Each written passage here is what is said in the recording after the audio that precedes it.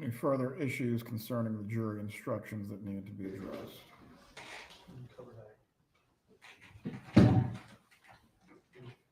Your Honor, I just want to make sure you under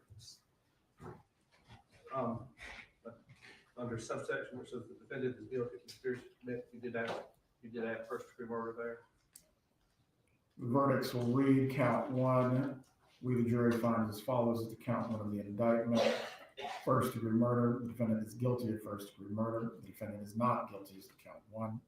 Count two, we the jury find as follows as to count two of the indictment. Conspiracy to commit first degree murder. The defendant is guilty of conspiracy to commit first degree murder. The defendant is not guilty as to count two. Count three, we the jury find as follows as to count three of the, change that to indictment, not information.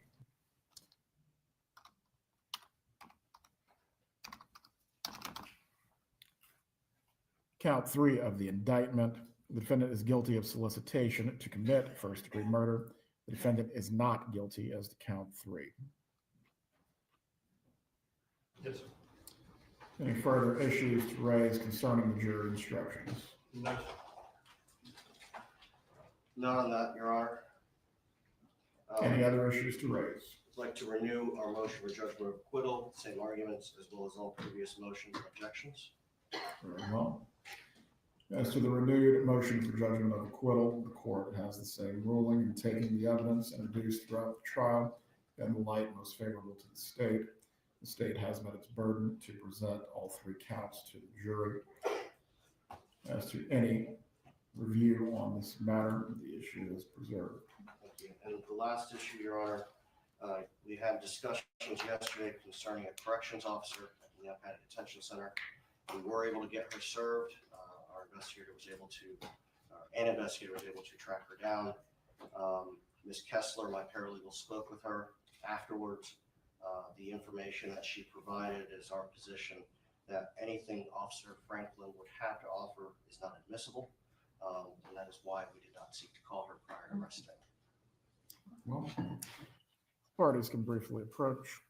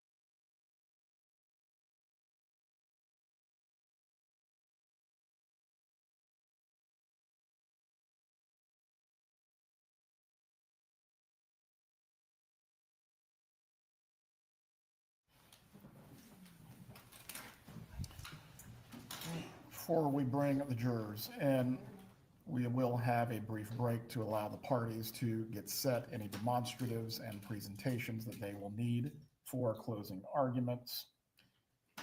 Please inform the jurors that we will bring them out about 9:25. Until then, the parties may do what they need to do to set up to get ready. I will print the copies of the instructions. If anyone needs to stretch their legs, use the bathroom, please do so.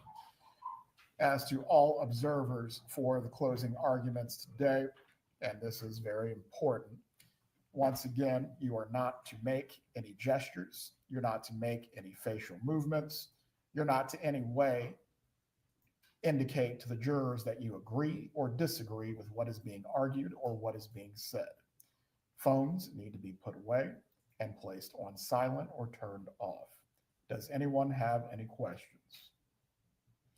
Given what was brought up yesterday, that there was either murmuring or some sort of improper influencing or attempt to improperly influence the jury, that is not going to be permitted. You will be removed and also subject to contempt. Please raise your hands now if you have any questions. Otherwise, I expect you to conduct yourselves accordingly. We will resume at 9:25. The parties are to prepare for the closings at this point, or all presentations and demonstrations.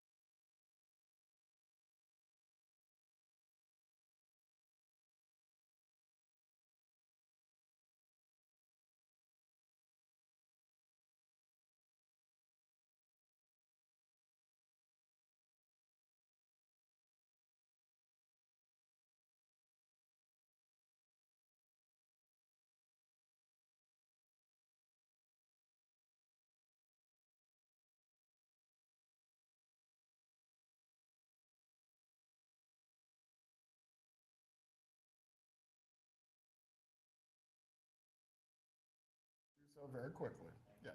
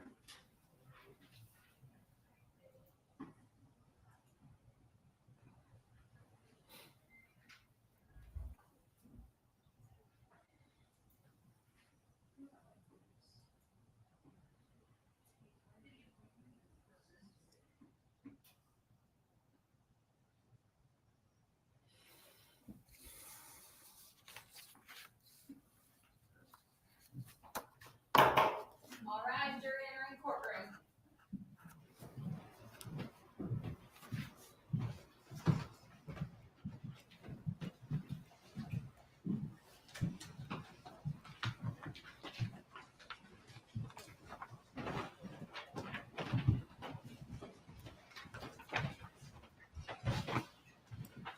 Everyone can be seated.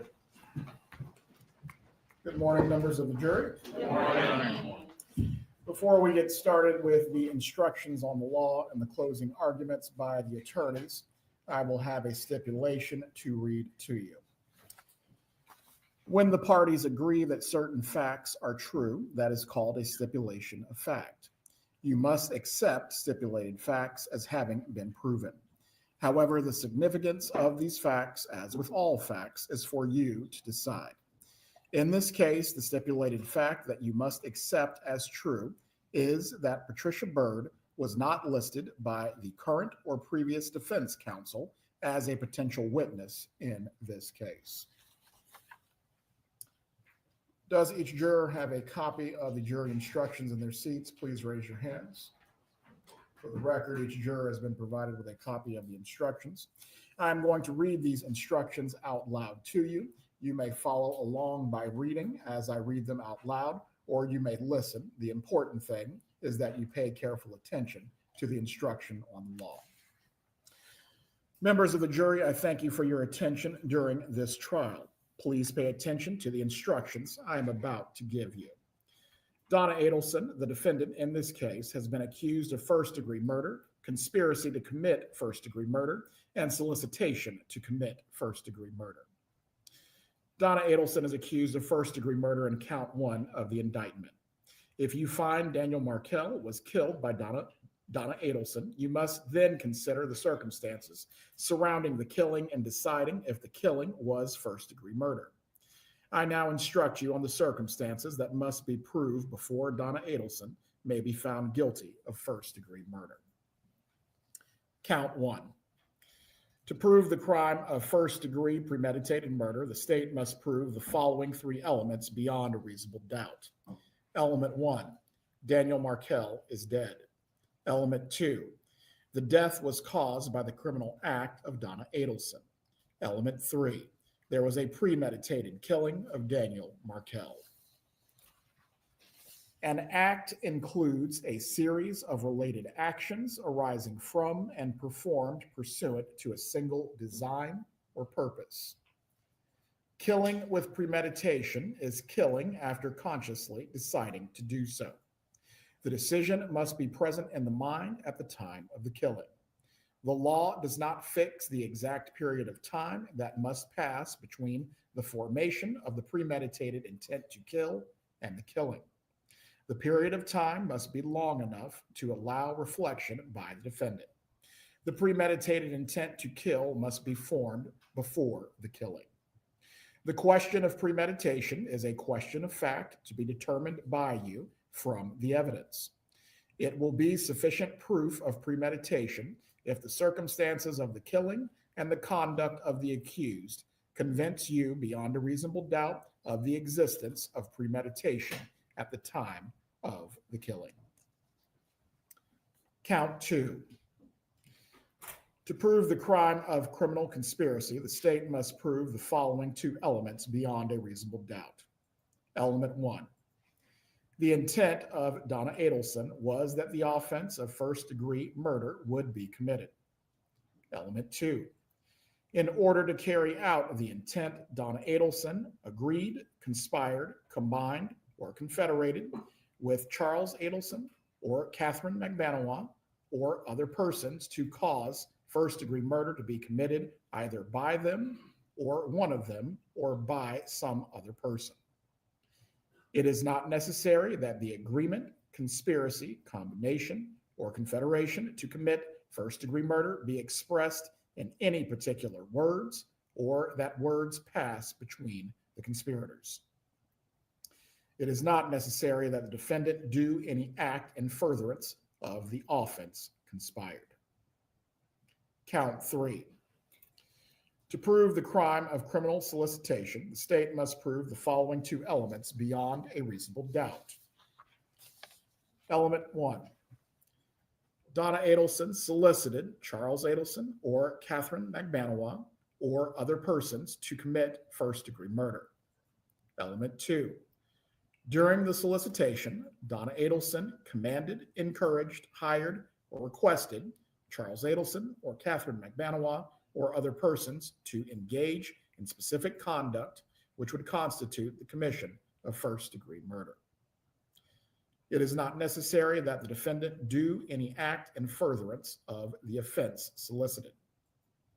The crime of first-degree murder has been previously defined in these instructions. To solicit means to ask earnestly or to try to induce another person to engage in specific conduct. If the defendant helped another person or persons commit a crime, the defendant is a principal and must be treated as if she had done all the things the other person or persons did if the state proved beyond a reasonable doubt, 1, the defendant intended the crime to occur, and 2, the defendant did some act or said something that was intended to and that did incite, cause, encourage, assist, or advise the other person or persons to actually commit the crime. To be a principal, the defendant does not have to be present when the crime is committed or attempted. For first-degree premeditated murder, the state must prove the defendant intended that the killing of Daniel Markell occur. This instruction only applies to count 1 and 3 and does not apply to count 2. If the defendant paid or promised to pay another person or persons to commit a crime, the defendant is a principal and must be treated as if she had done all of the things the person who was promised or received the money did if the state proved beyond a reasonable doubt, 1, the defendant intended the crime to occur, and 2, she made or promised the payment in exchange for the commission or promise to commit the crime or to help commit the crime, and 3, the crime was committed by the other person. To be a principal, the defendant does not have to be present when the crime is committed. This instruction only applies to count 1 and 3 and does not apply to count 2. The intent with which an act is done is an operation of the mind and therefore is not always capable of direct and positive proof. It may be established by circumstantial evidence like any other fact in a case. The defendant has entered a plea of not guilty. This means you must presume or believe the defendant is innocent. The presumption stays with the defendant as to each material allegation in the indictment through each stage of the trial, unless it has been overcome by the evidence to the exclusion of and beyond a reasonable doubt. To overcome the defendant's presumption of innocence, the state has the burden of proving the crime with which the defendant is charged was committed, and the defendant is the person who committed the crime. The defendant is not required to present evidence or prove anything. Whenever the words reasonable doubt are used, you must consider the following. Proof beyond a reasonable doubt does not mean proof beyond all doubt. A reasonable doubt is not a mere possible doubt, a speculative, imaginary, or forced doubt. Such a doubt must not influence you to return a verdict of not guilty if you have an abiding conviction of guilt. On the other hand, if after carefully considering, comparing, and weighing all the evidence, there is not an abiding conviction of guilt, or if having a conviction, it is one which is not stable, but one which wavers and vacillates, then the charge is not proved beyond every reasonable doubt, and you must find the defendant not guilty because the doubt is reasonable. It is to the evidence introduced in this trial and to it alone that you are to look for that proof. A reasonable doubt as to the guilt of the defendant may arise from the evidence, conflict in the evidence, or lack of evidence. If you have a reasonable doubt, you should find the defendant not guilty. If you have no reasonable doubt, you should find the defendant guilty. It is up to you to decide what evidence is reliable. You should use your common sense in deciding which is the best evidence and which evidence should not be relied upon in considering your verdict. You may find some of the evidence not reliable or less reliable than other evidence. You should consider how the witnesses acted as well as what they said. Some things you should consider are: did the witness seem to have an opportunity to see and know the things about which the witness testified? Did the witness seem to have an accurate memory?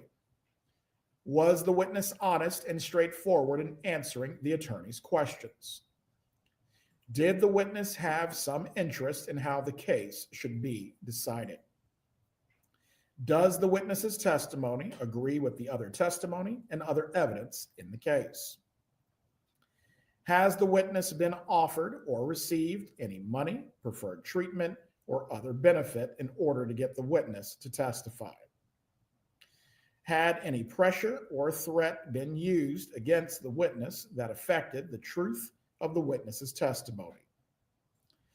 Did the witness at some other time make a statement that is inconsistent with the testimony he or she gave in court? Has the witness been convicted of a felony or a misdemeanor involving dishonesty? Was the witness present in the courtroom during the testimony of another witness or other witnesses? Whether the state has met its burden of proof does not depend upon the number of witnesses it has called or upon the number of exhibits it has offered, but instead upon the nature and quality of the evidence presented. The fact that a witness is employed in law enforcement does not mean that his or her testimony deserves more or less consideration than that of any other witness.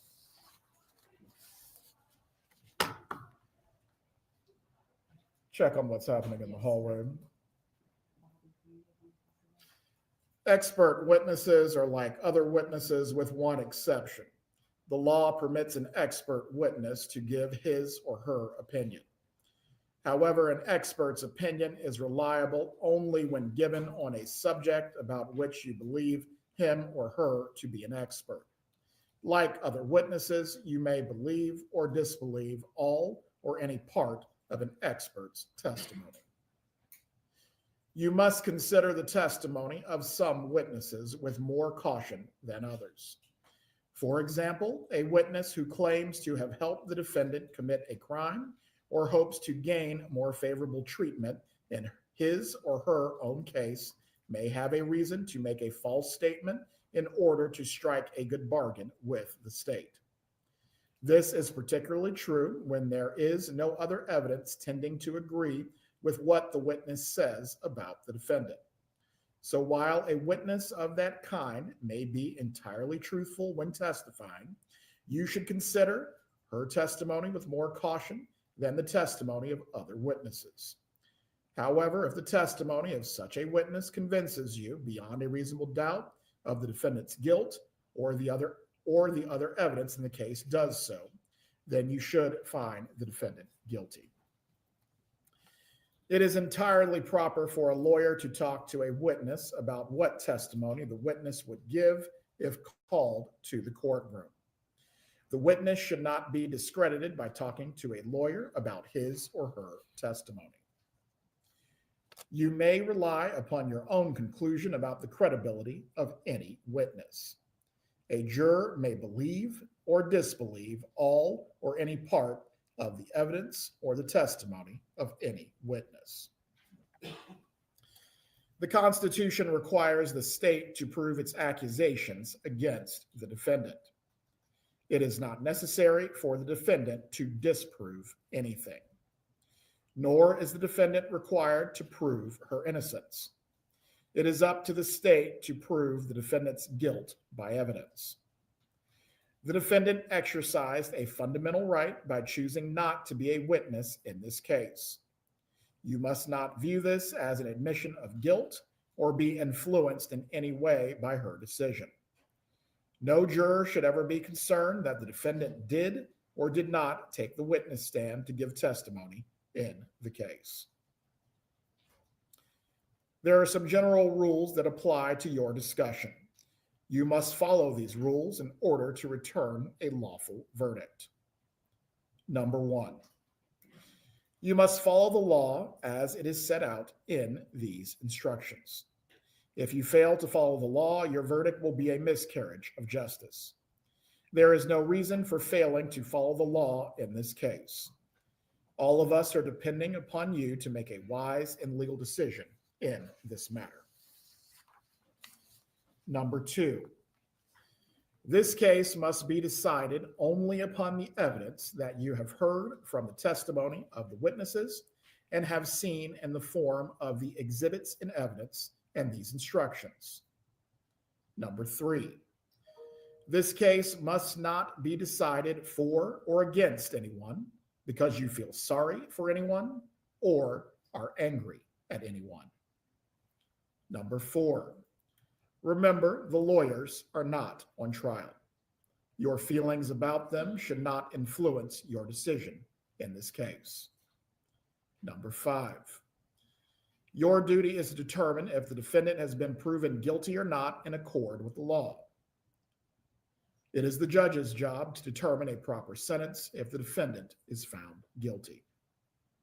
Number 6, whatever verdict you render must be unanimous. That is, each juror must agree to the same verdict.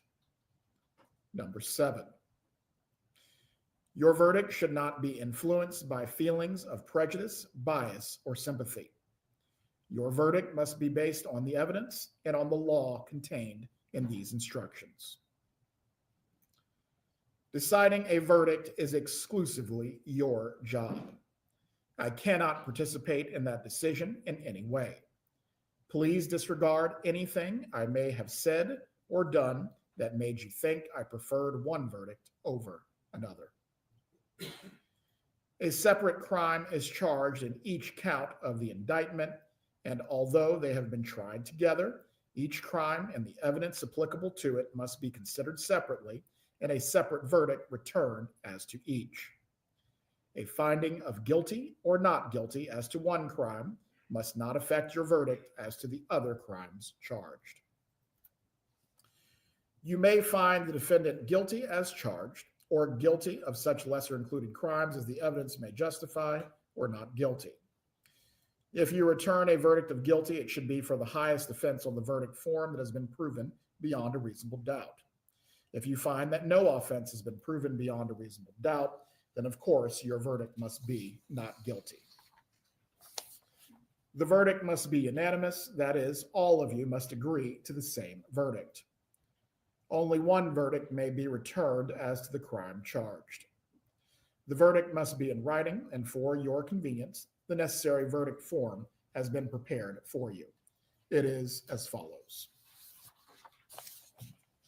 There is only one verdict form, which I am in possession of right now, but I will read to you all of the options that are available on the verdict form. State of Florida versus Donna Adelson, defendant, case number 2023 CF 3226.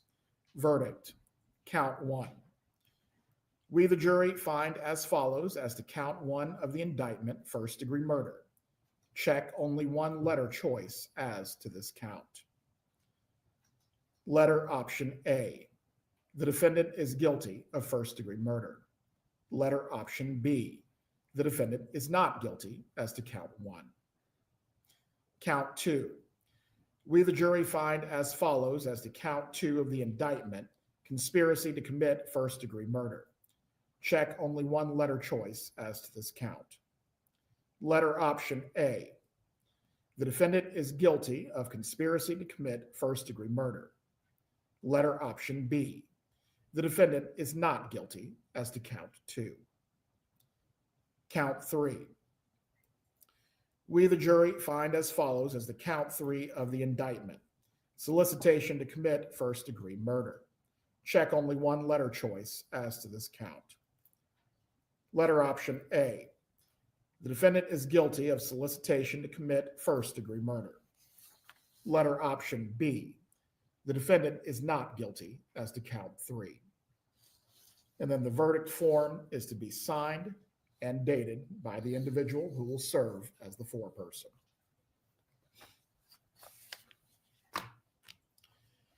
Both the state and the defendant have now rested their case. The attorneys now will present their final arguments. Please remember that what the attorneys say is not evidence or your instruction on the law. However, do listen closely to their arguments. They are intended to aid you in understanding the case. Each side will have equal time, but the state is entitled to divide this time between an opening argument and a rebuttal argument after the defense has given its closing argument. Whether or not you take notes, you should rely on your memory of the evidence, and you should not be unduly influenced by the notes of other jurors.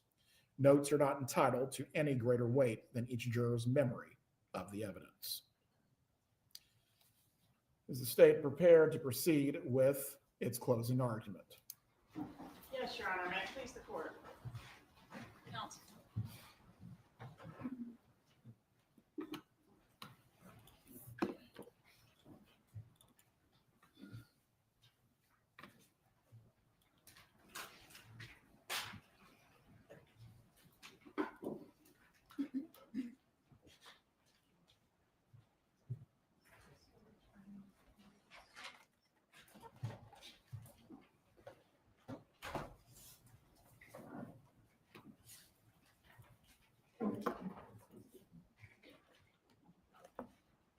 Good morning.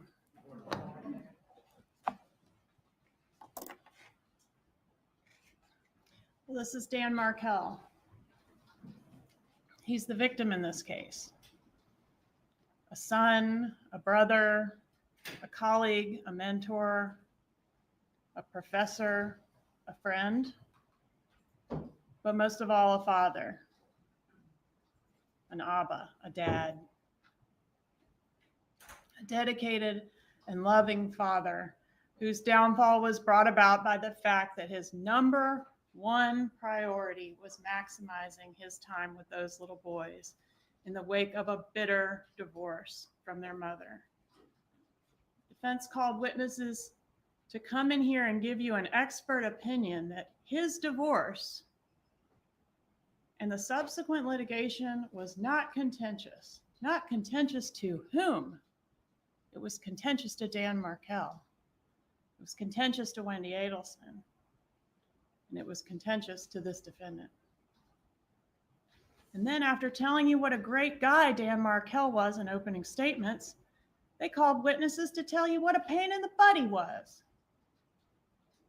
And he was a pain in the butt to those people, those awful lawyers that can't even admit that divorces are emotionally charged. He was a pain in their butts. He was a pain in Wendy's butt, and he was a pain in Donna's butt. Why? Because this was his life we were talking about. Dan Markell was not a file on some lawyer's desk. He was a real person who cared passionately about every scrap of paper in that divorce file. He wasn't some bumbling idiot.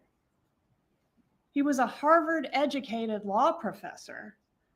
And yeah, he was making it as difficult as possible for this defendant to get her non-negotiable, which just also happened to be Dan Markell's non-negotiable, those two little boys. You have learned about this conspiracy and how it has unraveled over the last 11 years since Dan Markell's death. The defendants in this case have all attempted to point fingers at each other. They have argued that the state's theory is right. It's right. You got it right with everybody except for me. I didn't do it. Garcia's defense was that Charlie went directly to Rivera to arrange the hit on Dan Markell. Catherine Magbanua testified in her trial and said she had no knowledge of this murder. Charlie must have gone around her directly to Garcia. In Charlie's trial, he said Magbanua, Garcia, and Rivera all got together to kill Dan Markell without any direction from any Adelson family member. Each defendant characterized himself or herself as another victim in this case. A victim in this situation, a victim of their co-defendants, setting them up, or the appearance of evidence that seemed to implicate them but wasn't what it appeared to be. But despite their efforts to insulate themselves and to distance themselves from their co-conspirators, they made enough mistakes to get themselves caught, and held accountable for their respective roles in this conspiracy. And today is Donna Adelson's turn. Despite their efforts to play victims, Dan Markel is still the only victim in this case. And the only thing he was guilty of was fighting like hell for those little boys. And he lost. He lost everything. This is what he looked like before. This defendant conspired to hire a hitman to have him killed. And this is what he looked like after. The evidence has shown that on July 18th, 2014, this brilliant, accomplished, beloved man was gunned down in cold blood in his own garage. And this horrific death ultimately set the police down two separate paths, following the two most promising leads that they had. The first lead was to chase down that Prius that, thank God, Mr. Geiger caught a glimpse of pulling out of the driveway that morning. And the second path was to ask, as we would with any murder investigation, who had a motive to want him dead? And within 1 hour of the shooting, well before Professor Markel had even been pronounced dead, this path was already pointing to the defendant when Wendy Adelson revealed to officers that her parents had more reason to dislike her ex than anyone else.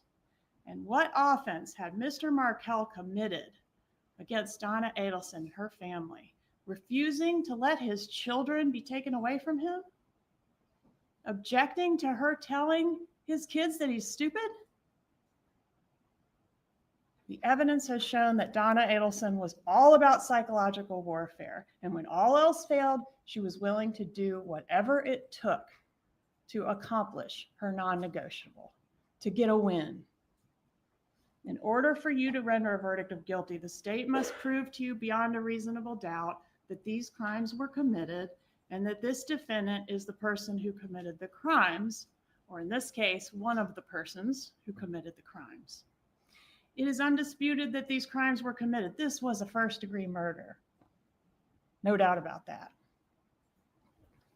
But who did it? The only issue left is identification, or what we call ID.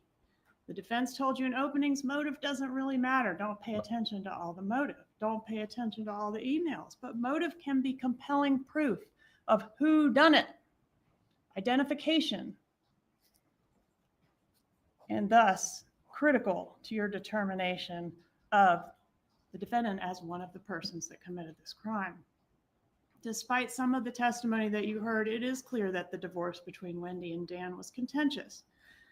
Except the person who cared most about Wendy's divorce and relocation specifically wasn't Wendy. It was her mother.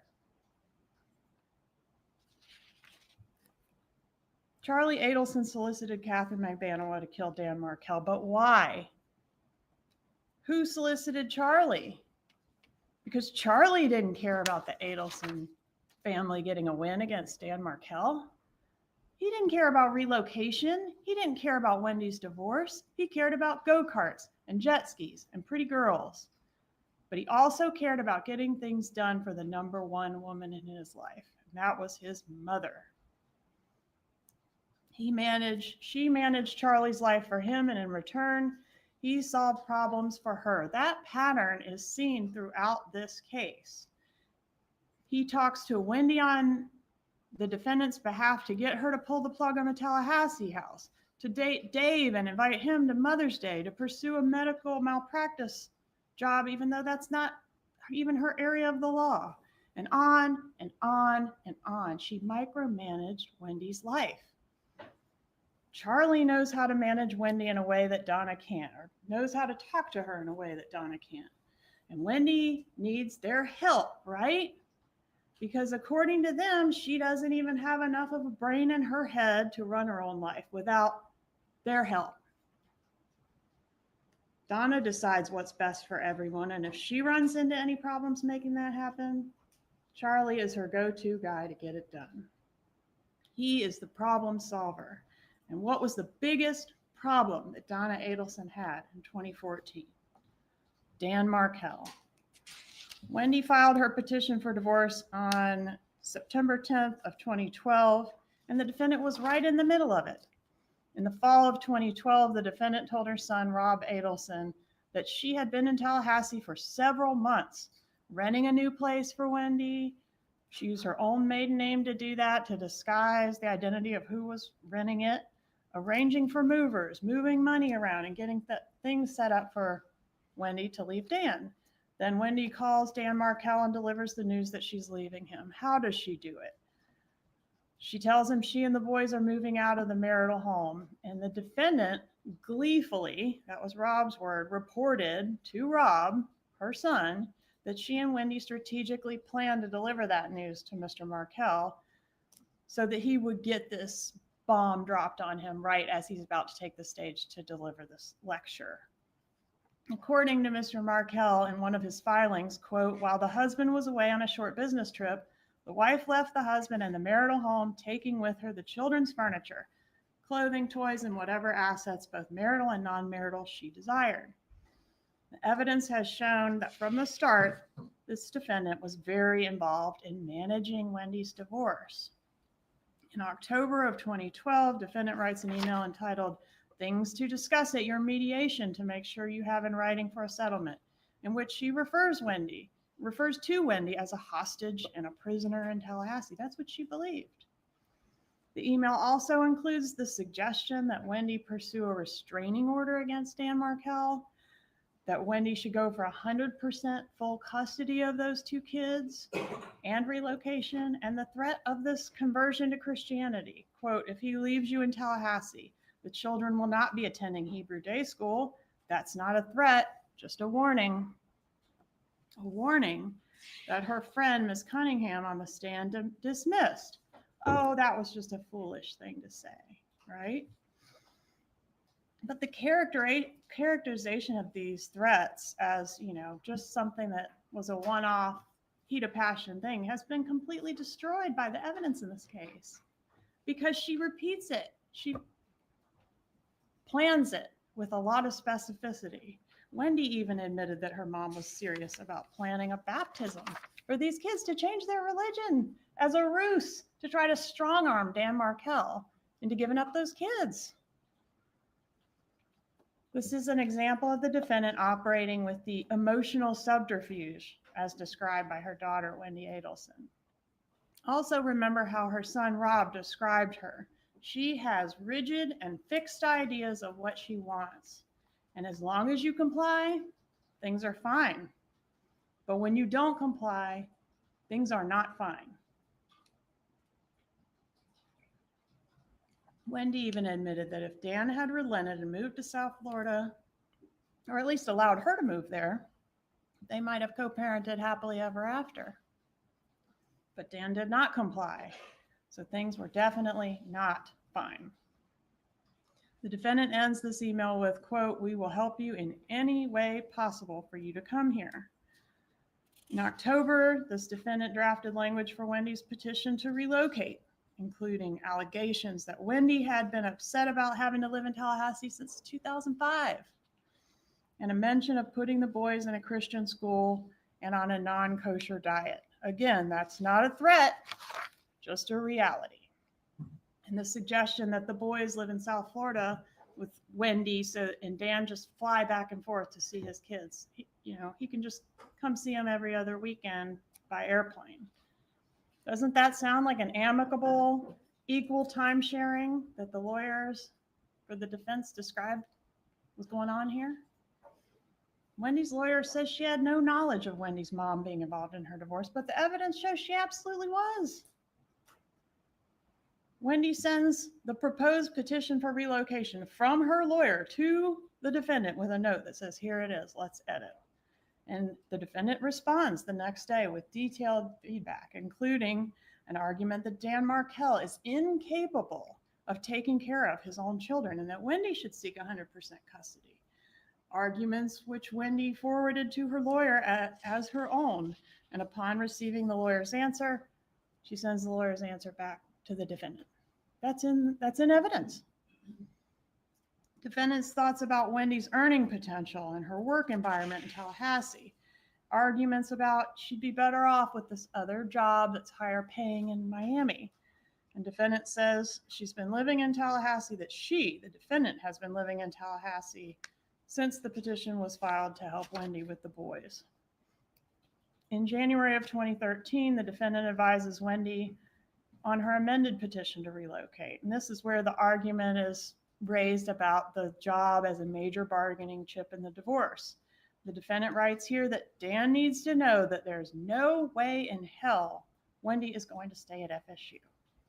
On January 14th, Wendy files an amended petition with request to relocate, which you can read and see. The petition contains many of the defendant's arguments. She couches this relocation in terms of not only important, but like a matter of life and death. Look at these quotes. It will create a major negative change in our lives. It will ruin your entire life.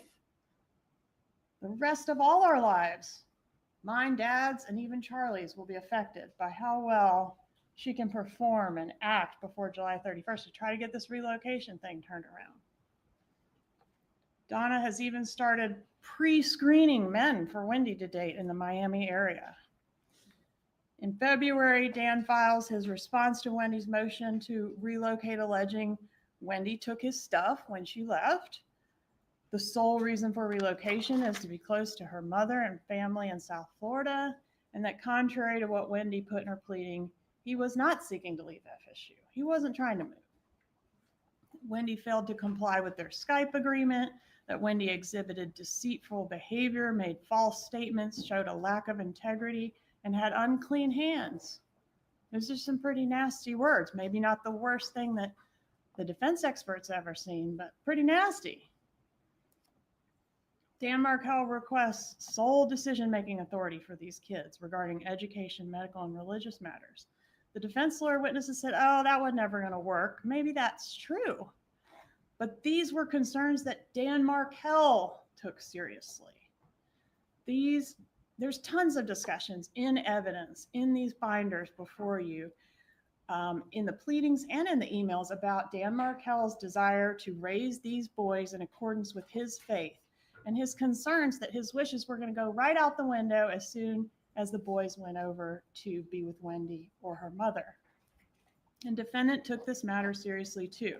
She made it crystal clear in these emails that she had no respect for these boys' fathers' wishes for them regarding religious practices. In this email, defendant says she's sitting at Wendy's kitchen table working on Wendy's response to the filing we just talked about that Dan Markel made. So much for her having no involvement in her daughter's divorce. She says in this email to a friend, all Wendy wants out of this is to relocate to South Florida, where she has us and Charlie. Danny is making it very difficult. On March 5th, 2013, defendant sends a long email in response to every paragraph of Dan Markel's arguments against relocation, including that Dan's religious practices are fanatical and dangerous to the boys, and that Dan Markel is psychologically unfit to have custody of his children. It's not sounding very amicable, is it? In opening statements, the defendant's attorney acknowledged that Dan Markel was an intelligent, accomplished professor and a dedicated father, and the state could not agree more. But the evidence has shown that her client didn't agree with that. Donna Adelson repeatedly paints Dan Markel as a self-important idiot who's not fit to care for his own children. On March 6, 2013, Dan Markel sends Wendy an email threatening to take her to court over her failure to cooperate with the Skype thing. That comes up repeatedly. Here he says, you've made zero efforts to facilitate that when you or your mother could have easily done so. I don't want conflict or tension. I desperately want peace and joy. Please let that happen, but do not mistake my politeness or desire for cooperation as a lack of firmness. I will not tolerate failures on your part to keep our agreements. They did have a Skype agreement, and she was violating it, and he was furious about it. This email was forwarded by Wendy to this defendant, so she knows about all this stuff. Dan Markel sent Wendy an email in December, which was pretty personal, and in which he is kind of a mea culpa. He apologizes for things that went wrong in the marriage and takes some accountability for what he views as his mistakes in the marriage. And Wendy forwards this email to her mother. Then Donna responds to this personal email and goes through Dan Markel's writings paragraph by paragraph, suggesting how Wendy can manipulate his words against him. Oh, look, he's admitting this here. This will help you in the divorce. And she does it in Wendy's voice. It's weird. Look at it. So although sometimes Wendy seems to be complaining about her mom overstepping, she's trampling my autonomy, it's like she's also inviting her mother into her business and wants her help, but also don't trample my autonomy. In fact, Wendy thanked her mom for the thoughts that she gave on this letter Dan Markel wrote. She also wrote that she never would have left Dan Markel without her mom's support.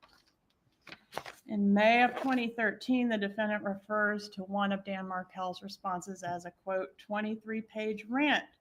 Then she doubles down on relocation as the most important and non-negotiable part of Wendy's divorce. I mean, how many times does she have to tell y'all it's important, but somehow the defense is still, it wasn't important, or it was over. It didn't matter. She notes here that Dan Markel threatened Wendy with federal kidnapping charges. He threatened her daughter with federal kidnapping charges for taking those kids without telling him where she was going when she left.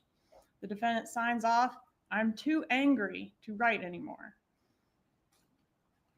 And the evidence has shown that this nice, normal, sweet little grandma certainly was angry.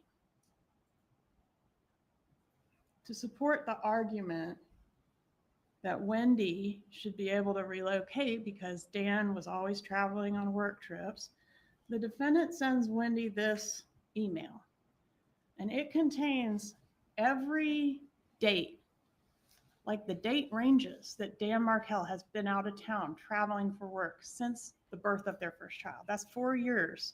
She is able to go back and send to Wendy, he was out of town this date to this date, this date to this date. It's a little shocking that she recorded that information, but we know she is a very detailed person. She keeps these extremely detailed day planners. But Dan Markel's travel schedule is of particular interest. In fact, in light of the fact that the hitman knew that Dan Markel had to be killed on July 18th because he was going out of town the next day. The question is, how'd they get that information? Who had that information?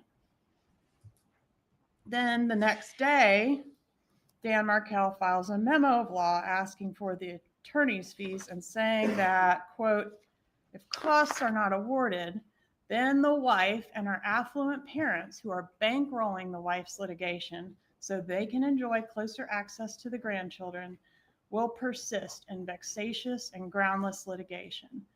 Dan Markel knew that Wendy's parents and their considerable resources were a big part of why this divorce litigation was dragging on. They thought he was filing frivolous stuff to drag out the divorce and the proceedings, and he thought the same thing about them. On June 21st, the court issued the order denying relocation. When Wendy was on the stand, the defense made a big deal out of, oh, you didn't tell mom it was final, did you? You stipulated to it, didn't you? Which we later learned was because the judge had already ruled at sidebar that it wasn't going to happen. But basically, you kept your poor mom in the dark and she thought this was still something that was viable and you didn't tell her it wasn't. But on redirect, it was proven that that was not true. Defendant did know that the order was final, and she expressed this in an email to her friends. Poor mom wasn't kept in the dark on anything in this family. In fact, the defendant recognized perfectly well that this order meant she wasn't going to get relocation through the courts. She wasn't going to get what she wanted through the legal system, but that wasn't the only way to skin a cat, was it? She wasn't deterred by a loss in court. Instead, she started looking into other options to get a win for the Adelson family. There was testimony offered that everyone knew that there was a slim chance of Wendy winning relocation. Maybe everyone knew that on the lawyer's side, but the defendant didn't know that. She was not happy about this loss in court. Here she laments, unfortunately, after paying a lawyer $600 an hour for 10 months case preparation, the judge listened to Wendy for 1 hour and made up her mind. Outrageous. So at the moment, we will not be allowed to relocate. Note the phrase "at the moment." Jibbers had not beaten the Adelson family yet. Defendant concludes this email anyway. If I sound angry, it's because I am. We're all very upset and cannot believe the outcome. She couldn't believe relocation was denied. When Wendy expresses defeat over the court's order, the defendant isn't having it. She encourages Wendy to never, never, never give up, to take control, to not let Jibbers think he's won anything by having you remain in Tallahassee, and to show this fucker what will make him absolutely miserable. How amicable. Then defendant solicits Wendy to put on the performance of her life because Jibbers hadn't beaten the Adelson family yet. And this is where defendant reveals her plan of action, including having her Jewish grandsons baptized and offering $1 million to Dan Markel to facilitate this relocation. Control is a theme that's featured prominently throughout this email and throughout this case. There is evidence that the defendant controlled Wendy, she controlled Harvey, and she controlled Charlie, but she could not control Dan Markel. He wasn't going to give her a win. As long as you went along with her rigid, fixed ideas, things were fine. But if you didn't, things were not fine. Defendant continues to react to relocation being denied and Wendy's inclination to give up on the matter, including, everyone has a price. Now is the time to start. You said this divorce is not about winning and losing, and it's not a competition. You've already lost relocation according to the legal system. Well, it is about winning and losing. We're trying to get a win. You deserve it. You deserve so much more than a life without family, teaching in Tallahassee. Life is tough. If you don't stand up and take a chance, you don't stand a chance. Please, Wendy, do your part and stand up to him. Make an effort to do this so that our group offer will stand a better chance of being accepted. Don't let this temporary move to Tallahassee ruin your entire life. Fight for yourself, Wendy. We'll be there to help you. Just don't tell us that what you need to do is move forward with a sense of peace. Can't have that, can we? That's giving up. Giving up on relocation was not an option for Donna Adelson. Neither was losing. Throughout the trial, the defense tried to distance themselves from these emails. One of the ways they did that was by trying to put them off on Harvey. They pointed out, hey, this is a joint email account. One of these is signed mom and dad.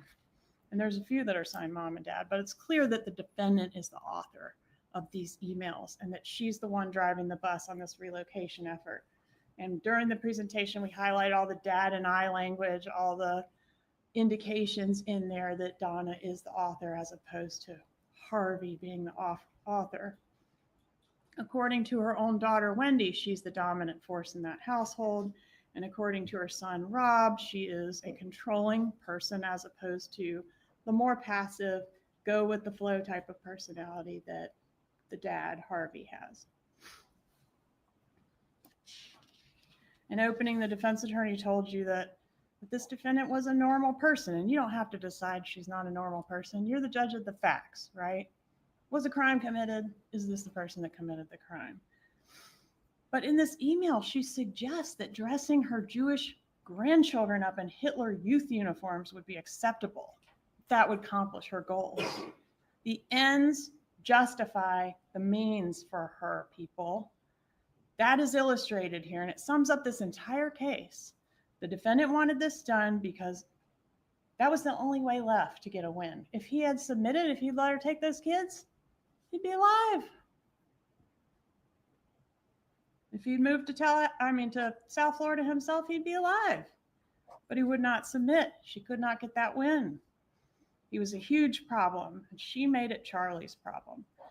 To To Charlie, who liked the idea of being a tough guy who had connections to people on the wrong side of the tracks, the price of Dan Markel's life was worth the reward of pleasing his mother and easing her diarrhea and getting her to finally shut up about Wendy's divorce. In the mind of this defendant, all their lives depended on the success of this relocation effort. She tells you as much herself in these emails. Listen to her. And as such, any and all means were justified. Because not everything one has to do in life is comfortable or easy. Sometimes it's ridiculously hard. This is what passes for normal in this family. I said the defendant made Wendy's divorce Charlie's problem, and the evidence shows that the defendant did keep Charlie in the loop every step of the way. Here's a July 10th email that states, just to catch you up on what's happening with Wendy, and discusses who should be involved in the bribe that the family wants to offer to Dan Markel. On July 19th, the defendant requests and Wendy sends her copies of the motions, responses, orders, and transcripts from her divorce so far. That same day, Dan Markel makes a settlement offer that this defendant encourages Wendy to reject, saying the answer is no to all of this. Please, Wendy, we've been with you from day one. Do not accept or sign anything without the two of us reviewing and discussing all of this with you. Screwing him financially is what will aggravate him. But ultimately, a settlement is reached. You all have heard about this date, July 31st, 2013. But contrary to what the defense has told you, the fighting did continue. On October 12th of 2013, 3 months after the divorce was final, the defendant forwards an email to Charlie Adelson, which Dan Markel had sent Wendy. And the defendant adds the note, "This is what this fucker is sending your sister on a regular basis. He is absolutely crazy. Impossible." Does it sound like everything was over? This was the amicable divorce over? Not contentious at all, right? This is fall of 2013, the same time frame in which Wendy starts dating Jeff Lacoste and Charlie starts dating Catherine Magbanowa. On October 13th, 2013, the defendant texts Charlie Adelson, quote, "Horrible evening for your sister." The pattern of this defendant getting worked up about Wendy's divorce and then forwarding it on to Charlie is seen over and over again. Which brings us to Halloween 2013. Several important events in the case occur on Halloween 2013. One, Wendy officially takes Dan Markel back to court, filing her motion to enforce the marital settlement agreement. So she's alleging he violated it, and she's asking to hold him in contempt of court, alleging that he's not paid the agreed upon fees that he was supposed to pay by a certain deadline.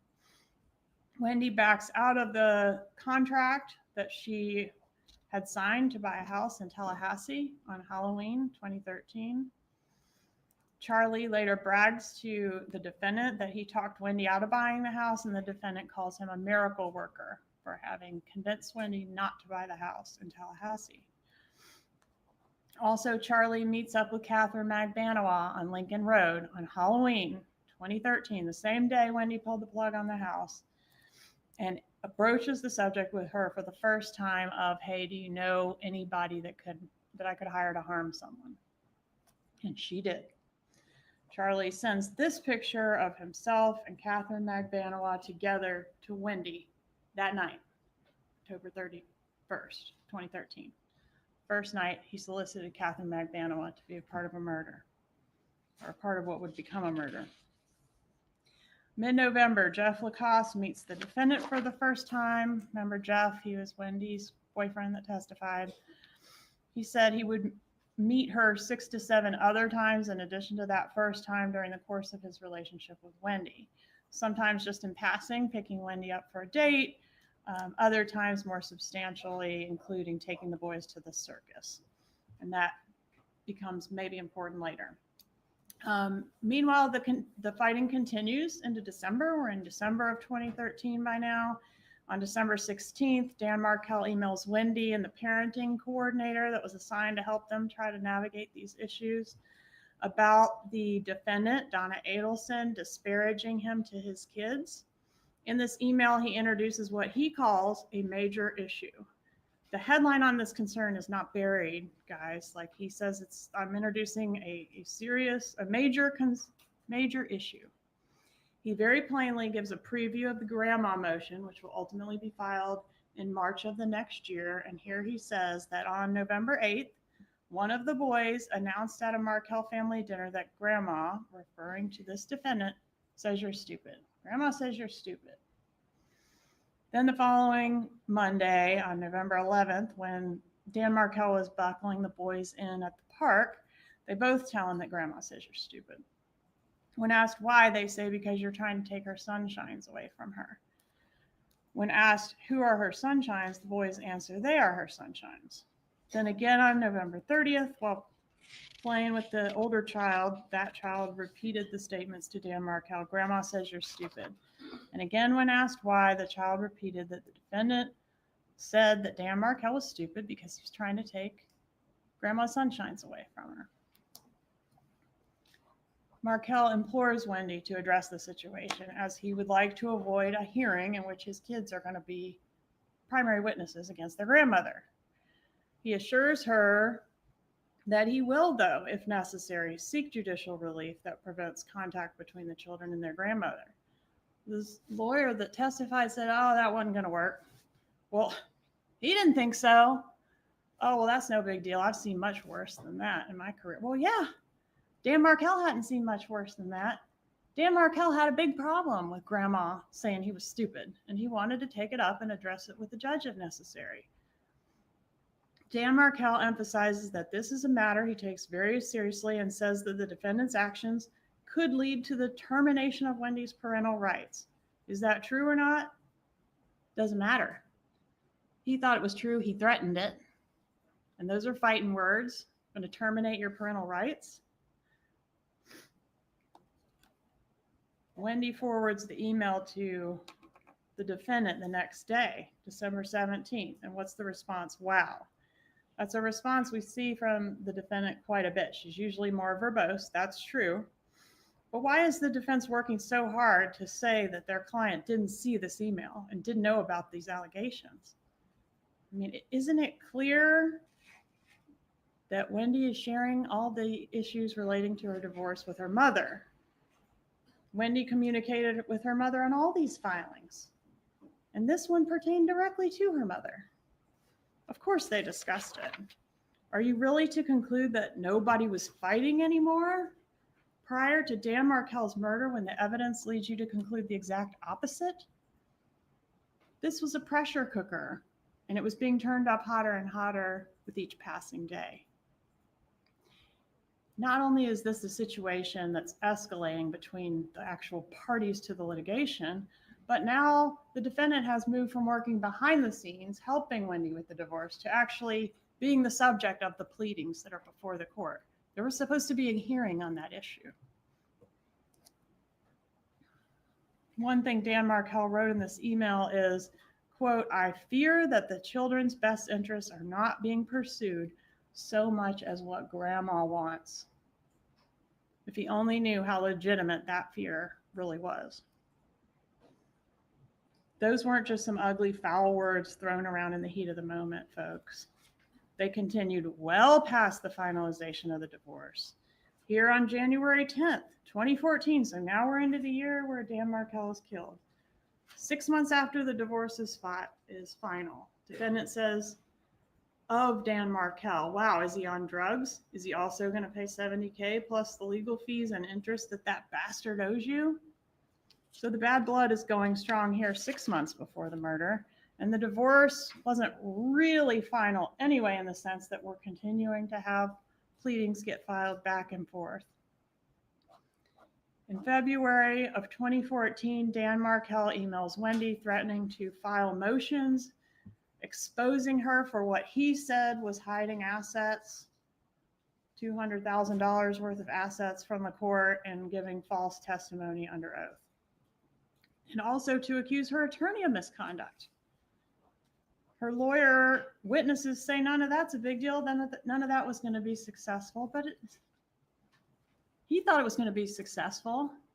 To him, it's a lot of money. To him, it's a big deal. The next day, on February 15th, 2014, we see a text from the defendant to Charlie. Wendy's totally stressed out.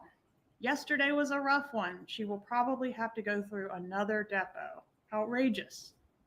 Rob Adelson testified that his mother told him they were, quote, depoing Wendy to death. But then their expert witness got up there and said Wendy was never deposed.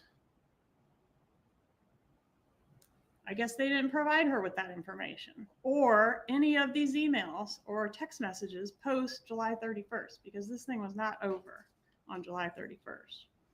In this text, defendant accuses Dan Markel of stalking Wendy, and Charlie agrees. The defendant tells Charlie to keep the conversation with Wendy light and don't bring up the divorce drama, which kind of implies there was divorce drama going on.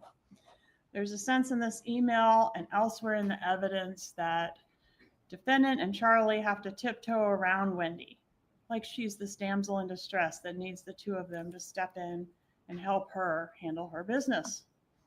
On February 17th, 2024, defendant again reports to Charlie how Wendy's hearing went and talks about how there are plans to seek to have Dan Markel forced to submit to psychological testing. Here, defendant is 7 months after the divorce and just 5 months before the murder, responding to Dan Markel's filing a request to produce. And she says, it's time to give it to him. Let's aggravate him the way he's trying to aggravate you. And what can your attorney do to be proactive to give him some grief? Can't you meet with her and work out a plan of attack? Something has to be done with this asshole. This is 5 months before the murder. Here, defendant texts Charlie about Wendy yet again. If you speak to Wendy today, tread lightly. Don't ask questions about the depot, her lawyer, etc. Tough time, and she's really stressed out. The asshole showed up at soccer yesterday, and she goes into a story about, he showed up at soccer and they got into it. And then she ends with such a fucker. Super amicable. Then we have this text on March 4th, switching gears. This is about the birthday gift. Defendant texts Charlie that she's going to call him from the bathroom in Gainesville where she can have some privacy. Please pick up because I will have very limited alone time today. Erase this text after you read it. Then the defendant says, we'll speak privately about Dad's birthday gift. So erase after reading. You might think, well, maybe she was just trying to keep the birthday gift a surprise, but why does Charlie need to erase it? Harvey's not with Charlie, Harvey's with Donna. And according to Rob, there were no birthday gifts for Harvey unless the murder was supposed to be the birthday gift. Plus, in the text, Donna wants Charlie to delete after reading the text that doesn't mention the birthday. She doesn't say anything about deleting the one that does mention the birthday. Rob Adelson was present at the birthday party, which did take place between the two trips that the hitmen took to Tallahassee. And there were no birthday gifts, according to him. The defense suggests that the friends coming to the party was part of the surprise, but then they also suggest that Harvey sent the Evite, so I don't think they can have it both ways. You can't send the invitations and be surprised by the friends. The next week, Jeff Lacoste, Wendy Adelson, Catherine Magbano, and Charlie Adelson all go out to dinner. That's the first meeting between Wendy and Jeff and Catherine Magbano. At dinner, Magbano mentions her ex having several run-ins with law enforcement. That stuck out to Mr. Lacoste. After dinner in the hot tub, Charlie bragged about having connections to people on the wrong side of the tracks. Notable in the same time frame, March 21st, 2014, the defendant signs a lease on a condo in South Beach, a condo where Wendy, after Dan's killed, would move in with her kids. They say, oh, that was a weekend place, so it's pretty convenient timing. You just happen to get this other house and have it set up for Wendy to move into after her ex-husband's murdered and she's able to relocate. 32614, this is when Dan Markel officially files the grandma motion, which takes aim at the defendant raising more allegations about failure to comply with the Skype thing, Wendy leaving the boys with her parents rather than giving him the right of first refusal. And he says, by flouting the right of first refusal, the former wife creates conditions for Mr. Markel to be disparaged in the presence of the children by their maternal grandmother.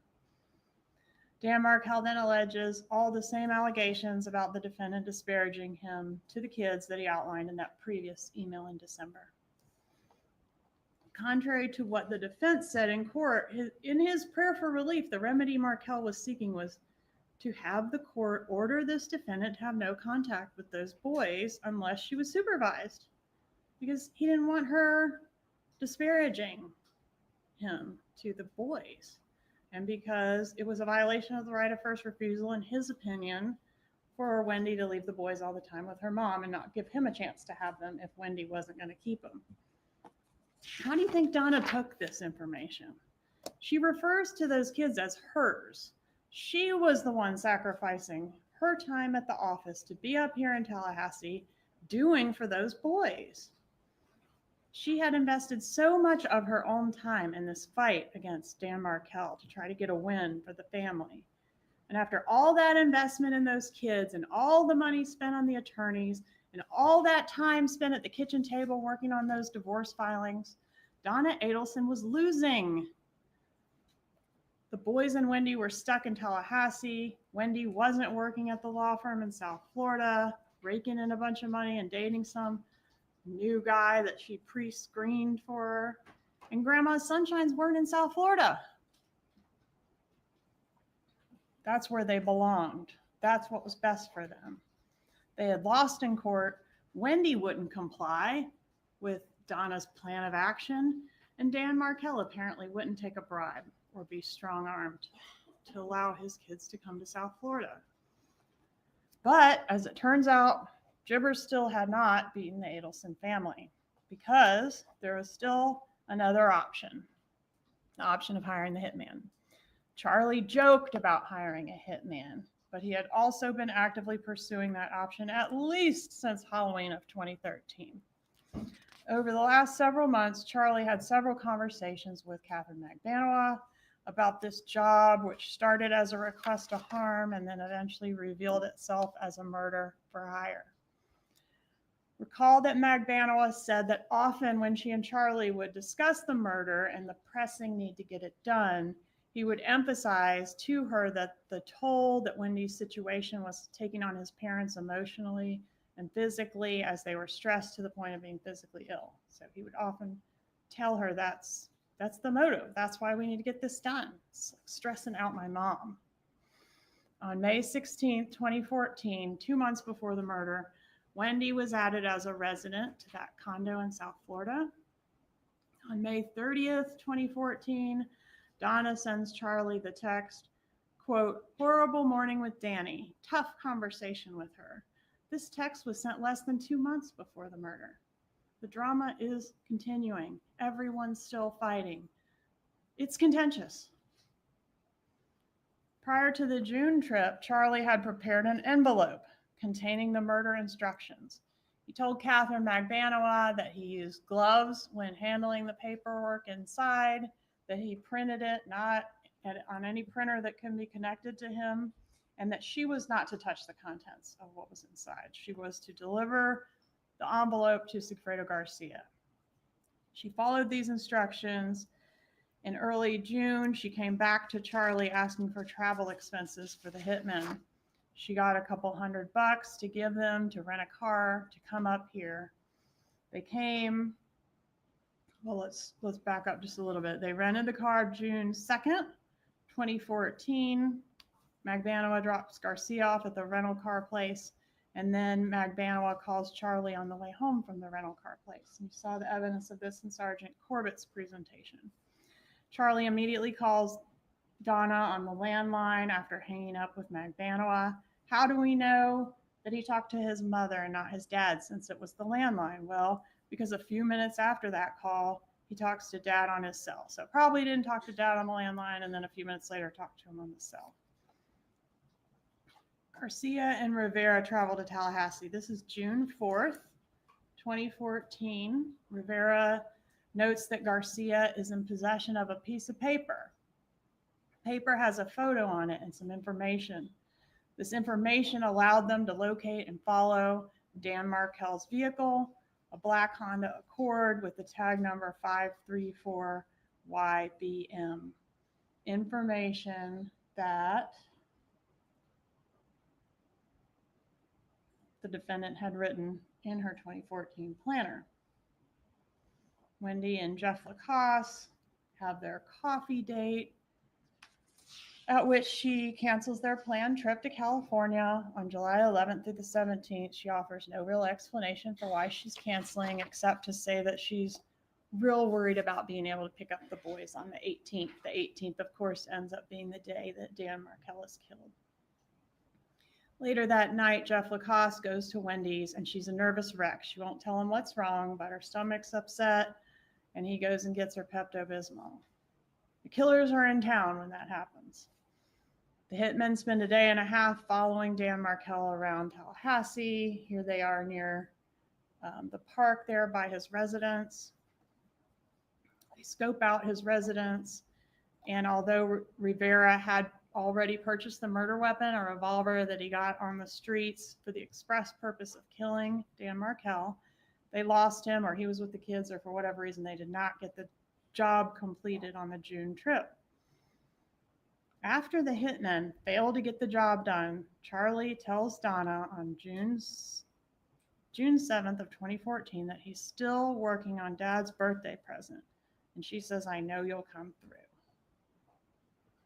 Sometime around June 11th, Jeff Lacoste went over to Wendy's residence and observed her living room TV to have some impact damage.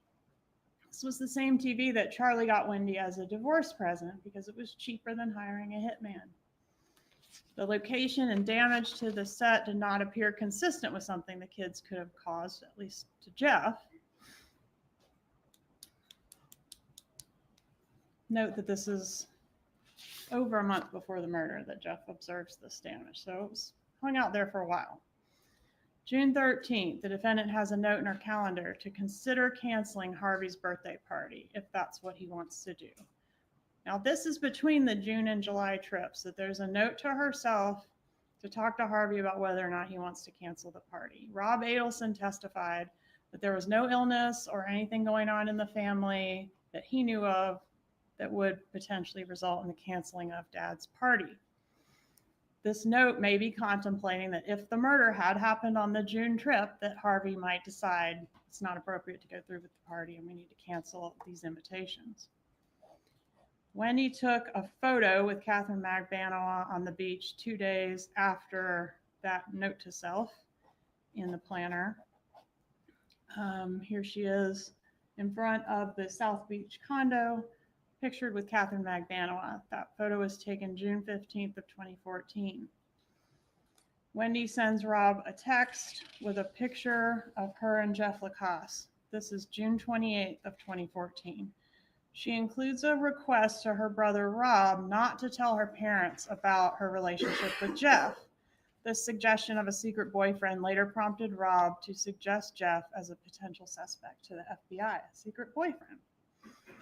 This was also a little odd that she sent this because Wendy never talked to Rob about her boyfriends, and also because Jeff had already met her parents several times. June 30th of 2014, the defendant comes and gets Wendy and the boys from Tallahassee to take them down to Miami. Remember how she doesn't let Wendy drive with the boys to Miami. She rents a car and comes here and picks them up and drives them to Miami herself. And I think Harvey comes with her. Wendy was to be in South Florida for 2 weeks. In the time between the June and the July trip, Charlie begins to put more pressure on Catherine Magbanowa to get the murder done. On several occasions when he and Magbanowa were discussing the murder, Charlie would step out of the room to call his mother and then return and advise her that the murder needed to get done as soon as possible. because his parents were so stressed and worried about Wendy's situation. Charlie painted Dan Markel as an awful person to Catherine Magbanua. He was making Wendy's life hell. He was stressing out her parents. Katie knew somebody who could get this thing done, and he wanted it done. Magbanua understood that the murder was needed urgently to relieve the stress on Charlie's mother. July 1st, 2014, we have a single call from Garcia to Harvey Adelson. This call did not connect, appears like it went to voicemail, and we would later learn from Magbanua that this was after an incident in which her two love interests, Charlie Adelson and Sigfredo Garcia, had a little bit of a run-in. Garcia was angry and jealous about Magbanua dating Charlie and tried to confront Charlie.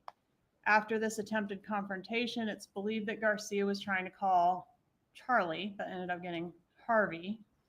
And that was that one hang-up call, but it ended up being important because it showed up on the tower dump, Garcia's number, and then when we cross-referenced it with all the Adelson numbers, that was the first match that gave us Sigfredo Garcia's name. We would later learn that the real connection between the Adelsons and the killers was Catherine Magbanua and her relationship with Charlie Adelson. The text messages found in Charlie's iCloud corroborate what Magbanua says about the interactions and the call made the day before. So here she's saying, basically, Garcia's being ridiculous and childish. Harvey's birthday Evite goes out on July 3rd of 2014. The Evite addresses the boys by the last name Adelson. Their name was Markel. This is 2 weeks before the murder of Dan Markel. Even though the Evite says hosted by Donna and the party was for Harvey, the defense has suggested that it was Harvey and not Donna that sent the Evites. The evidence showed otherwise, and Corbett told you there was some follow-up from Donna with the Evite people. She sent that email. A text is sent from Wendy's phone to Dan Markel on July 6th of 2014. At the time this text was sent, the phone was present at the South Beach condo where the defendant lived. Dan Markel confirms, yes, I'm going to be in town to get murdered, not specifically, but he's asked, are you going to be in town July 14th or the 18th? Those are the dates the killers were here. And this, despite the fact that the schedule for that week had already been decided way before this text. And Wendy was already scheduled to have the boys on that Wednesday, which is what she's asking about. She doesn't ask about the whole week that he's got the kids. She only asks about the 14th through the 18th. And I think the killers ended up going to Tallahassee on the 15th through the 18th. Obviously, Dan Markel was killed on the 18th. July 11th, 2014, the defendant comes back to Tallahassee to bring Wendy and the boys home. Okay, so bringing her home from the Harvey birthday party. That same day, both Harvey Adelson and the defendant separately, 8 minutes apart, email Wendy Adelson about her TV repair appointment that's going to happen on the day of the murder. July 13th, Wendy and Lacasse meet at Wendy's house, and she's an emotional wreck again for no apparent reason. Lacasse impeached her regarding some statements that she made during a discussion of their relationship that evening in the context of, you know, you got to get past this moving to Miami thing. I mean, what, you're not going to be able to move to Miami. And she says, you know, yeah, it's not an issue unless something happens to Dan. And she says, can I tell you something in confidence? And she makes the chilling statement at that time that her brother, besides joking about hiring a hitman because it was buying a TV because it was cheaper than hiring a hitman, he also, in fact, had looked into hiring a hitman to kill Dan Markel. This conversation occurred just 5 days before the murder. July 15th, the Prius is rented. July 16th, Rivera and Garcia traveled to Tallahassee. July 17th, Rivera and Garcia follow Dan Markel around Tallahassee. July 18th, murder day. You guys okay? Anybody need a break? Okay. July 18th, 11 a.m., the defendant texts Wendy about the TV repair appointment.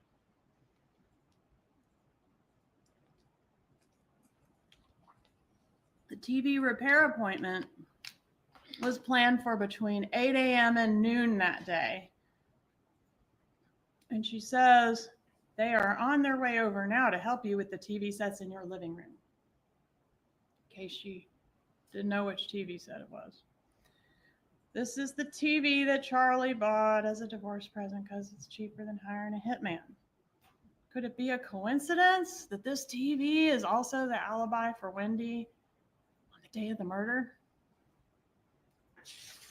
While he's being murdered by a hitman? And then, as we know, the defendant later uses TV as code when she's speaking on those wiretap calls. 8:20 a.m., Wendy texts Charlie, "This is so sweet. We don't know what it means," but she texted him that, and then she deleted it. Sometime between the time it was sent, 8:20 a.m., and the time that her phone was cell-brighted or downloaded at the police station later that day. 9:04 a.m., Dan Markel leaves a voicemail for Wendy telling her he's headed to the gym and wants to know if it's okay for him to pick up the boys early and take them swimming that afternoon. Wendy says no, he cannot take the boys swimming after school that day. Meanwhile, what's going on across town? The Prius is following Dan Markel into the gym parking lot. There it is at 9:16 a.m. 9:19 a.m. to 9:37 a.m., Charlie and Wendy talk for 18 minutes. Wendy and Dan argue back and forth a bit about him wanting to take the boys swimming, but after getting off the phone with Charlie, Wendy concedes the argument with Dan and says, okay, you can pick them up and bring them back to me when you're done swimming. But of course, the swimming plan didn't happen because Dan Markel was killed. 10:38 a.m., the Prius follows Mr. Markel out of the gym parking lot. 10:45 a.m., Mr. Markel is shot twice in the head, in his vehicle, in his garage. 10:51, the Prius is captured, fleeing the scene on a city bus camera. 11:01, Mr. Geiger calls 911. 11:15, law enforcement arrives at the scene and sets up a perimeter. Dan Markel is rushed to the hospital. He's treated, but the damage is catastrophic. It's not survivable. And he passes away about 14 hours later. 12:30, the hitmen, now headed back south, turn their phones on. They had turned them off for the homicide.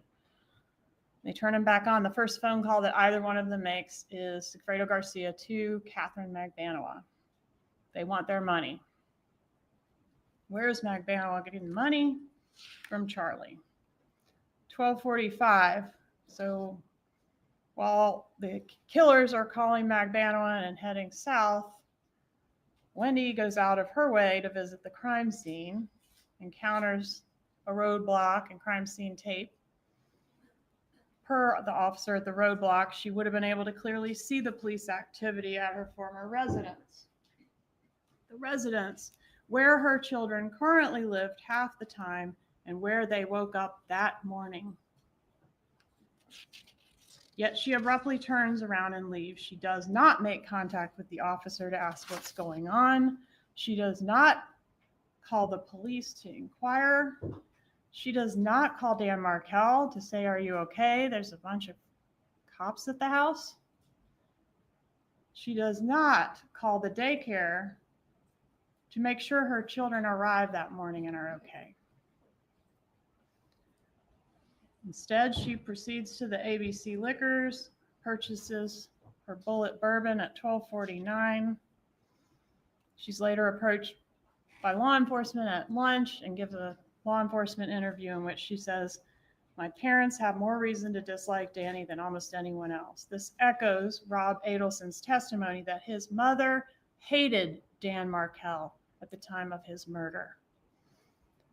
And even from the periphery, it was known to Ryan Fitzpatrick as Charlie's friend that his mother did not like Dan Markel. In her law enforcement interview, Wendy suggests her mother as someone who is very angry at Dan Markel. She suggests Charlie when asked if someone might do this on her behalf. She calls her mom, and the defense has put that call into evidence. 7:04 p.m., she tells her mom that there's been a shooting, and afterwards, Wendy expresses relief that they sounded surprised. 8:59, defendant arrives at Charlie's with the murder money. How do we know she went there and that they aren't just old people that drive really slow? Well, there's a text message outside your house. I guess we're going to find out what that means, but I guess it's not going to be outside your house. And he says 10 men. Guess we're going to find out what that means, but apparently it doesn't mean I'll be there in 10 minutes and meet you there and get the money. About 10 o'clock, Catherine Magbanua joins Charlie at the house. Here they are making plans for that meeting. Next slide, please. Charlie answers the door with a gun in his hand. He's extremely amped up. He tells Magbanua, my parents just left. They both end up taking Xanax and sleeping over there for the night. The next morning, July 19th, 2014. So this is early morning hours, 1:25 a.m. I think we need the next slide.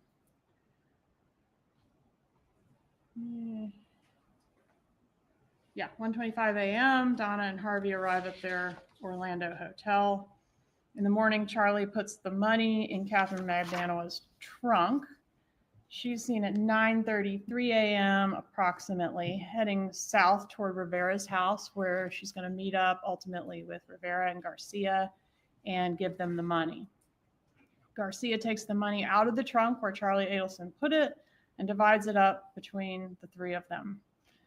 Magbanua says she did not count her cut, but we know she put some of it in the bank, creating the largest monthly cash spike of any of the records we examined for her bank. This cash spike also occurs at a time when Magbanua was not employed. Rivera says his understanding was the job paid $100,000 total to be split between the three, and that the cut that he received was roughly a third of that at $35,000. We don't know the amount of Garcia's cut, but we know he got at least enough to buy a car and a motorcycle. All right, so July 20th, the defendant and Harvey Adelson take Wendy and the boys back to South Florida. 2 days after, not even 48 hours after Dan Markel is shot. They're gone. Relocation granted. On the way, Wendy receives a call from Detective Isom. She tells him that the call's breaking up, and she hangs up, afterwards referring him to her lawyer. Catherine Magbanua that day, or thereabouts, opens her Ziploc bag of money and finds her cut to be $100 bills stapled together in $1,000 stacks. How we know Charlie keeps his money. She also notes that her cut is damp and moldy. She mentions this to Charlie, and he tells her that his mother washed the money. Not like laundered, like washed. Rob Adelson gets a call from Donna Adelson advising him not to talk to the FBI. What? Rob Adelson gets a call from this defendant advising him not to talk to the FBI, just in case they call. He says, well, I already did. She says, well, you don't know anything anyway, and hangs up. July 24th, 2014, Dan Markel was laid to rest in Canada. His children were not in attendance. August of 2014, the defendant registers the older child for flag football under the last name Adelson. His name is Markel. This is 1 month after their father was killed, and already he's being erased from their lives. Within 1 year, their names would be legally changed to Adelson.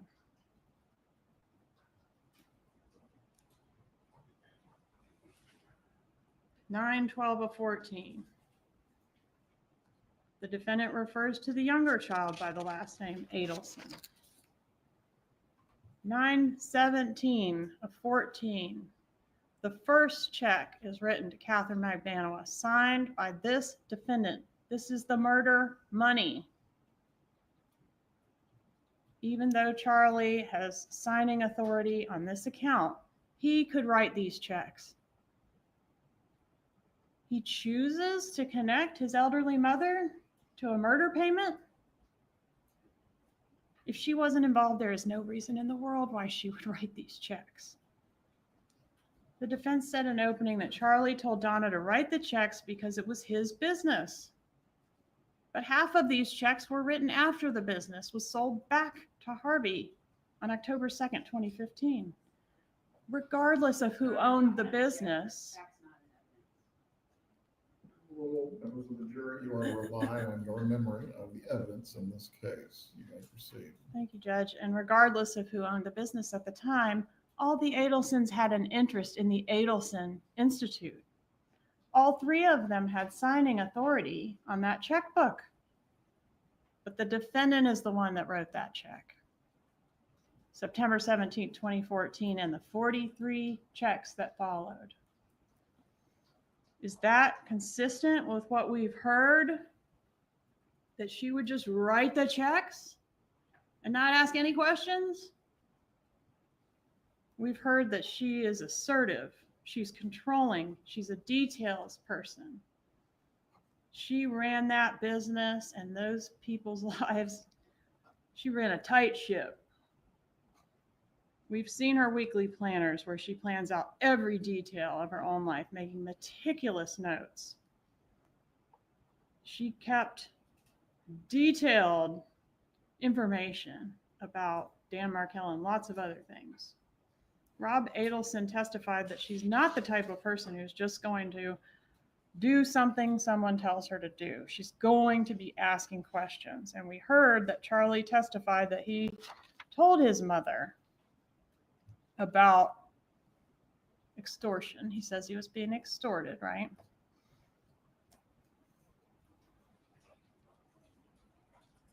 All right, let's fast forward to October of 2015. Charlie's had a couple girlfriends since the murder and is now dating June Mchinda. Remember her? June, one of Charlie's girlfriends that testified, she said they were enjoying a fairy tale relationship in October of 15.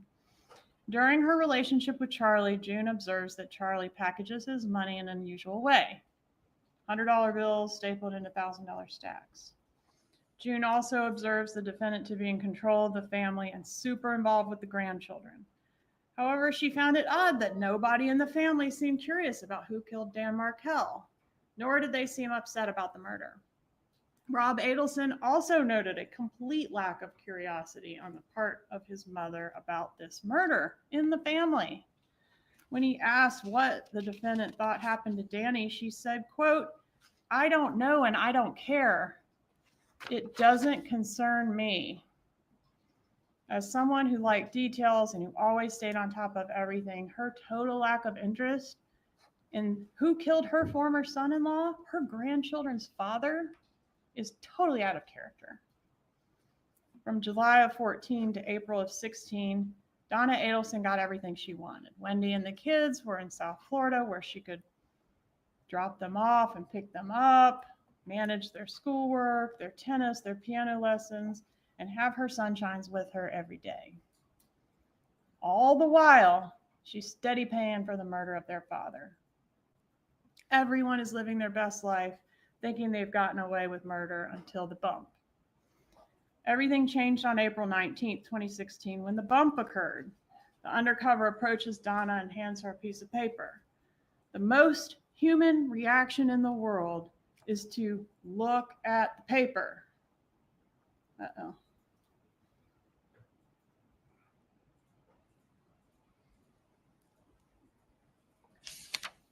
I think we got one more. There we go. The defense told you in opening that this defendant is a normal person just like you and me. There is nothing normal about the way she conducts herself in the minutes, hours, and days after the undercover approaches her with that paper. The bump and the wire were designed to expose the co-conspirators and their roles in this conspiracy, and it did. Here, we're just 10 minutes later. There's only one thing a normal person would do if approached on the street by a stranger who appears to be threatening harm to them in some way. A normal, or maybe I should say an innocent person would, 1, look at the paper. She didn't do that. 2, get to safety. Get help, contact law enforcement or your husband or somebody that's going to come help you get somewhere safe. What you would not do is lead the bad guy right to the grandchildren. The last thing a normal, innocent person would do is go get her little grandchildren and walk right back down the same block with them where this stranger just approached her. But that is exactly what she does. Then she gets on the phone with Charlie and says absolutely nothing about Dan Markel. There's pictures on the paper. What she does say on the wire, which by the way is direct evidence, I know y'all like that, some direct evidence. When Charlie asked Donna on State's 99 call A,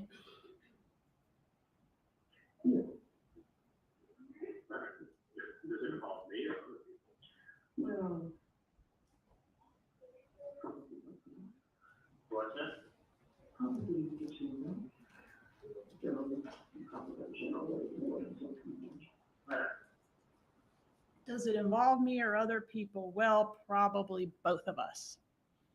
That is direct evidence. If anyone in that jury room wants to acquit her, make them tell you how that is not a confession. In call B, Charlie calls back because he can't stand it. And he asks his mother, will you send me a picture of the bump flyer? Yeah, let me see this. Do you want to take a picture of the letter and send me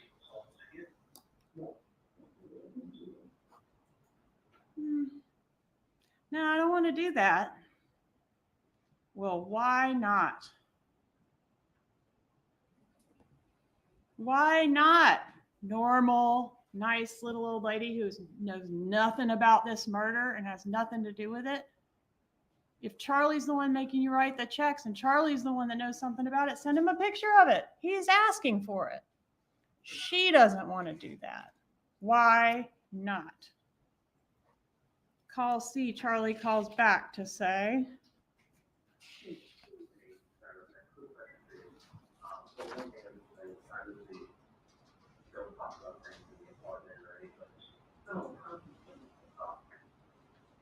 don't talk about things in the apartment. Oh, obviously. Obviously, we can't talk about things in the apartment. What's obvious? Is it obvious to you? what is the kind of basketball they ask for?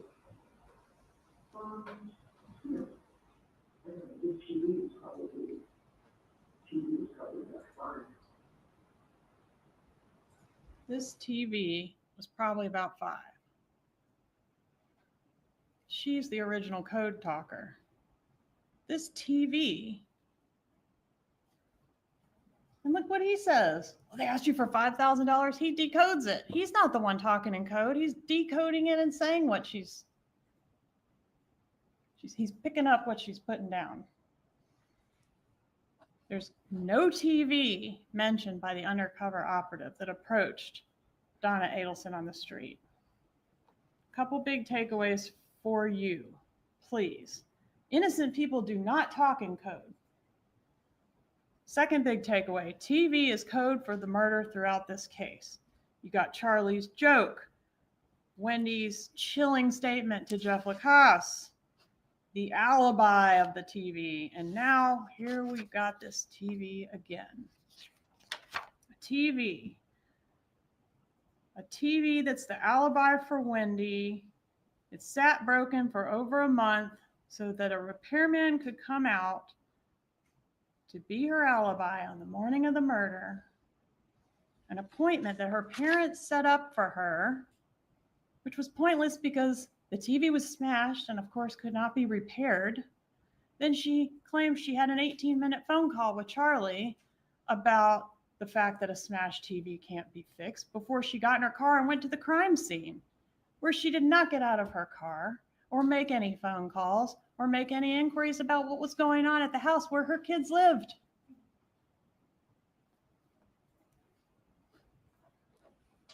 Then Donna says that the undercover mentioned an ex-girlfriend. Yeah.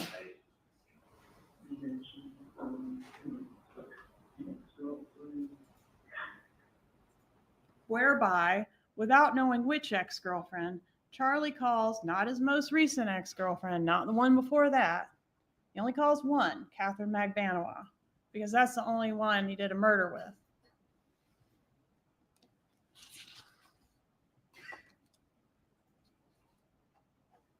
Because he probably did have a general idea what his mother was talking about. When Charlie brings up going to the police, his mother says, that's not a good idea. Why not? Then instead of notifying the police, Charlie and the defendant leave the safety of her very secure building and meet at a marina just 300 yards from where she was approached by the undercover. They were observed speaking very intensely to each other in low tones. After that meeting, Charlie goes to Dolce Vita.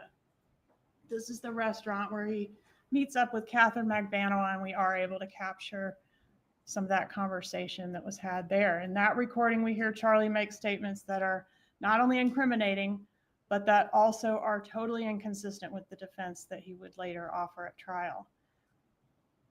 Pause on the wiretap here for a moment just to go to what his defense was and what we've learned about that defense. I told you earlier that he said that Magbanowa, Garcia, and Rivera acted alone. They just came to Tallahassee and killed Dan Markel, kind of in the hopes that they would get paid. There are several pieces of evidence that Charlie had to explain, and he designed a defense that he thought would do that. First, he had to explain that he's got this close connection between his girlfriend and the hitman.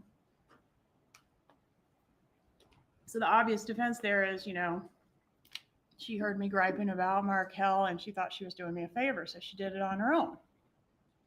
Well, the problem with that is normally you're not going to have your extortionist spend the night with you. You're not going to have the woman that has murdered your former brother-in-law spend the night with you. You're not going to inquire about her plans to go to the pool the next morning if she's, just murdered your ex-brother-in-law. So to explain these messages, he testified that he did not believe she was a part of it. She wasn't one of the extortionists. I was extorted by the killers. I had nothing to do with it. No one in my family had anything to do with it. But I thought that Magbanowa was just a victim of the hitman too. She was a go-between for them. She was protecting him from them. All the money he and his mom were paying her, cash and checks, were going to the hitman, not for the benefit of Catherine Magbanowa.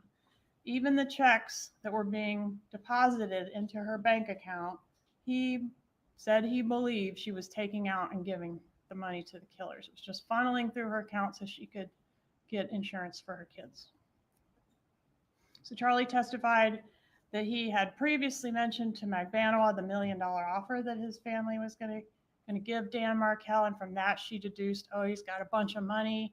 So she ran her mouth to her associates, and her associates took it upon themselves somehow to figure out who Dan Markel is and where he was and kill him on their own.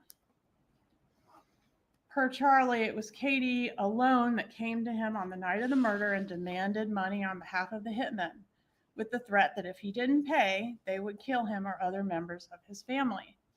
Since he didn't have that much money, Magbanowa then negotiated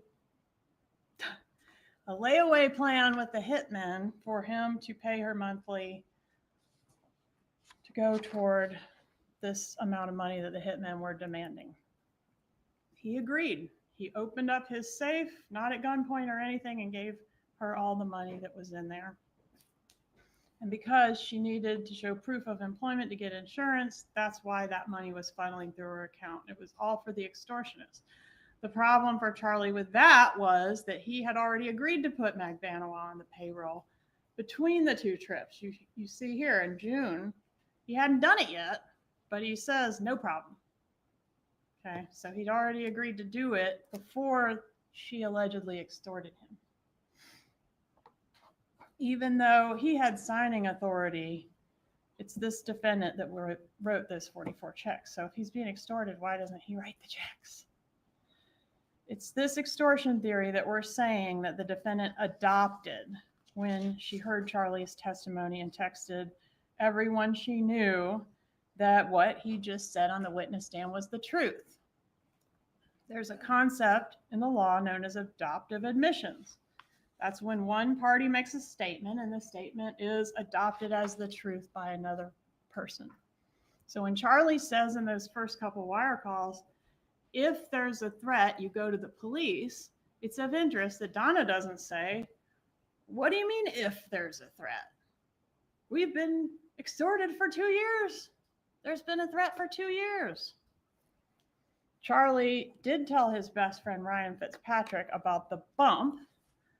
So what I want to highlight here is the difference between their conduct during this alleged extortion that was going on for 2 years versus the way they act after the bump, which we know was a ruse, but was supposed to be like a blackmail effort. So Charlie tells Ryan Fitzpatrick about the bump. He also tells him about the confrontation with Garcia in the roadway on July 1st, 2014. But he never previously confided in Ryan Fitzpatrick about, even though it's his best friend, about being extorted for 2 years by this girlfriend of his or her associates. Ryan also noted a major change in Charlie's demeanor around the time of the bump. He was displaying a level of stress and anxiety that was not present before the bump, evidencing that his story about being extorted the whole time is false. June Mchinda noticed these changes in Charlie's behavior as well, but she also noted a major change in this defendant's demeanor after the bump. Although she didn't know about the bump, around this time she observed the defendant to be a mess.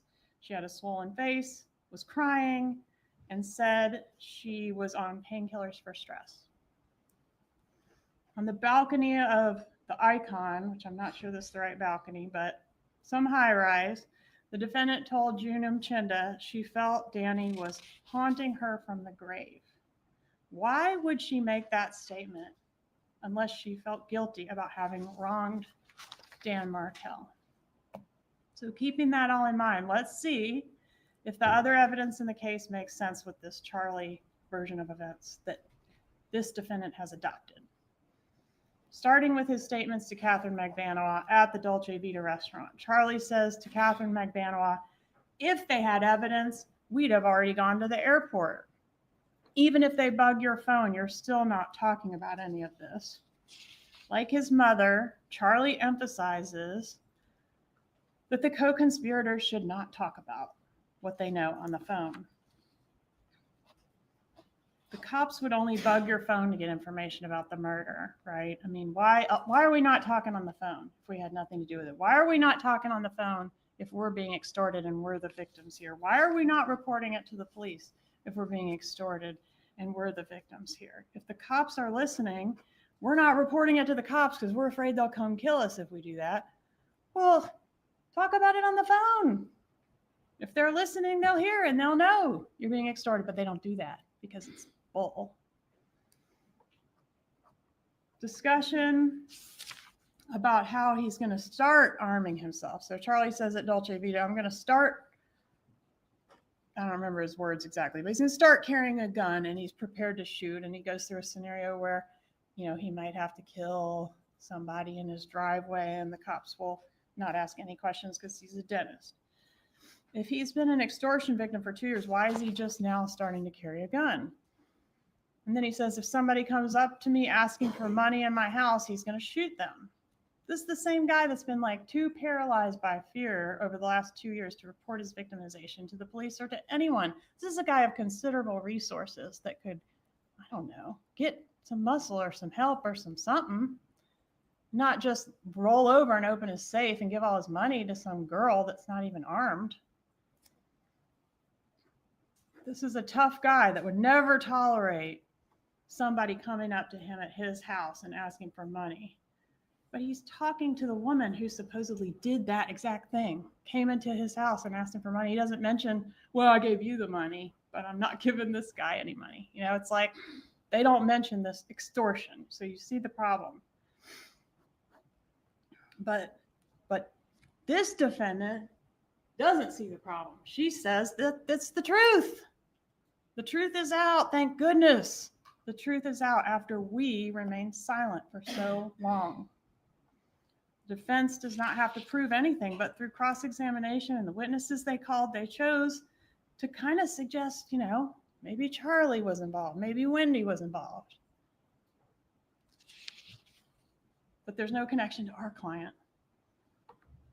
But Charlie's story was that he and his mom were involved in the sense that they were extorted by Catherine McVanois, so they knew who did the killing. They just didn't speak up because they were scared, because they were being extorted.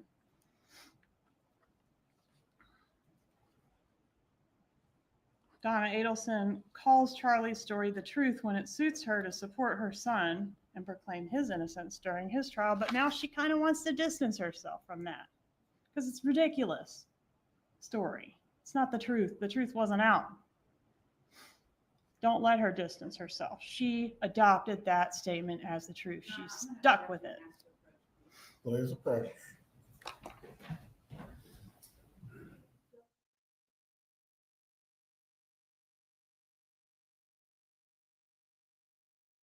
We'll take you to the jury room. Yeah, leave everything right there on the chairs, please.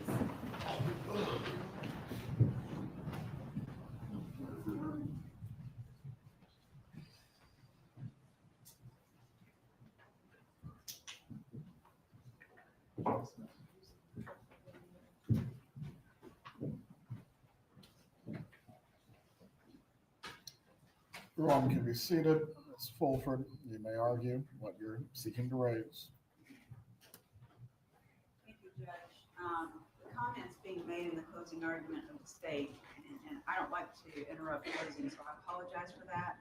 But there have been several comments that have been made that are burden shifting and commenting on my client's right to remain silent. She's stood before this jury and said that the defense has some other version. She said this in a text, but now they're saying something different. We don't have an obligation to answer any of this. She's insinuating to the jury that we're going to come up there and provide her version of events. She chose not to testify. Ms. Kappelman, any argument concerning this? Ms. Adelson has made adoptive admissions and has suggested other alternative theories that have been developed through cross-examination. I'm entitled to comment on those theories. Concerning this, Ms. Fulford, as I have heard the closing argument and the evidence, my recall of it and my notes as well as to what occurred during the trial, there were adoptive admissions as it relates to statements that occurred during Charlie Adelson's trial. While she has not testified, the prosecutor has not made any direct comment on her not testifying in this trial. Also, as well, it is clear she has no burden to prove anything. The state is entitled to argue reasonable inferences from the evidence in the record. We will take a break at this time. If the defendant needs to use the restroom, bailiffs, please take her. If anyone else needs to, please stretch your legs or use the restroom at this point as well. Ms. Kappelman, on my clock, you have 35 minutes remaining.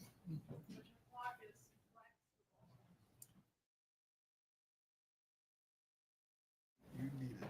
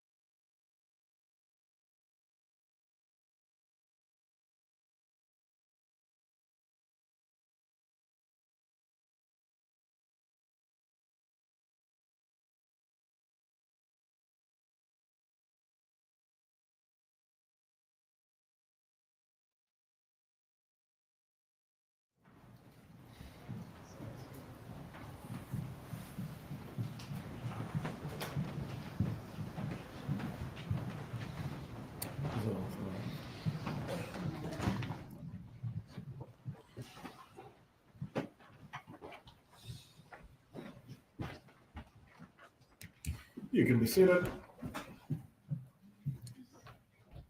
The objection is overruled. Ms. Kappelman, you may continue with your argument.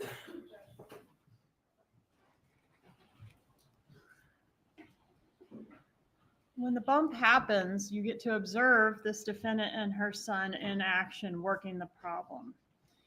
Neither of them would ever just lay down and let themselves get victimized by anyone. The bump is an actual recorded example of how these two act when they're threatened by an extortionist, in this case, a blackmailer. And it's the complete opposite of how they say they've been acting before in the previous extortion. Several other things to note about this. Let's just compare like the two extortions, the prior one and the one with the bump. So when the bump happens, they resist, right? They don't open their safe out. It's only $5,000 compared to thousands and thousands of dollars they've been paying. $5,000, they don't pay. They resist. They take action. There are in-person meetings between Charlie Adelson and his mother, Charlie Adelson and Catherine Magbanua, and eventually with Dad too, about the bump and what to do about it. The defendant eventually downloads a recording app and records a call to the would-be blackmailer.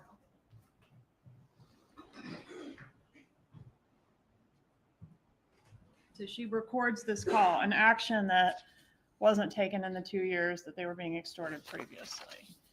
Charlie tells Ryan Fitzpatrick about the bump, although he never mentioned being extorted over the previous 2 years to Ryan Fitzpatrick. They investigate the bump. This defendant questions every aspect of the undercover. His look, his words, his behavior. You know, it's done like that, it's not done like that. Charlie enlists Catherine Magbanua to find out who it is and to handle it, right? Charlie says he's not going to take it lying down. He threatens Nazi shit if they mess with his family. Katie, I don't care what I spend. You'd better kill him because he's going to be a big problem. If he can't do it, I'll have someone else do it. Now these guys want an extra $5,000. You're going to kill him when you've been paying, I don't know how many, $100 and some odd thousand over the past 2 years. You weren't killing anybody then. They don't pay the money.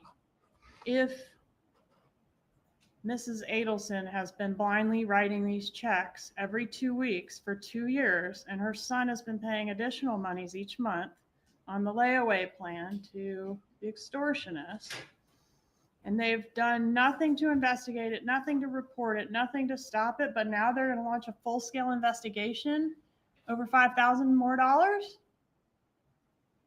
They don't call out Catherine Magbanua. According to Charlie and this defendant, they've been paying Magbanua now for 2 years, or at least funneling money through her.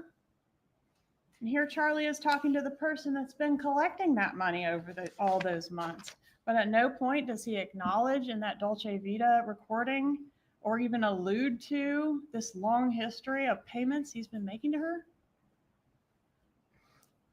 This long history of extortion that's been ongoing through her. While they're still in the restaurant, Charlie gives Magbanua instructions. Say my friends have no idea what you're talking about. And frankly, I don't know what you're talking about, but the name sounds familiar of who's incarcerated. So I'm going to give you something as charity to help the less fortunate, but do not contact these people again or they're going to the police. The whole time you're talking, just say, I don't know what's going on, and only use the words help and charity. Charlie proceeds to give Magbanua a whole lecture on blackmail, which is pretty ironic in light of the fact that his defense is she was blackmailing me or extorting him. And these are just a selection of the incriminating quotes from the Dolce Vita recording that you all heard. After the meeting with Magbanua at Dolce Vita, Charlie calls the defendant in call F and tells her he had coffee with a friend and gave her some good relationship advice. Well, at this time, Catherine Magbanua is living with Sigfredo Garcia. Relationship advice. This means he talked to Katie and she's going to talk to Garcia and they're going to handle it and deal with the problem. Donna seems to understand this from the use of the term relationship advice. In call G, she's less sure than Charlie that this is the police. That's his theory. She's worried it might not be accurate. She says she has a different theory. He assures her repeatedly it's being handled. There's nothing to worry about. Don't freak out. Magbanua does not want to make that phone call, though, and neither does Garcia. And you hear him pretty emphatic on that wire that he's not making that phone call. But everybody starts lying to each other about having called it because everybody wants to reassure the co-conspirator up the chain that it's all good, I'm handling it, it's not going to come back on us. Charlie expresses concern that if they pay the money, they'll create a monster that will demand more and more and more money. And the defendant replies to that exactly. So these calls go up and down the train cars, back and forth and back and forth and back and forth. Donna to Charlie to Katie to Garcia and back over and over again. In call R, Charlie is telling Magbanua that he has a very nice gift for Garcia's birthday. So if we think about his defense, the defense that this guy is extorting him after he, on his own, went and killed the ex-brother-in-law, he's going to buy a birthday gift for the guy? The man that he knows killed Dan Markel? And Donna says this is the truth. The truth is out. Once Charlie and the defendant finally decide for sure that the bump is an undercover as opposed to a real gang member, bad guy, you have never seen two people so happy to be under investigation for first-degree murder in your whole entire life. They convince themselves that they're untouchable. It's just the FBI fishing. They don't have anything on us. If they had anything on us, we'd already be at the airport. They're thrilled about it. Even on the call that the defendant staged and recorded to the undercover where she's proclaiming her innocence, it's pretty interesting the words that she chooses. For example, she says, "I'm out of the loop." How odd is that statement? It implies she knows there's a loop and she's not in it. The evidence has shown that the co-conspirators in this case were all on a need-to-know basis for their own protection. That's why Catherine Magbanua wasn't shown the murder instructions. That's why no Adelson had any contact with the hitmen. And that's why the defendant didn't attend the murder meetings with Charlie Adelson and his mother. They were insulating each other. She was out of the loop on the stuff that the undercover was talking about. You know, my brother in Broward, Luis Rivera, she didn't know anything about Luis Rivera. She was out of the loop on that. But she was in the loop on Catherine Magbanua. She knew an ex-girlfriend met Catherine Magbanua. She knew that Catherine Magbanua needed to give relationship advice to deal with the problem with her baby daddy. She was in the loop on paying for this murder, and she was in the loop with Charlie to get a win for the Adelson family. In May of 2016, after the bump, the defendant stops writing checks. The bad guy comes up to you and wants more money. So what do? You stop writing the checks you've been writing for 2 years under some threat? She's still not going to the police, but apparently she's not scared anymore. She's going to stand up to him and stop writing the checks, okay? Why? Isn't it because she's gotten spooked, because she's figured out this is law enforcement and they're getting close? In May and June of 2016, Garcia and Rivera are arrested. The news of this makes it all the way to Rob Adelson's operating room. When Rob next speaks to his mother, he says, "Hey, they got the guys. They arrested the guy that shot Danny." Getting no response, he brings up the matter again, like, "Did you hear they got the guys that killed Danny?" And she responds, "I've got to go," and she hangs up. That is the last time that Rob Adelson has talked to his mother. because he knew, and she knew he knew. A couple other problems for the defense that I want to point out as far as this whole Charlie story goes. These are kind of mind benders, so bear with me. In 2016, after the arrest of Garcia and Rivera, but before the arrest of Magbanua, there's a text indicating, this is Charlie to Donna. Charlie says, basically that his lawyer was meeting with Garcia's lawyer. If Garcia acted alone and then extorted Charlie, why is Charlie's lawyer meeting with Garcia's lawyer? This is your extortionist. In fact, regardless of whatever the defense is, why are the two of them meeting? Unless they have common interests.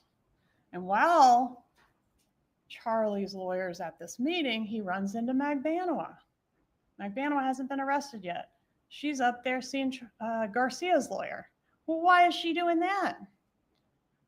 According to Charlie's story that this defendant adopted, Magbanua is not in on it. She's a victim too of Garcia, her baby daddy, who's a bad dude. Why is she up at his lawyer's office?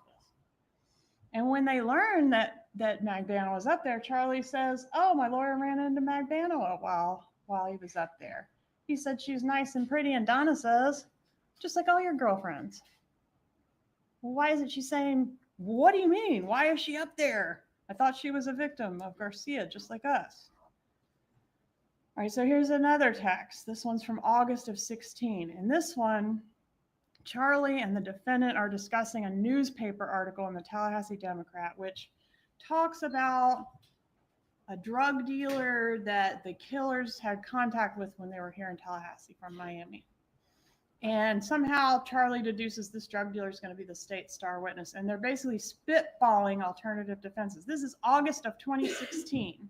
They've known supposedly who the killer was. The truth came out that the killer was Garcia and that they knew about it since the time of the killing. But here they are saying, well, maybe a drug dealer killed Danny and a drug deal gone bad. This is because the extortion thing hadn't been invented yet. The extortion thing didn't get invented until right before Charlie's trial in 2023, when he's trying to think of what he's going to say from that witness stand to explain all the evidence against him.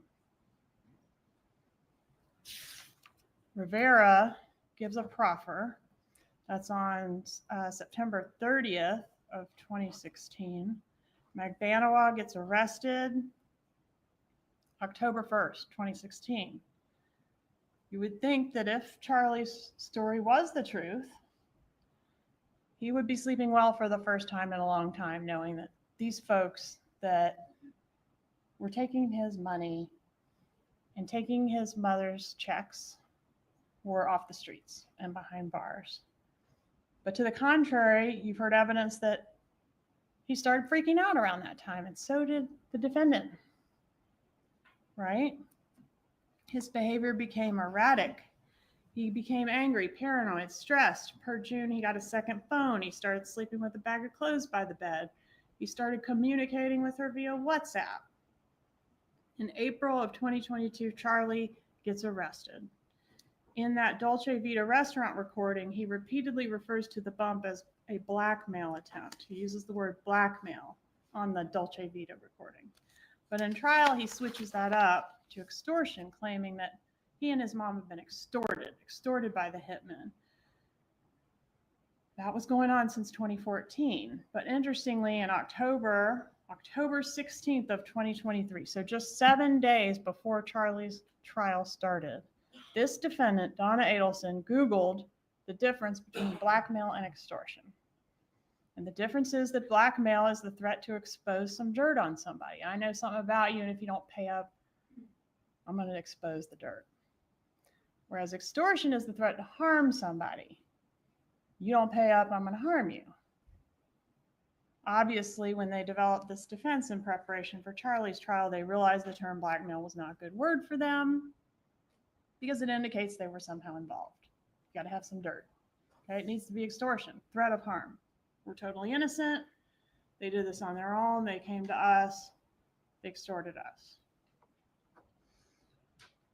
the defendant doubles down on this. So yeah, she said the truth is out, the truth is out. What does that really mean? Well, she doubles down on it when she writes that script for the witness, Donna Bernhardt, who she solicited to come in here and perjure herself to you all. What does she write in the script? Extort, underlined. This script is Charlie's story. She's again adopting it by writing it out for her witness that she's trying to recruit to come in and deliver it to y'all, which of course backfires. And according to the defense investigator who interviewed Bird, her first story involved the word extort. It's pretty unusual. Regardless of what you think of Drina and Bird, it's clear what the defendant was trying to do with them. I mean, when Donna Bernhardt had that script, and it read exactly like Charlie's whole story, with the exception of the part where he told his mom, it was in the defendant's handwriting. That was very compelling evidence that this defendant was trying to buy herself some witnesses.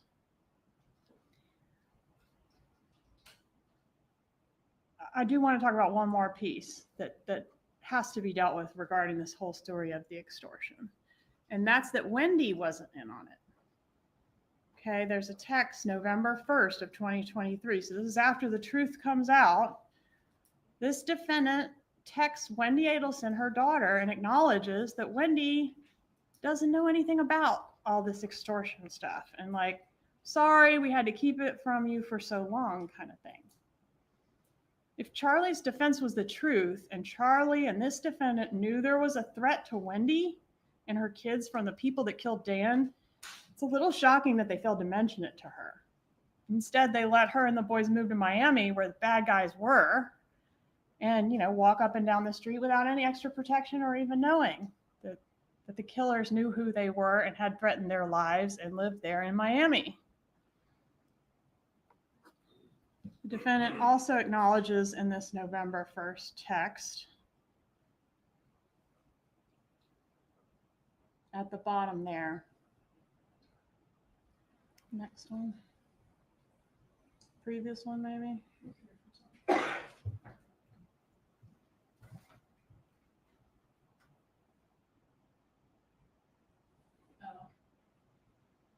Okay, on that text, which is in evidence, it says, get the quote, "You know I'm next." This is the defendant to Wendy Adelson. "You know I'm next, but that won't happen. I'll take care of that."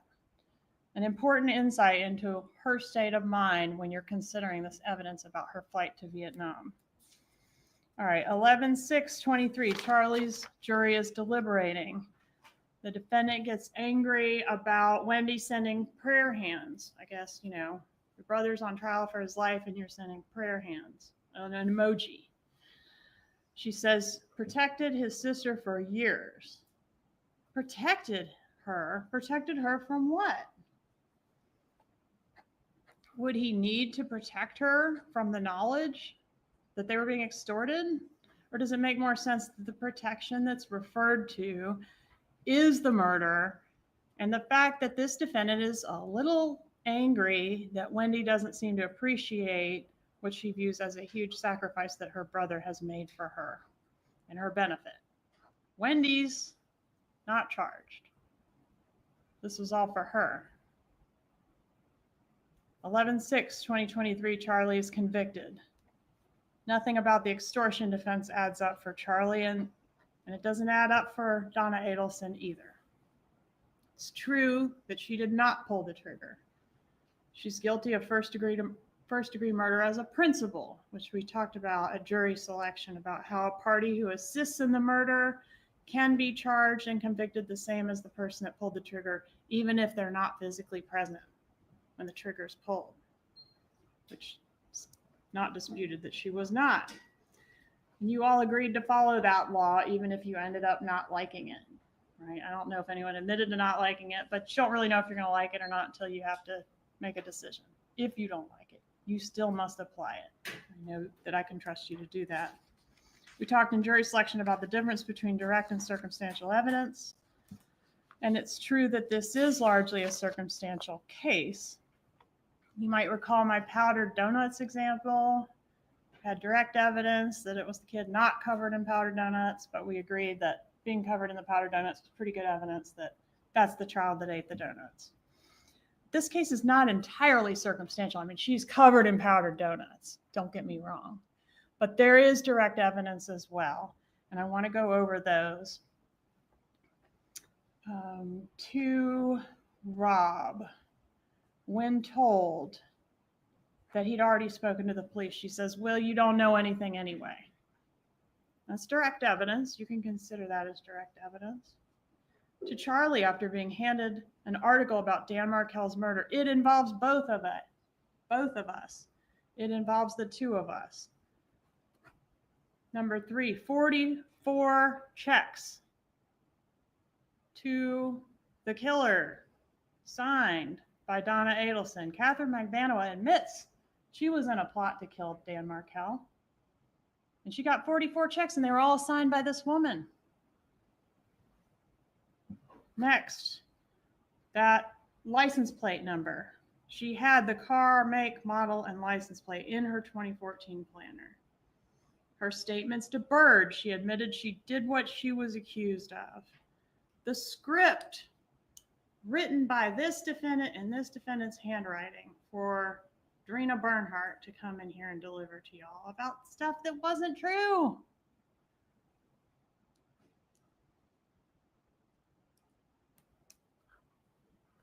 She also speaks in code. Innocent people do not speak in code, ladies and gentlemen. And consider the things she didn't do. She didn't want to talk on the phone. She didn't want to talk in the apartment. She did not want to send a picture of the bump flyer to Charlie. She didn't say the name of Dan Markell. Anywhere on that wire, she did not say his name. Dan, Danny, Gibbers, that asshole, nothing. Why not? And she didn't go to the police. Nice, normal, Jewish grandmother approached on the street about a murder and an extortion attempt. She didn't go to the police? Why not?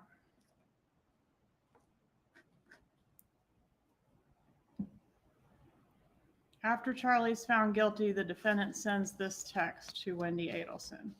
Your brother protected you for years. Now you are not guilty. Your lawyer took very good care of you. You can bury me in the dress that I bought for Lincoln's bar mitzvah. Does not sound at that moment as if she's totally committed to attending the bar mitzvah. You heard that open line call where she's making plans to either flee or kill herself. She is distraught over the verdict. And she's distraught over the knowledge that she's next. The defense has tried to sell you that her emergency fast track visa and one-way ticket to a non-extradition country was a vacation. On November 7th of 2023, this defendant Googled a list of U.S. extradition treaties. She was looking for a non-extradition country, and she booked a ticket to one with a stop in another non-extradition country. She applies for a fast-track emergency visa for Vietnam. I wanted it the fastest I can get it. She indicates a 30-day visa is not sufficient. She requests for the longest visa, which is 90 days, which is past the bar mitzvah date. She tries to get Wendy to help with business assistance. And when Wendy doesn't respond, she ends up asking her friend, Annie Cunningham, who y'all met in court. She says, I can't say exactly why, but we need you guys to come here, both of you. Wendy's not responding to us, and we have an issue that we cannot discuss over the phone. Why can't you discuss it over the phone? You're just going on vacation. Annie responds, basically, just say the word. When they leave for the airport, Harvey leaves this note dated 11/12/23 for Wendy regarding what is needed to sell some property, a gun. Donna makes notes in her planner to have Wendy have the lawyer tell Charlie where they are on the lawyer's private line. So the call will not be recorded. Why not? Y'all are going on vacation. You're coming back. You're not fleeing. There's also a note in her planner to cancel disability insurance. That doesn't seem like something one does when they're going on vacation. There's a note, tell Wendy due October expenses, child support through mid-November 2025. They're presumably for Charlie's son planning to pay child support 2 years in advance. So this is made in 23. All right, November 13th, 2023, the defendant is arrested trying to board a one-way flight to a non-extradition country. I mean, y'all decide if it's a vacation. This is a conspiracy. I mean, this took a lot of thought and effort. It's not a typical murder case. The defendant and her son set this up in a way that was designed to protect them. The main benefit of the structure of this conspiracy is that each party can insulate or distance themselves from each other. The primary risk of a conspiracy is that you're doing it with other people, right? You can get caught. Somebody can squeal. Somebody could give you up. And that's why the conspiracy is not shaped like this. Rather, they're not all huddled up together. They're going to be more like train cars. This is the way we see the communication flow throughout the course of the conspiracy. The best way to insulate yourself from your co-conspirators is to organize the conspiracy like a train car, with each car only communicating with the one in front and the one behind. That way, if someone gets caught or cooperates with law enforcement, they won't have enough information on you to give you up. And it's also very important to position yourself within the conspiracy such that those that have the most information on you are those most loyal to you. And that is exactly what Donna Adelson did. To be guilty of conspiracy, it's not necessary for the defendant to say any particular word or do any particular act. But in this case, she did do that. We have all those words and acts that we went over that directly tie her. They are direct evidence tying her to this conspiracy, plus all the powdered sugar dust. Don't let the way she thought she was going to get away with this be the way she gets away with it. Render a verdict that does justice. Find her guilty. Thank you. Members of the jury, at this time, we are going to take our lunch break. The bailiff will take you into the jury room. Lunch will be provided for you. Once again, I'm going to remind you, do not discuss this case with each other until we have come to its conclusion. You may discuss any other matters, but do not discuss the case. Do not seek out any outside information. The bailiff will take you to the jury room. The lunch will be delivered shortly.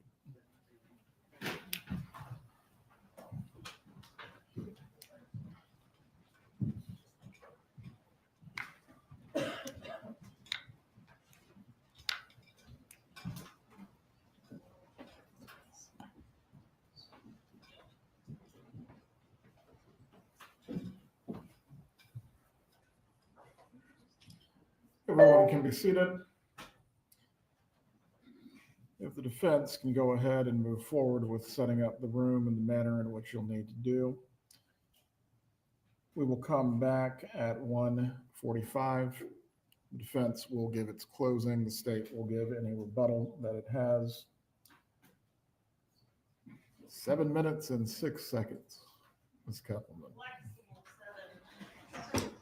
You may request additional time if needed. Mr. Zellman. With respect to us setting up, we're gonna need the exhibits. The exhibits are obviously not gonna stay in here during a lunch break. So once the clerk gets back from her lunch break, and we'll obviously come back a little bit early, but I think Please return then by 1:20 so that way you can get set up. Thank you, Your Honor. Judge, do you want the demonstratives that were admitted not admitted, but that were shown as demonstratives to be admitted as court exhibits? or- Yes. If anything does need to be reviewed, anything that was presented to the jury, even as a demonstrative, I'm sure will be of use to the appellate court. Yes, sir. All demonstratives for the state or the defense that were used during the trial, these will be court exhibits. Yes, sir. We're in recess. Defense is to return at 1:20 to set up. For everyone else, please return by 1:30.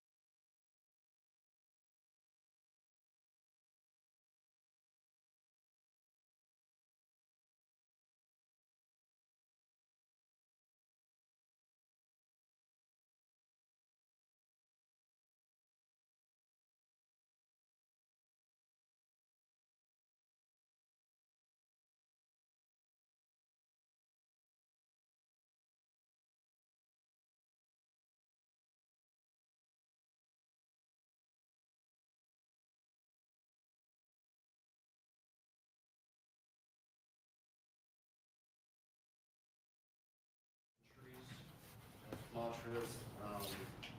Here in The ones that are in evidence, yes. It's not in evidence. It's not just the ones that are in evidence, Your Honors. It's also the other ones that we had requested to be put in evidence and submitted as court exhibits. Well, these are items that are not in evidence. I believe the state's demonstrative specifically dealt with items that were in evidence as a part of its closing presentation. I don't dispute that, Your Honor. For anything that is not admitted at this time, it cannot be presented to the jury at this point as evidence for consideration or argument for consideration. The pages of the two calendars that are in evidence, you certainly can use. You can use the physical books themselves as demonstratives if you want to show the jury. Beyond that, getting into pages that have not been admitted and are not a part of evidence, what would be the proper basis of doing those? Again, Your Honor, the way in which it's been presented is misleading. My client has, even if it's not a specific basis for admission of the rules of evidence, the Constitution allows my client to present evidence in support of her defense. And just based on, as I said, the way that the state has misrepresented items in the calendar, we would like to be able to present that as argument to the jury. Again, at this stage, for items that are not in evidence, I do not find that these are specifically exculpatory. You can make any reasonable argument or inference as it relates to the admitted evidence, but items that were never admitted at this point are not to be presented to the jury. Yes, sir.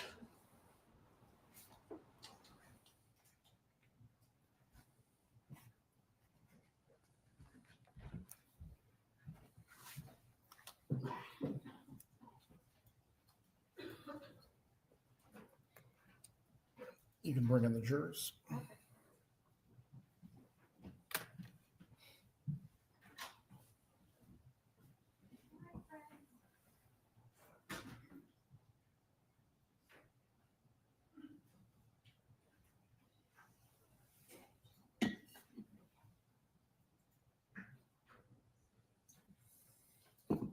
Your Honor, since we don't have a beautiful presentation as a state while Ms. Fulfer is giving the closing, I will be assisting by putting the items on display. That's fine.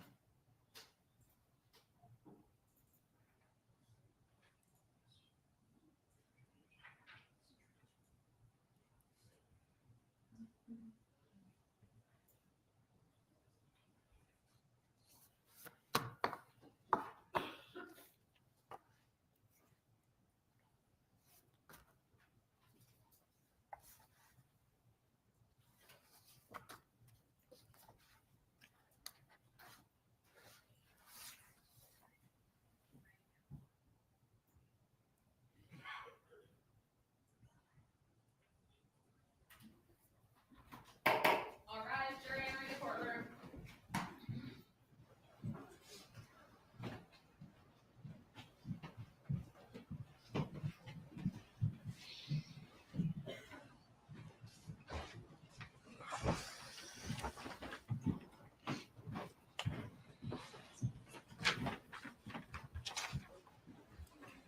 Everyone can be seated.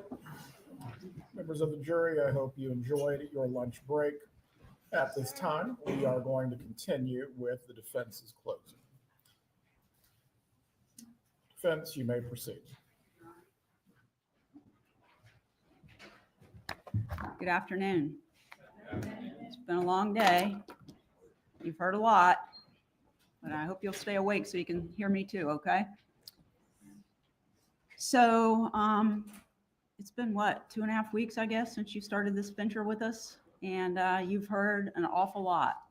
And I'd like to take you back to my opening statement. In my opening statement, there were some things referred to today that I'd like to address. The first one is that I stood up in my opening statement and said all of these wonderful things about Dan Markell, and then I called witnesses to attack him. That is not true. That is not true. In fact, the defense is the only part of this case that actually elicited evidence through testimony about the good qualities of Dan Markell. We elicited that on cross from his ex-wife, Wendy. And all of the things I told you in opening about what a wonderful man he was, a wonderful father, well-educated, successful, we elicited that testimony. And criticized today for having 2 witnesses who came and testified on the stand about the dissolution case and things that had been filed in it. That was not to attack Danny Markell. We didn't put that evidence on. The state is the one that made it an issue. They put those documents into evidence, the things that Mr. Markell had filed. So we're the defense, and we represent Donna Adelson, and we're just supposed to say, okay, well, they put it in, let's just let it sit there. We have an obligation to represent our client, and what happened in that divorce, whether it was contentious or not, was an issue the state brought up. They've been calling this a bitter custody battle for years. And they started this case by saying the same thing. So to have the people who were actually involved in the case point out that there never was a bitter custody battle is important, because there never was one. There was never a time when they were fighting over somebody having access to the children. In those pleadings, nobody says, you can't have them, I've got them. You can't have them, I've got them. When they filed their initial pleadings, they did what everybody, according to the lawyer who was on the case for Mrs. Adelson, meaning Wendy, on the case for Wendy, they all filed their typical pleadings. And in the beginning, you ask for certain stuff, and she asked for 5149, maybe for a tax purpose. But there was never one single time, and you can't be convinced that relocation was the issue where they were going to take Danny Markell's kids away from them. If you believe that, you are ignoring the evidence that the state of Florida put on against Donna Adelson. And when I told you in opening that this was all about theory and belief of what a motive was, and there was no evidence that a crime was committed by my client, Donna Adelson, that is exactly what has happened in this courtroom. The state is ignoring the evidence that came in through their witnesses that support our defense, and instead they stand before you with calls and text messages, and they tell you what they mean. That's not evidence. Their argument about what a conversation means is not evidence. You decide what it means. You've got it in front of you, and you have to consider it in the context of all of the evidence that's presented, not just what the state puts in, but what the defense puts in. And I know at some point when we were putting on evidence, you all were looking probably at me like, what are you doing? Who cares? Some of those little things matter, and I'm going to cover those in the defense, and you'll see why we put those things in that didn't seem like that I had a hoot to do with anything, because they actually did. Now, I think the state, near the beginning of the case, and I don't recall who the witness was, but near the beginning of the case, the state, through a law enforcement officer, elicited testimony about how this event transpired, this brutal killing of Danny Markell, how it transpired, and how they were able to break the case. And what did they tell you? They told you they broke the case because Luis Rivera, who was one of the killers, decided he would cooperate with the state of Florida in exchange for a deal, which for his crime, he ended up, the testimony was he got 7 more years for committing that crime. This is the man who got in the car, got the gun off the street, drove up to Tallahassee, Florida, stalked, is the best way I can describe it, Danny Markel in a car with his children from his home, watched him take his little boys out of his car and put them into the daycare center, followed him again to where he went to work out at Premier Gym, and sat in wait for him. Sat in wait for him. And then when Mr. Markel came out, trying to work some things out with his ex-wife, Wendy, about having the kids and who's picking them up at what time, even leaves her a really nice voicemail that they could get together and walk at the school to talk about the education of their older child, where he was going to be going to school because he was going to be starting kindergarten. And Wendy pushed back. You know, she pushed back. This was his time with his little boys, and she's telling him, no, you know, I've got plans. Well, it wasn't her time to do that.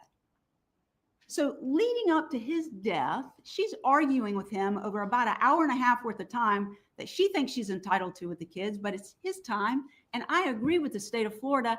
The most important thing to that man was those little boys. And he fought for every minute he could get, and rightfully so. Then he drives home in his car while he's on the phone, and Luis Rivera, driving the car that's been stalking him all day, pulls up behind him in his driveway. Sigfredo Garcia gets out and shoots him twice in the head, and they pull off at a pretty high rate of speed and leave Danny Markel dying inside his garage. Left him to die. Those are the people that killed Danny Markel. Those two people. And the state has all kinds of arguments about how Mrs. Adelson's involved because she said these things about him, and we'll get to that in a second. But if Luis Rivera is telling the truth, what did he tell you when he got on the stand?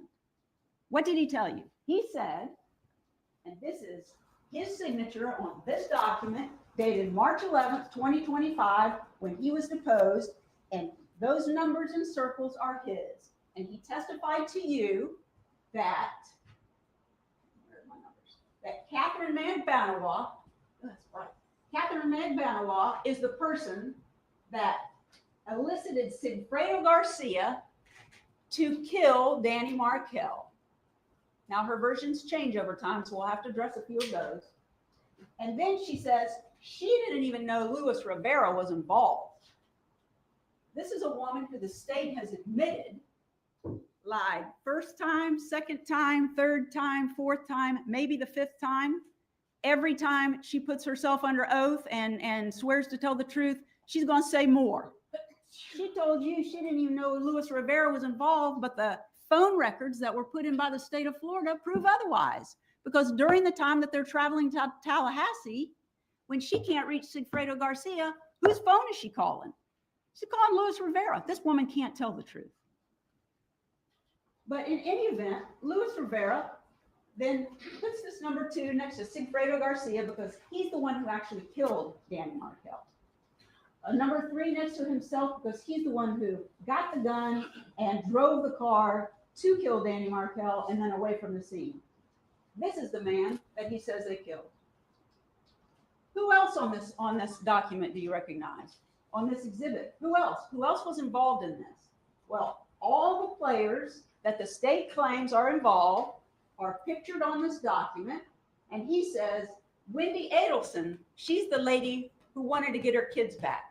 This is why we were committing the crime. Wendy Adelson. And Doctor, the dentist, he called him, which is Charlie Adelson, who he identified, was the one with Katie. This one and this one are the reasons that they're coming to Tallahassee to kill Dan Markel. And I said, well, what about Donna Adelson or Harvey Adelson? No, they weren't involved. I said, would you put an X next to them if they weren't involved? And he did. Donna Adelson's name never came up, but Luis Rivera is telling the truth according to the state. That's who you're supposed to believe. And he says my client is not involved. There's some issues that I might address further, but I want to go through some of the things that the state stood up and told you. Relocation, relocation, relocation. That's the issue. That is the reason that my client had Danny Markel killed, because relocation was lost. Danny Markel was killed July the 18th of 2014. Relocation was done for over a year. That's the motive. It's been over for a year. And they said yesterday in court that the relocation issue didn't stop when Danny Markel was, when the divorce was over. It continued going on. The emails showed that. There is not a single email that's been put in by the state that shows that my client, Donna Adelson, was continuing on a rampage about relocation. The last email that they showed you today that my client wrote about relocation was July the 19th of 2013. The divorce was final on the 31st, said and done. They bring Wendy Adelson in here to testify. That's their witness. And she said it was done. Now, have Charlie Adelson and Wendy Adelson been honest with their mother? The evidence says no, they haven't been. Because the whole time Wendy Adelson is telling her mother, she's telling her mother that relocation is what she wants. She's the one who starts that. She's the one who asks her lawyer about it. The whole time in the spring leading up to this hearing, Wendy Adelson admitted in her testimony she's sending these messages to her life coach and telling her life coach, you know, I think I want to stay in Tallahassee. But she didn't bother to tell her mother that.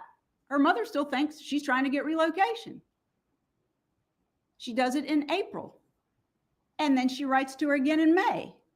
I think I'm going to give up relocation. I can stay in Tallahassee. The kids will be close to their boys. There won't be any plane rides. And I like my job. It gives me all this flexibility. I'm going to stay. But she still doesn't tell her mother. She has her mother believing we got to fight for this relocation. She testified. Well, what I said, why did your mother get so upset? Well, she's venting to her mother about what she claims Danny Markel is doing. And she's venting to her mother about what she wants to accomplish, only she's not being honest with her. On the backside, she's making other plans.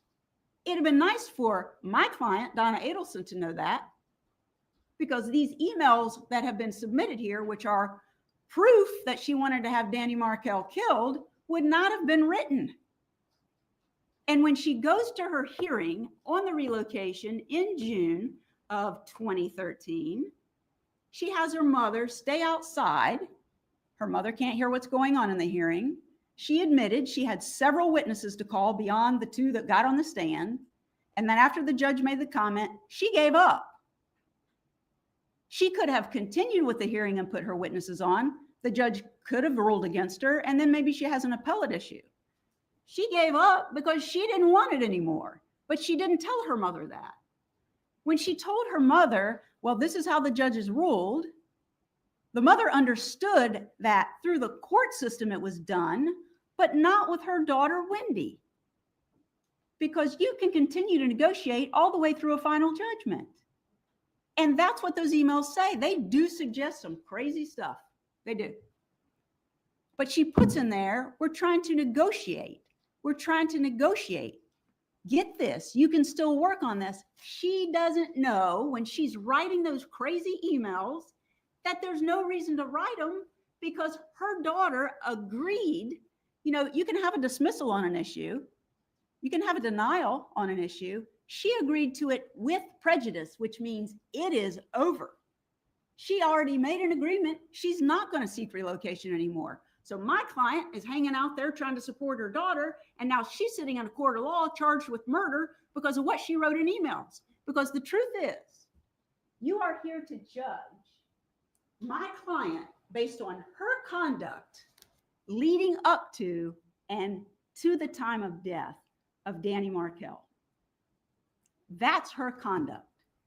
Can you consider things she said and did after to see if it corroborates that she was involved? You can.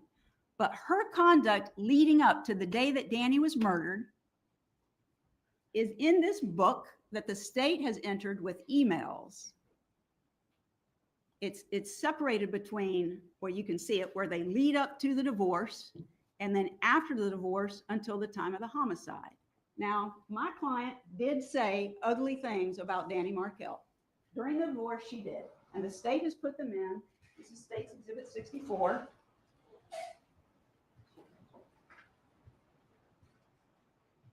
And they have emails going up through July the 11th of 2014. These are the bad names that my client called Danny Markell. During the course of a divorce where her daughter is constantly venting to her about what she says Danny is doing, she said some really bad names, and I'm going to say them, although you shouldn't say bad words in court. She called him some ugly stuff. The first one that they wanted to put in was from 2011. He was killed in 2014. They introduced this email from March the 28th of 2011 at 64A. And inside that email, they claim shows the hatred for Danny Markell. And you want to know why? According to their exhibit list here, because Mrs. Adelson referred to Danny's parents as, quote, the royal couple. And she and Wendy were bantering back and forth about some issues with Mr. Markell's parents. That's not hatred on Danny. It's not even hatred on his parents. We're sitting here with murder charges because she did something like that, called somebody a royal couple. She said other bad things. She called Danny a major fucker, Jibbers, which Wendy Adelson testified that she came up with that nickname for him, a religious zealot, and Wendy testified that the issues in their marriage included matters of he had now become more strict in their religion than she wanted to follow. That was one of their problems. She called him a royal jackass, a piece of shit, a fucker, crazy, a bastard, and she called him Elvis. That's why we are sitting here today. That is hatred for somebody. That proves they wanted to have him killed. Are you serious? You call somebody some bad names and that means you wanted them dead? My client has lack of any ability to stop herself from saying things. She can't do it. And I'm not trying to be offensive to her, but she can't. And all of these emails that they have introduced prove it. She is not a one-word person. She goes on and on and on and on. And they believe that she had Danny Markell murdered because she said some bad words. There's not a lick of evidence in here that they submitted of what she did prior to July the 18th, 2014, where she said not a single word, that she wanted him killed. She was planning to have him killed. She was going to find somebody to kill him. She was going to pay somebody to kill him. She was going to kill him. That she was glad he was dead. That's not in here. And this is it. This is it. Before he was killed. You're judging her conduct before he died, up to his death. And that's all you've got. And I told you that in the opening statement. They have a lot of theories, and they like to spin evidence a certain way to make her look bad because she said ugly things. That is not proof of somebody having somebody killed. And that's it.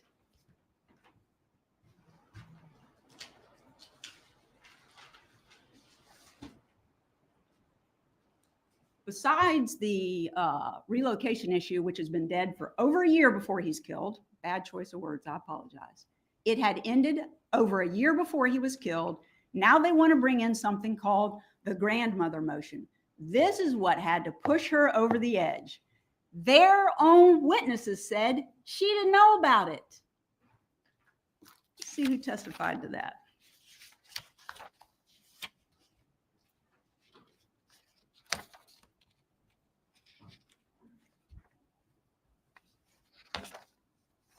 Wendy testified, her daughter, that she never showed it to her and she never talked to her about it.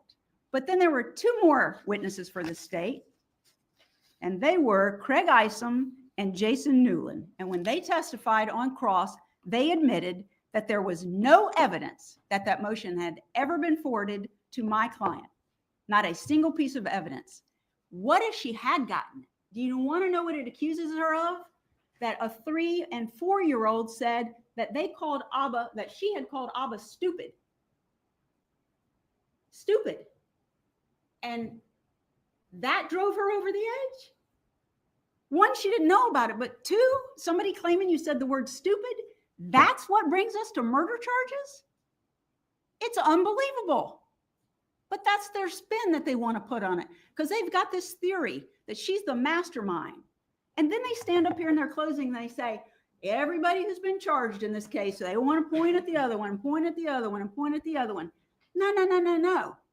Who is pointing at these people? The state of Florida. The state of Florida is doing the pointing. They're the ones getting the warrants. They're the ones doing the investigation. They're the ones charging people, deciding who they're going to give deals to and not. That's them pointing the finger. That's not my client. There's no evidence of that. They bring the charges. They prosecute.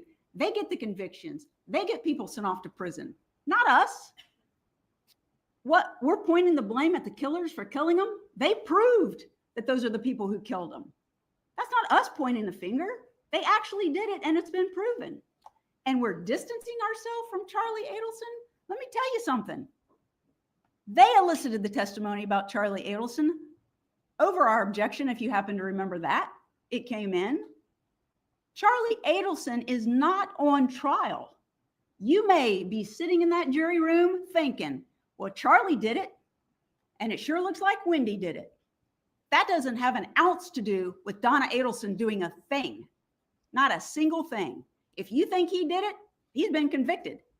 He admitted in his testimony that he is the person, although he claims he was extorted, he is the person that took $138,000 out of his refrigerator size safe that he has at his house with the money exactly like he says he kept it, stapling $100 bills together in stacks of 1,000, staple, staple, staple, staple, staple.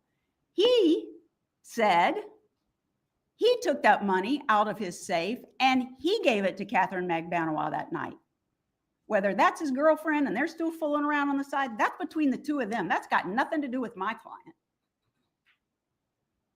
He did it. But now they want to say Donna Adelson did it. Pick one. You don't like our theory? That's what they say. You don't like our theory? Oh, well, you like our theory on everybody else. Pick one. If you have prosecuted Charlie Adelson for paying the $138,000 stapled, just like their other witnesses in this case said, why are they now saying Donna Adelson provided the money? Oh, wait. Oh, because Catherine Magbanowa, who's been sentenced to life and is telling her sixth story now, has decided she'd like to see her kids someday. So now she's going to come in and provide information that will help the state prosecute an innocent woman so she can go home to her children. That's what that's about. So she claims that this all goes down. Charlie puts the money, Charlie, not Donna, Charlie puts the money stapled just like she knows he does into her trunk. She drives it the next day to Sigfredo Garcia, her baby daddy. He takes it out of the trunk, and a day or two later, she gets hers back. And she says he puts it in her closet, and to this day, she wants you to believe that that money sat in her closet and she spent it along the way. The records that Miss Hull testified to, showing all her cash deposits, she clearly was doing something with it, right? But to this day, she wants you to believe she has absolutely no idea how much money she had. Never counted it. Really? She must have think y'all was born yesterday. But here's something. She's got this new thing she wants to testify to. That the money was wet, and Charlie told her that Donna had washed it. Her money's wet, that she hasn't touched, that's been somewhere else for these number of days. Well, what did Luis Rivera testify to about his money that he got? He said it was weird. Well, how was it weird? Well, it was stapled in $100 bills, stacks of 1,000. Not a single word about wet. And he got his money before she did. He got it straight from Sigfredo. This washing money wet thing is nonsense. And they've already proven that it was Charlie Adelson's money that was paid through Katie Magbanowa to those two killers. Whoops, it's gone. But now it's her fault. And I'm not sure what this is all about. The state standing up saying that the defense has suggested that Harvey is the one that did the Evite. We haven't said a single word, presented any evidence, or made any argument that Harvey Adelson is the one who created the Evite. Their witness that they called, Wendy Adelson, sat up there and said, what did she say? She probably did it because her mom doesn't know how.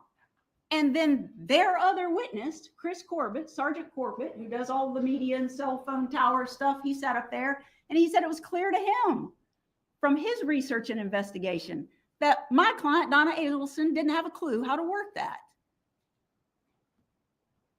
But she's responsible for sending out an Evite that Wendy says she did, where the names come up with guests who are going to be there that are Wendy Adelson, because she kept that name, and her two sons. So it's Wendy, the name of her two sons, and then Adelson at the end. If that's how it appears, Wendy did it, not my client. And there's more proof of that real quick to come. But the Evite thing is a non-issue. I just can't imagine what that is about. The state has argued that between the time the killers came to Tallahassee in June and the time that they came back in July and actually killed Danny Markell, that Catherine McBanawa said in her testimony that between those two time periods, when she was discussing scenarios with Charlie, he would say he had a call from his mother, step out, have the call, come back in and say, oh, they're stressed. Catherine McBanawa, not one single time testified to when that occurred, number one. Number two, if you've heard evidence in this case and paid attention, Charlie Adelson is not a one-woman man. He's got lots of girls. She doesn't know if that was really the mother on the phone. She doesn't know who he was talking to or what they were talking about. But she wants to get out of prison. So she's got information she's willing to share now.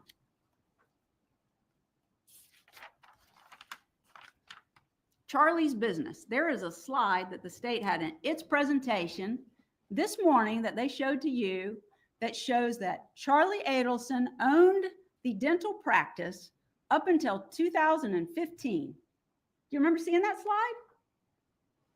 Well, here they are again, ignoring the real evidence. They got a theory and they got to spin it some way, but the evidence from their expert witness, Mary Hall, financial investigator, forensic investigator, Mary Hall, she's up here testifying for them, and she says that Charlie Adelson was the owner of the Adelson Institute until 2020. And yet their slide says, oh, he sold it back to his father in 2015. That's not what the evidence is from their own witness.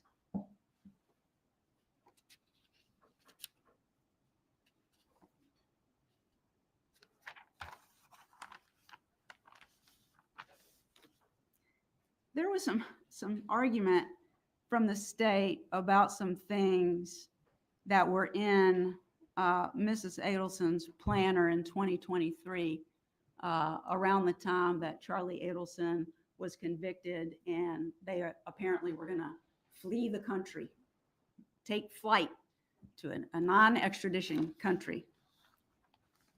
And there's a notation in there shortly after Charlie is convicted that says cancel disability insurance. They want you to take what they believe that means as they were canceling their insurance because they were going away and never coming back. Could it be? Those were the words that were used. This is not a could it be situation. This is beyond a reasonable doubt. They have nothing other than that notation. Well, could it be that Charlie was convicted and he no longer needed disability insurance because he was going to prison for life? Just as likely. How about this? Could it be? Could it be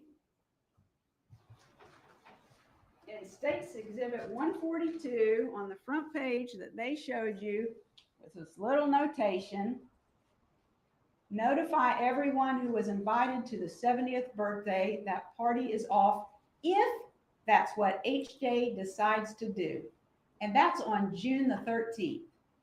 Could it be, the state says to you, that if the killing had actually taken place the first time the killers came up, then they'd be canceling the party because Danny would already be dead?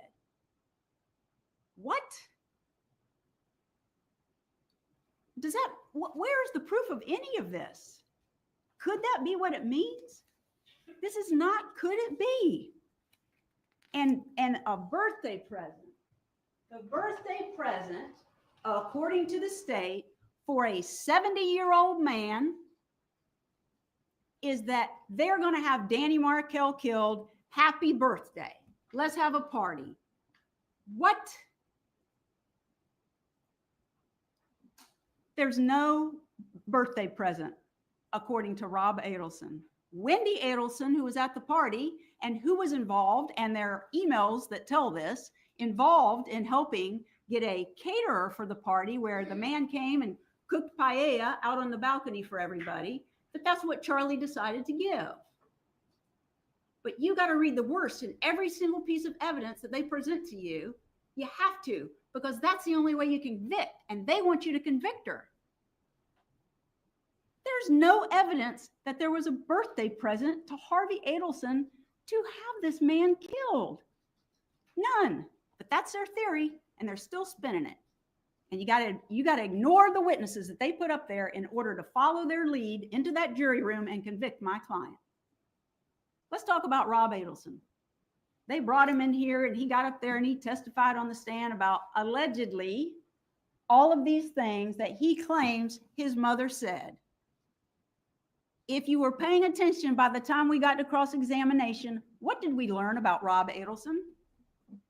Well, he's a doctor and he's got little kids, so he's real busy, which is his explanation for why he rarely speaks to his family on the telephone and has, in that time period, only been down to see his family 2 times in a 2.5-year period.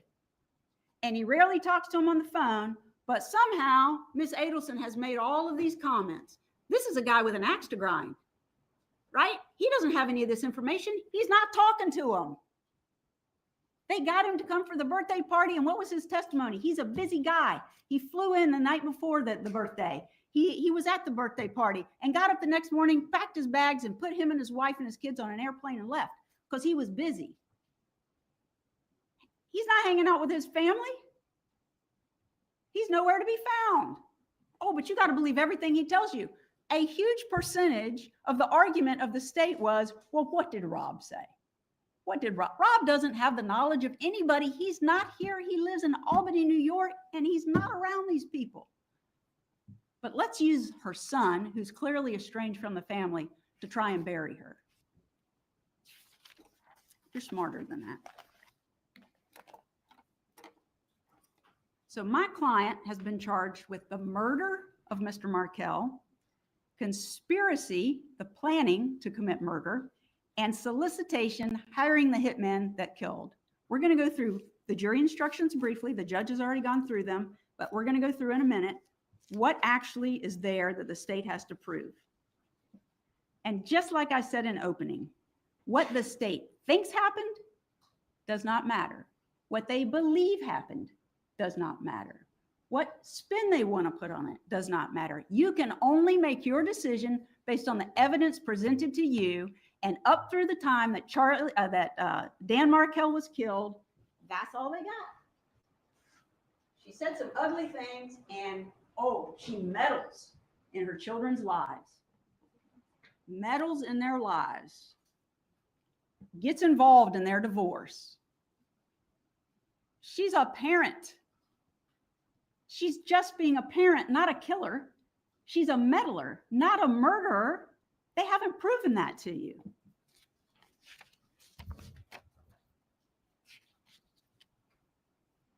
Just like I told you in opening, what they were going to be able to prove, and that what you were going to hear a lot of evidence about, lots of introduction of exhibits was going to come in. They proved that those 2 men killed Danny Markel, that Catherine McDonough was the one who found the killers, that Charlie Adelson is the one that paid the money. That's it. Oh, and Wendy Adelson is the one who wants to get her kids back. That's why they're killing him. Nothing about Donna Adelson. We sat here for days listening to testimony of witness after witness getting on this stand. Not a single one of them connected my client to Danny Markel's murder. Not one.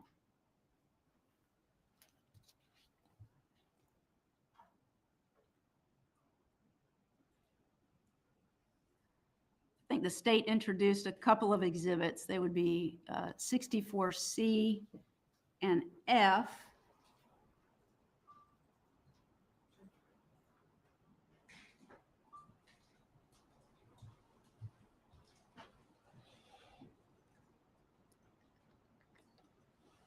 Sorry, I can't do technology. Somebody has to help me. And these are emails where she's giving her daughter advice on what she should do, preparing for mediation. Oh, how terrible of her. But what they didn't want you to see in this email, do you see that highlighted part? If she thinks she's going to have him killed, why is she telling her daughter in mediation, make sure in the final order that he has to pay half of this expense and half of that expense and extracurricular activities and tennis lesson and baseball teams and travel? Well, who cares if they're going to kill him? Why is she writing that? Negotiate. Negotiate. Shame on her getting involved in her daughter's divorce. Negotiate. Let him know that you want him to see his children. And they talk a lot about this bribe. Bribe. This man, they were considering giving him $1 million to relocate because he had already lived in Miami with Wendy. Relocate back to Miami. He taught, according to Wendy, 2 days a week.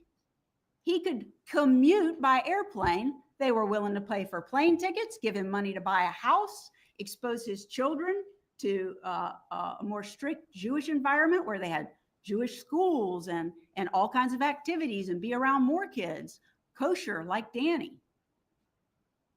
Relocation was never about taking those kids away from him. It was, how can we make it happen? You can live in the same city. We can co-parent separately, but be together, be around each other, and all have family support. Shame on them for wanting to help him like that. They act like they were doing something illegal. That's not illegal. You heard the woman testify. It happens a lot in divorces. People offer money to get certain things that they want, or they concede something they're entitled to. But if Mrs. Adelson does it, she must be up to no good. This grandmother motion, I want to point out something to you for just a second. That would be 60JJ.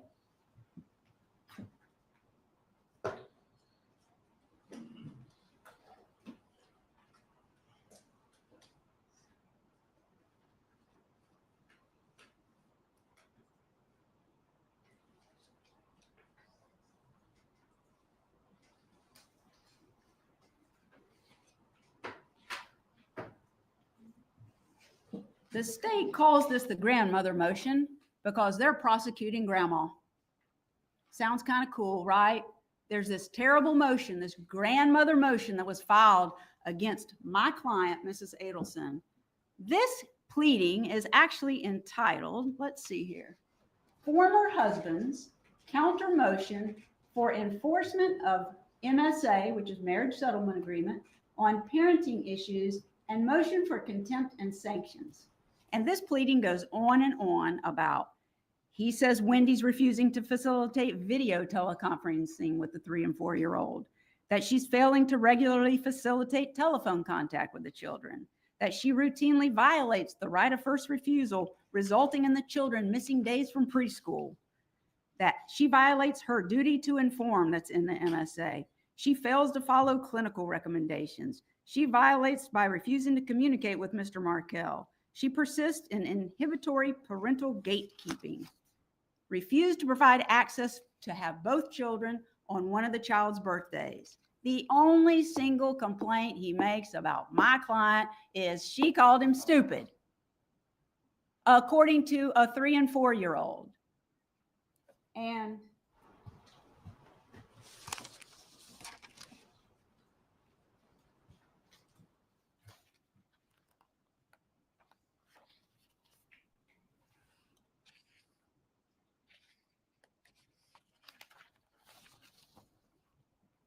Sure, I can do this, but I'll try.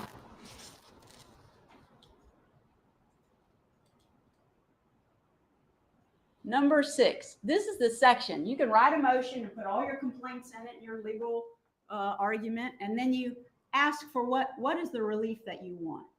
He wants all kind of relief related to Wendy. And this is what they say. The state says that he's saying that the grandmother cannot have any unsupervised contact with the children. That's not what it says at all. It says consistent with the right of first refusal. And safeguard the children so she doesn't call him stupid anymore. This does not mean she can't have unsupervised contact. It means consistent with the right of first refusal. If grandma's in town and she's going to watch the children, according to their marriage settlement agreement, he has to be given the opportunity first if he wants to take care of the kids. That's what was agreed to in the divorce. That doesn't say no more unsupervised contact with grandma. Now, besides her not knowing about it, what is the evidence? I don't want to mess this up.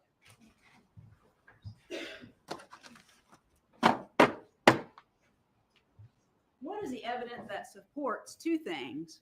One, that my client did not know it had been filed, and two, that Danny Markell was not trying to keep my client from having unsupervised contact with him. Well, the proof is from Wendy's testimony that he continued himself, because during the course of the marriage and separation and divorce, my client, Mrs. Adelson, didn't just continue to assist Wendy when Wendy needed help with the kids. She continued to assist Danny. And in fact, that motion was filed on March the 26th, and the testimony was for almost 2 weeks in April, my client watched the boys while both parents were out of town. And my client facilitated the Skype with the grandsons for Mr. Markell. Now, if he's really worried about her having unsupervised contact, is he going to leave him with her for almost 2 weeks in April? And he does it again and again. And the last time that he does it is on July the 11th. That's according to Wendy. He comes home and he needs help. She's going to go do something. And then now it's his time to have the children. So he asked my client, Mrs. Adelson, if she could watch the boys. And she does. And she knows he likes this particular kind of banana bread that she makes. And they're going to mock us for this, but that's okay. He likes this particular kind of banana bread. It's got chocolate chips in it and no nuts. And so what did my client do? Before he came to pick up the boys the next morning, the evening before, she makes him a loaf. But she hates him. She hates him and she wants him dead. And clearly he hates her because he filed a motion. It's unbelievable. Us sitting here is actually unbelievable.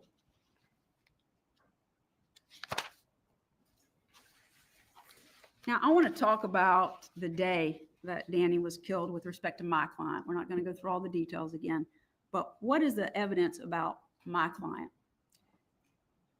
The state has said that my client tried to set up an alibi for her daughter. I don't know how it could have ever been considered an alibi because the man was going to get there at 8 o'clock in the morning, and the evidence is he got killed around 11 o'clock. But State's Exhibit 64FF is from the Geek Squad. And the state presented earlier that not only did Donna Adelson send an email to Wendy that morning, or before then actually, not only did Donna send an email to her about the appointment, but Harvey, the dad, did as well. And here is the form that was completed, not by Donna. They say Donna arranged it. Mr. Harvey actually made this appointment for the broken television. They had purchased a plan for protection on this television and believe they may get a replacement or a repair. When they made it, you have to fill out some information on the form. And what does this say? Would you be willing to accept a sooner appointment if one became available? Yes. Well, now, are you going to accept an earlier appointment if it becomes available? If you've got a homicide plan? That doesn't make any sense. This is supposed to be her alibi, but they're agreeing you could come earlier if you want. And then the mother sends an email. Do we have that? And what she tells her daughter is, If you can't keep Friday, July the 18th between 8 a.m. and noon, call that number to reschedule. The contract is under Harvey Adelson's name with Dad's cell phone number, but the purchaser is actually Miss Donna's name and cell phone number, and she provides her with a work order. Here, we did this for you. Like we do everything else for you, and apparently that's a bad thing according to the state, helping your kids this much. But here, we helped you out, but if this doesn't work out for you, change it. A fake alibi, that's what they want you to believe. You got to read bad into every single thing they present to you to come to the conclusion that they come to. Now let's talk about defense exhibit 71. There was, according to the testimony that you heard from the state, Wendy Adelson was interviewed at TPD the day that Danny was killed. They went and found her at a restaurant, and they've introduced these pictures about what she did that day and where she went and how she took the long way around. But she's sitting at TPD being interviewed, and she has requested to be able to call her mother. And unlike other exhibits where the state hired someone to enhance it so you could hear the call better, they didn't do that in this case. And the recording is actually inside the room. You can see it at an interview room at TPD. And not only are you hearing what Wendy is saying, there's the victim advocate that testified that my client was shocked when she heard the news, but my client is actually on the other end of the phone, so it's not real easy to hear. But if you put the headphones on, you're actually going to hear some things, and you can hear what my client's reaction is to finding out that Danny Markell has been shot, excuse me. Can we play that? If you could just please put your headphones on. It's not easy to hear.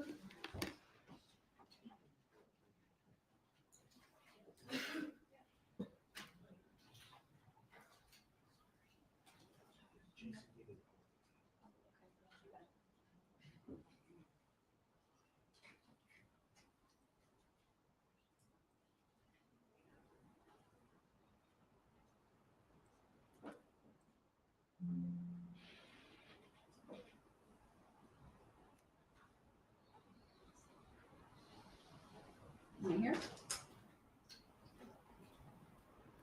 I need to sit down. I'm fine, and the boys are fine. Danny has been. You can put me on speaker. Yeah. Danny has been shot. And I don't think he's gonna make it. And so I know. So I found this out around 1 or 2 today, and I'm at the police station, and I'm trying to help them figure out who may have done this. The boys are fine. I had Lynn and Ellen pick them up from school, and they're with Lynn and Ellen right now. And I'm gonna leave here soon and go be with them. But I really need you to come here and be with me. But I want you to either fly, and obviously you can't commute right now, but I need you to get yourself together. If it's too much to drive, I'd really rather that you flew up. I'm at the police station, and I'm gonna leave soon and be with the boys before they go to bed. They're with Alan and Lynn, and they're totally fine. Yeah, the boys are fine, but they don't know anything yet. In his house, I know. So I just need you to calm down before you get in the car, okay? Okay, so, and it's evening, so if you wanna come here tomorrow, I have a lot of people that'll, be here with me, and, we'll have a lot of support. So I want you to take your time and just be safe in getting here, but I'd like you to come when you can, okay? Okay, all right. I love you.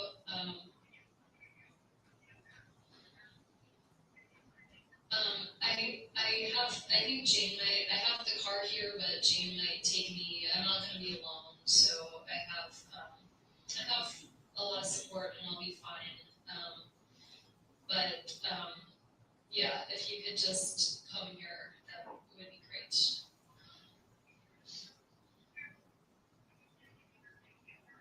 He's in the ICU in the hospital. Okay, but be careful, okay? Okay. Okay. Okay, love you too. Bye. Mom.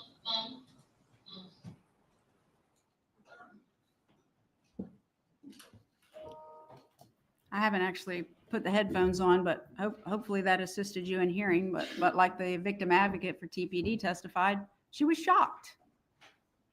She's not sitting home waiting for a phone call. Let us know that it's done. It's 7 o'clock at night, and Wendy's calling from TPD to tell her mother that Danny has been shot. She has to tell her to calm down before she gets on the road, and you can clearly hear her elevated voice. She's asking about Danny. How did it happen? Where was it at? Well, where's he at now? He's at the hospital. This is not somebody who's planned for him to be killed.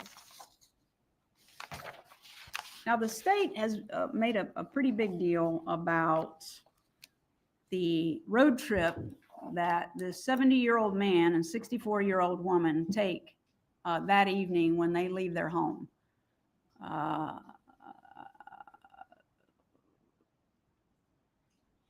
It's 11 years into this case.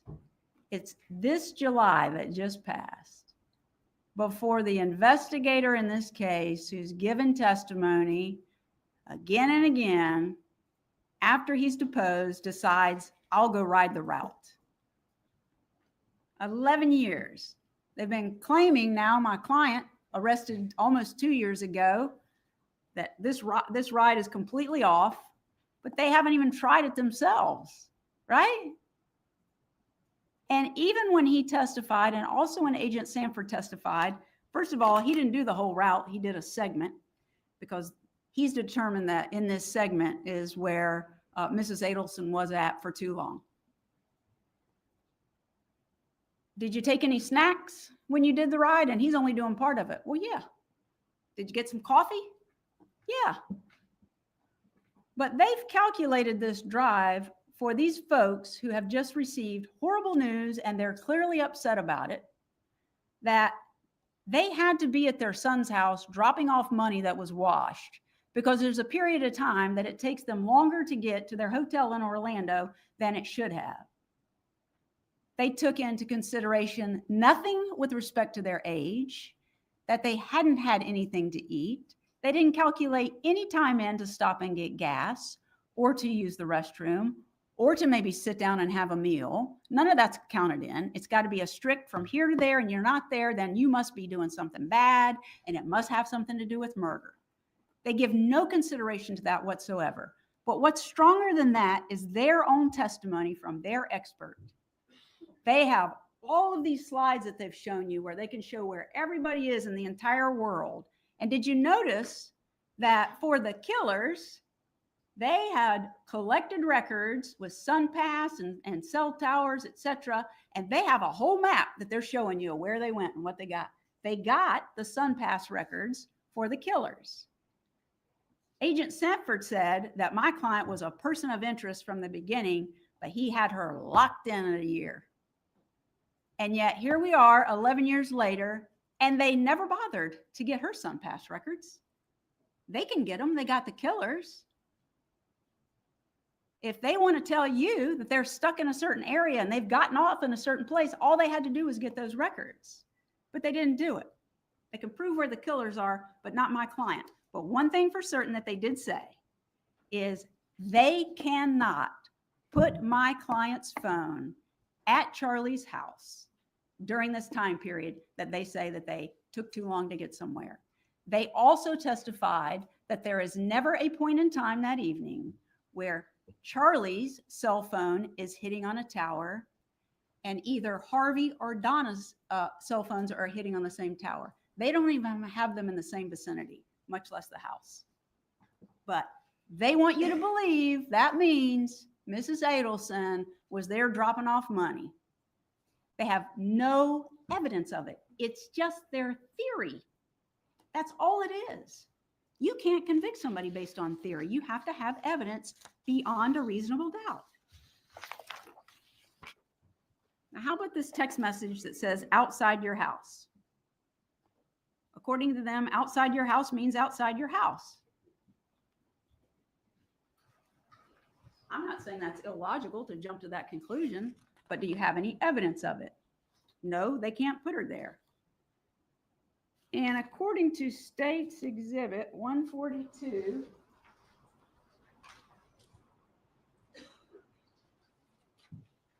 if Mrs. Adelson was at Charlie's house, what in the world is she doing hanging outside for over 30 minutes before he gets there? She's got the garage door code to get in, but she's outside the house. They introduced this. She had talked to him, according to their records. She had been on the phone with Charlie. She talked to Charlie. And then later on, they send this text message, and it could mean many different things. But it would have been 30 minutes while they were waiting there for him to get there. And there's no reason for them to be outside the house because they know he's not there. It took him 10 minutes to send, or 20 minutes to send a message back saying he was 10 minutes away. And then he had to travel there. They don't have proof that she went there. They want you to envision it and imagine it and believe it because that's their narrative. That's what they tell.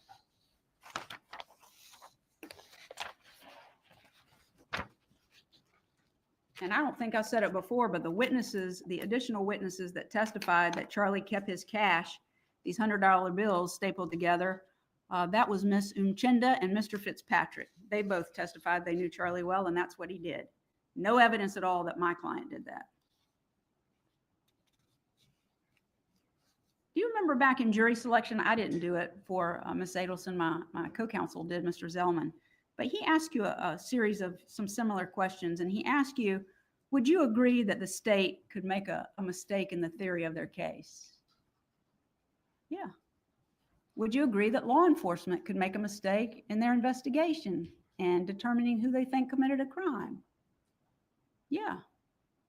That was the overall response that we got. It was asked of everybody who came up that got individual questions. I mean, questions as a group. Well, according to Special Agent Pat Sanford with the FBI, do you remember his testimony? According to him, he has never made a mistake. Not one time in his career has he ever thought somebody committed a crime and he ended up being wrong. You know what the problem is? When he thought she was a person of interest from the beginning, and then he, according to his testimony, locked in on Donna Adelson, the path didn't lead to Donna Adelson. They tried to build a path with something as flimsy as these emails that they say are the motive for her to have him killed. They made some other mistakes.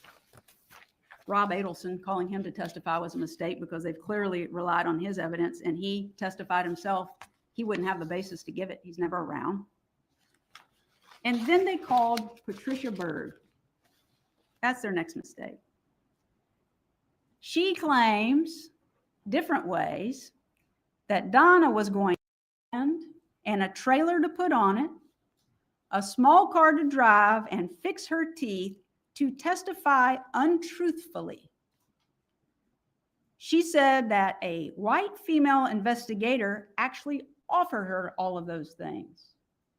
But then when it was pointed out to her that the investigator that came to see her was actually an African-American female, oh, it was her that did it.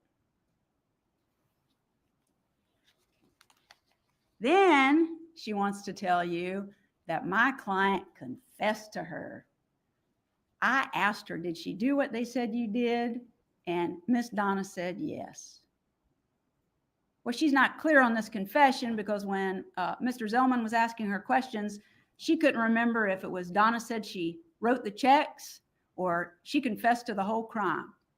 But here's a woman sitting in front of you that has come up all of a sudden at the end of the game, and here she is claiming that an investigator offered these things, and that was for false testimony, that Ms. Adelson was trying to elicit false testimony, have her come in here and swear under oath and testify to things that were not true.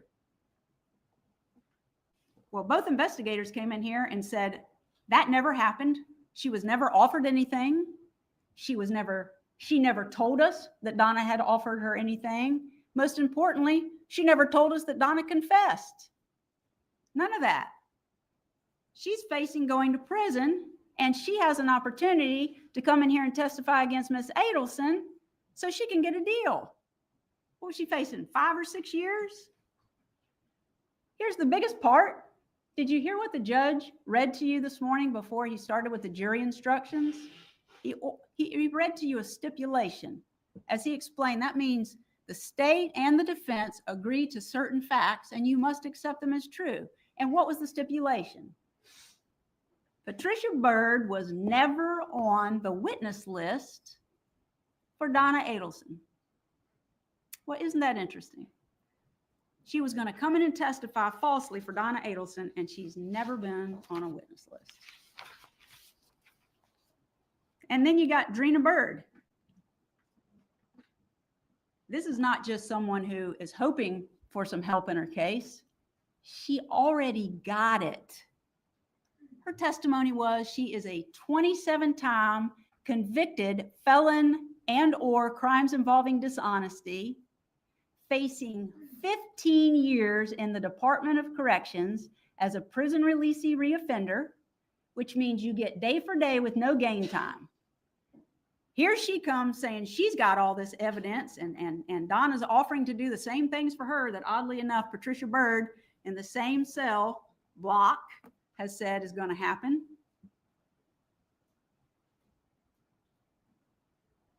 What does she do? We tried really hard not to bore you by playing the whole tape, but there's an exhibit that we put in, and it's the video of where Donna and Miss Bernhardt are sitting at a table. Oddly enough, Miss Byrd wasn't there, and she told you that she was with Donna Adelson day and night talking about her case. She wasn't anywhere around when they're sitting at this table, but you can watch that video again. I would just like you to recall this. Who shows up to that table first? Drina Bernhardt does. Who shows up with paper and a writing instrument?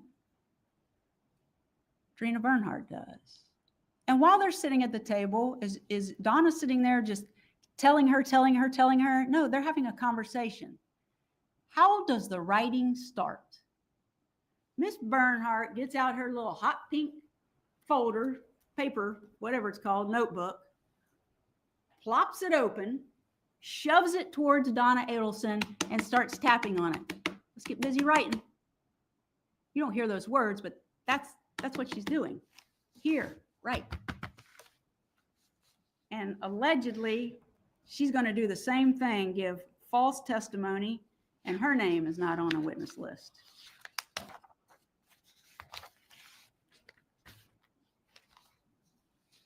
A little bit more about Catherine McBanawa. No, actually, I covered that.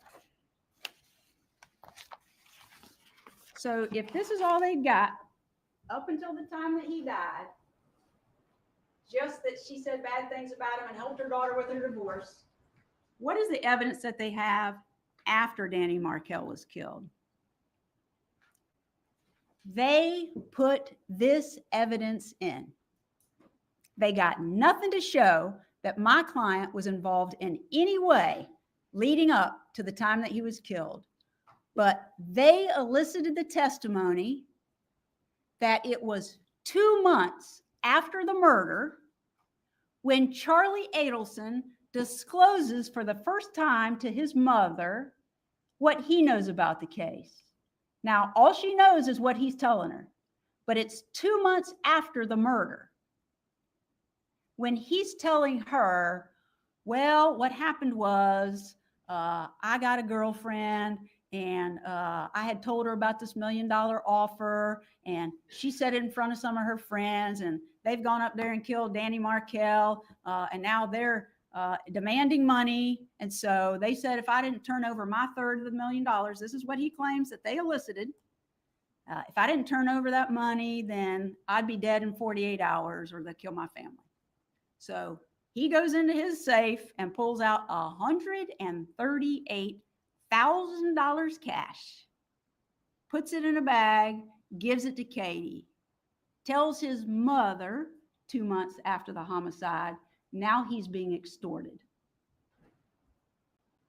She works at Adelson Institute. They want you to believe this is a family business. Does family work there? Clearly. But who owns the business? Who does the money belong to? Who is Mrs. Adelson writing and paying all the bills for? Who's she doing the salary for? Everybody there. Everybody there. So he tells her, write around $1,000 a month to Katie Magbanawa. It'll save my life. They had this forensic investigator and they didn't present anything to you, not a single check ever that Charlie Adelson signed for his business, because he had his mother paying the bills, doing salary and other things at the dental office. That's him paying these people. She's doing her job because he says it'll save his life. She believed it was the truth, so she did what he told her to do. Was there pushback or not? We don't know. They didn't present any evidence about that. They claim she would have pushed back. Maybe she did. We don't know. But what we do know is it's 2 months after the murder before she knows what has gone down. That's their evidence. But she conspired with people to have him killed. She got the hitman to have him killed, and she wanted him killed, and he ended up dead. She doesn't even know about this going on. And the only version she knows is what her son has told her. Did she say, oh, the truth's coming out, the truth's coming out, the truth's coming out? She did, because that's what Charlie had told her the truth was. And that's her son. And she believed him. And she didn't want her son to die. She wrote paychecks at Charlie's instruction. That's not her giving cash and paying off murderers. That's a paycheck to Katie. That's it. That's all she did. So we're bumping along, and now we're in 2016, and it's a bump.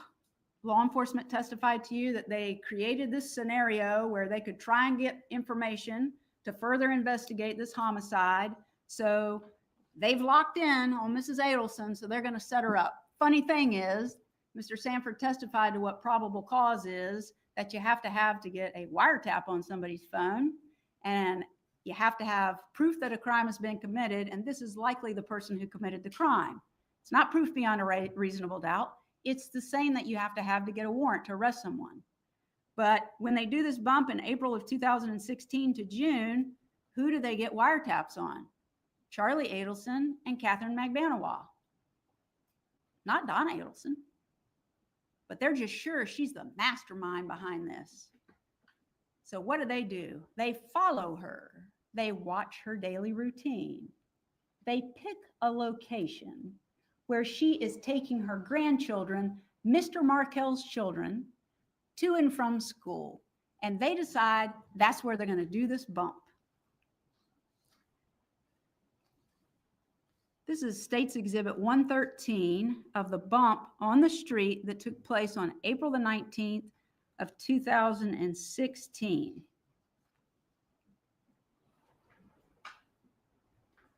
Am I in anybody's way?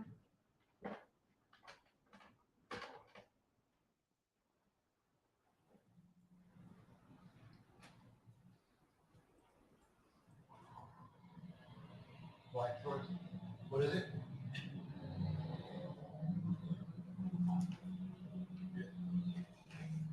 Okay, I got that.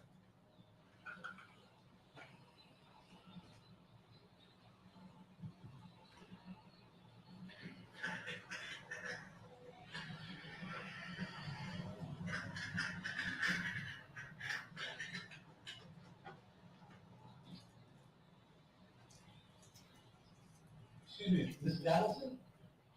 How you doing? Just want to give you this. Listen. No, don't be scared. Listen, just want to let you know that, you know that your family, has been taking care of Katie and her friend Lugo for quite some time after your problem on North End Drive. And I want to let you know that my brother, he's incarcerated. He helped your family with this problem you guys had up north. And we want to make sure that he's going through some rough times. We want to make sure that you take care of what he's going through, the way you're taking care of Katie and Tuco. Well, this will explain it. Thank you.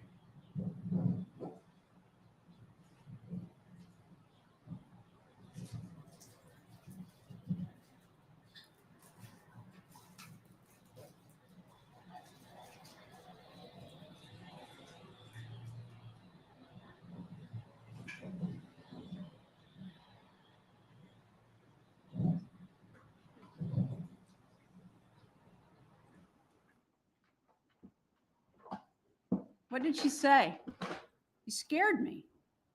And he goes on his little explanation, and her response is, I don't know what you're talking about. Now, the state says from what happens next, which is a phone call that Mrs. Adelson makes, she has to be involved in this murder because she doesn't call the cops, she calls Charlie. Well, why'd she call Charlie? Because Charlie has confessed to her his role in paying the killers back in September of 2014, that it's his money, claiming he's being extorted, claiming his life is at risk. That's who she's going to call, because guess what? Now this man is talking about the people who are involved in the murder. You're taking care of Katie. So yes, she calls. And the state wants you to believe that there's this huge made up code. They allowed you to look at the transcripts when that was going on. And you looked, I watched, you were all intent looking at the transcripts and listening to the calls. If you go back and want to hear them again, you're welcome to do that. She's responding to his questions and his instructions not to talk about this on the phone, but he keeps pushing and pushing and pushing. So she's trying to give him a hint without actually saying on the phone what's going on. These are hints, not code words like the state wants you to believe.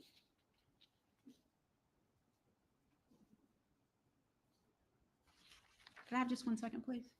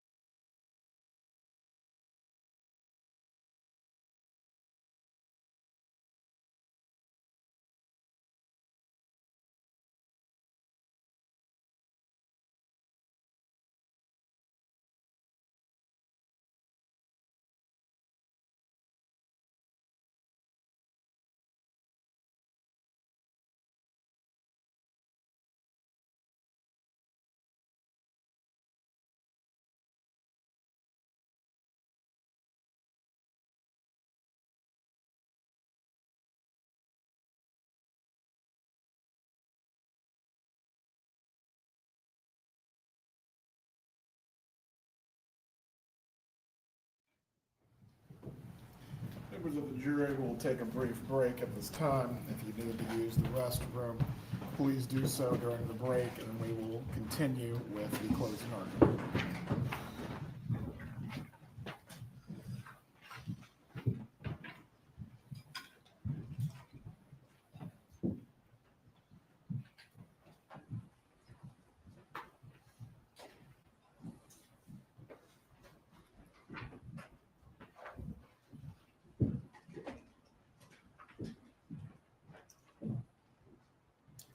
Everyone can be seated.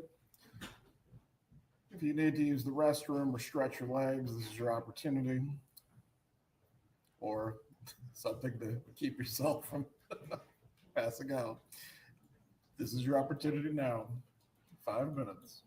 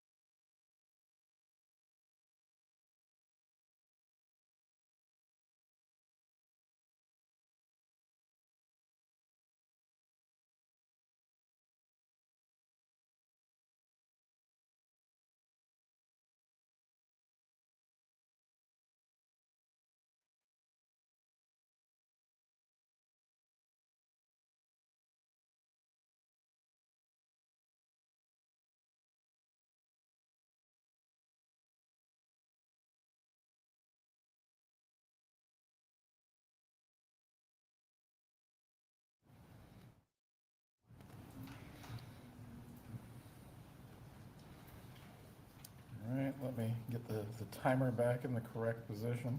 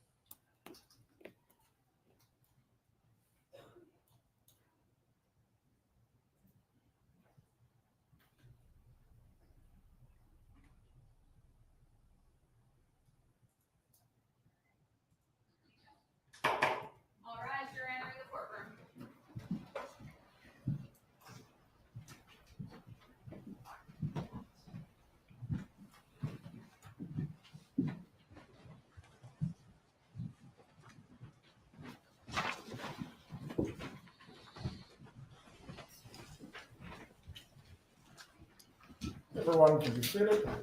Ms. Fulford, you may continue with the defense closing argument.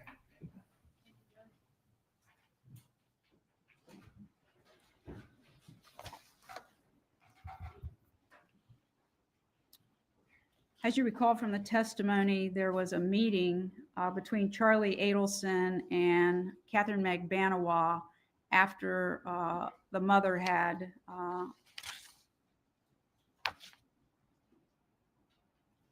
after the bump, right?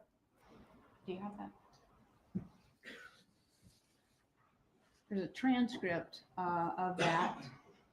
You can't make out everything they say, but this is part of the transcript that I wanted to point out to you. This is Charlie Adelson talking. Don't waste your time with mom. They need to talk to someone who's first person. Wouldn't it make sense that they make a connection to my family, to me, to my family, not my mom? And then he says to Katie, "You're the office help. Checks are on me. That's just because they found out you come in and work on the weekends. Trust me, I'll keep you on full time, so you're going to get your checks." That's Charlie Adelson agreeing that he's keeping her on payroll, and the checks from him will keep coming.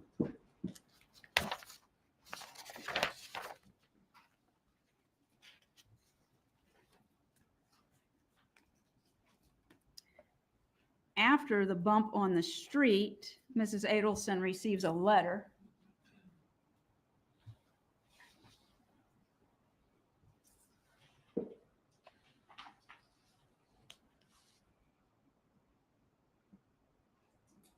And the statement from, or the evidence that came from the state's witness, you recall that he said that his instructions on when he met her on the street was to be polite.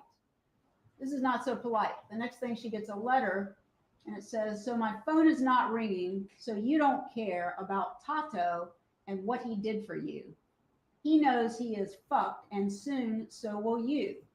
Now, it doesn't say I'm going to kill you, but now the threatening behavior is coming, and they're taking the next step to try and get Mrs. Adelson to come out and admit to something. If she pays the $5,000, bingo, right? She doesn't do that. So that happened on April the 26th. Then she does nothing still. She's scared, and you recall from the phone calls, she's scared. She thinks it's someone related to the killer. She's worried about her safety. She thinks something bad is going to happen to her, but Charlie just keeps saying, "Mom, everything's okay. You have nothing to worry about." Then on May the 4th at 2:09 in the morning, the undercover sends her a text message, 2:09 in the morning. "So you don't take me serious. You think I'm playing. You have some puta call me to see if I'm for real? If you think what Katie baby daddy did for you can't come back, you're fucking crazy. I want the now, or I'm going after the 100K. So threatening, "I'm going to go to the police. This is not going away. Don't think that I'm gone. We're still here, and you're going to do something about it." That happens on May the 4th. As you recall from going through the wire summary with the state, other calls take place in between. And then on May the 6th, finally, Donna calls the undercover at the number that he had provided initially, that shows here on State's Exhibit 83 with the article about Danny Markell being murdered. Call or text, that's the number that was provided, 305-712-6570, and the dollar amount of $5,000. Now, the state has said to you, innocent people don't fold the paper up and put it in their pocket. I'm pretty sure there's not going to be a jury instruction that tells you she must be guilty because she folded it up and put it in her pocket. She took it very seriously. She got her grandchildren, she went home, and she immediately called Charlie to report that. But now she's calling the number that was provided, and you've heard from the testimony, she downloaded an app so it could be recorded, but of course it was being recorded by the undercover as well. Could we play that call? And I think we have provided a transcript to you because it wasn't provided previously, if you'd like to read along.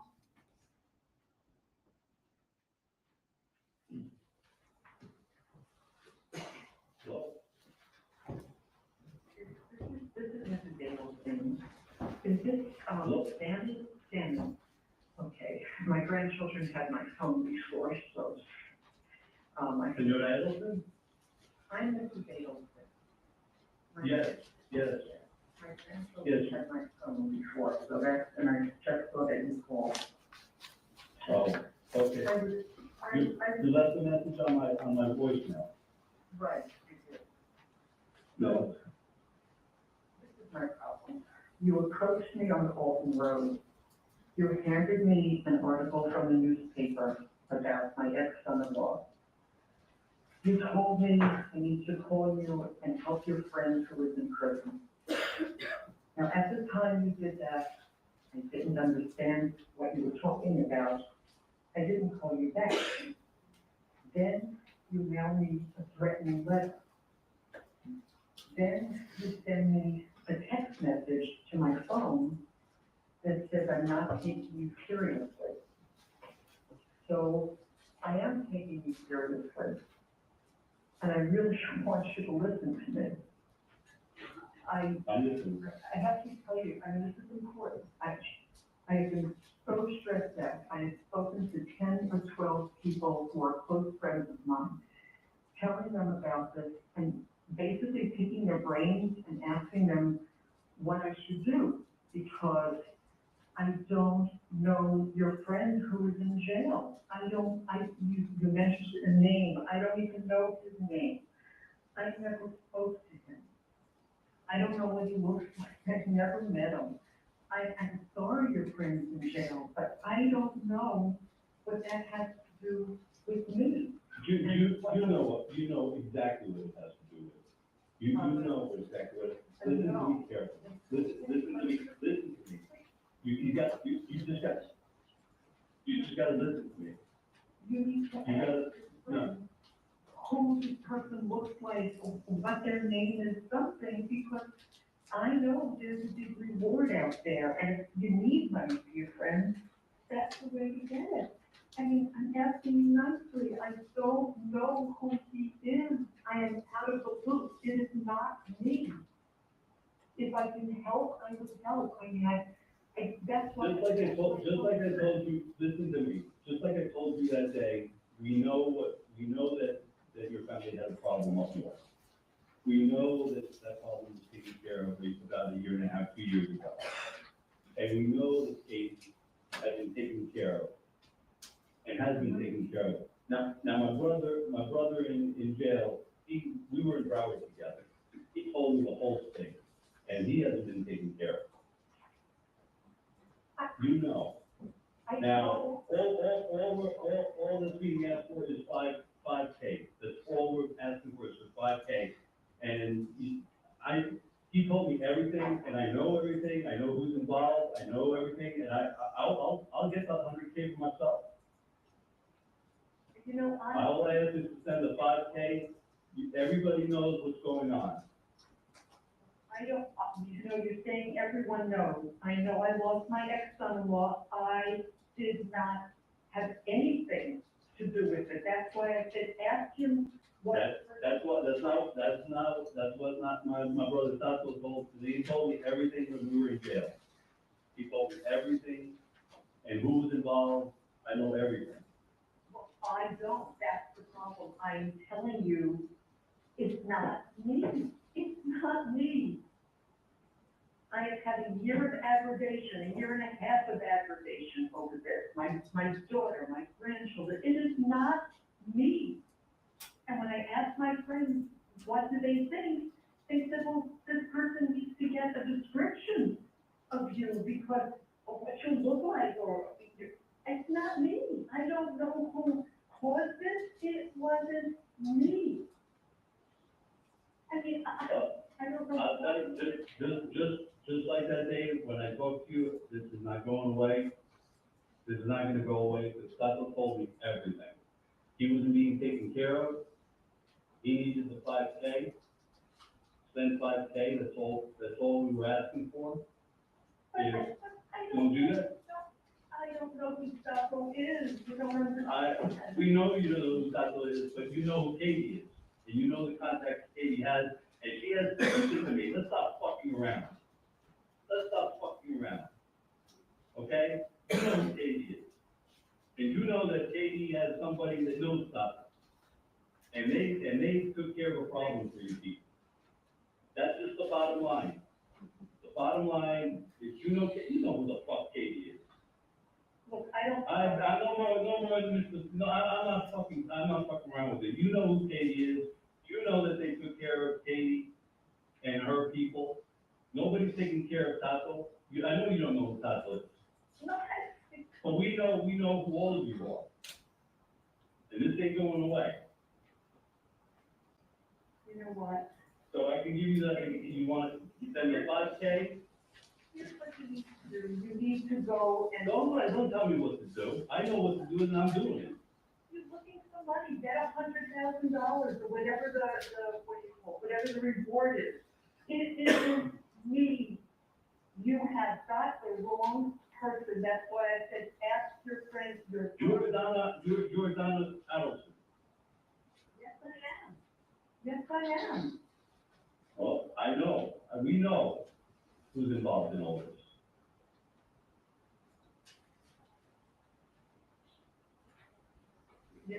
This is not making any sense. I mean, if you want the money, you should get it from the police. They can give you a whole lot more than you're asking me for money for someone. I can't do this. I have had too much stress and too much aggravation from this, and I don't know what you are talking about.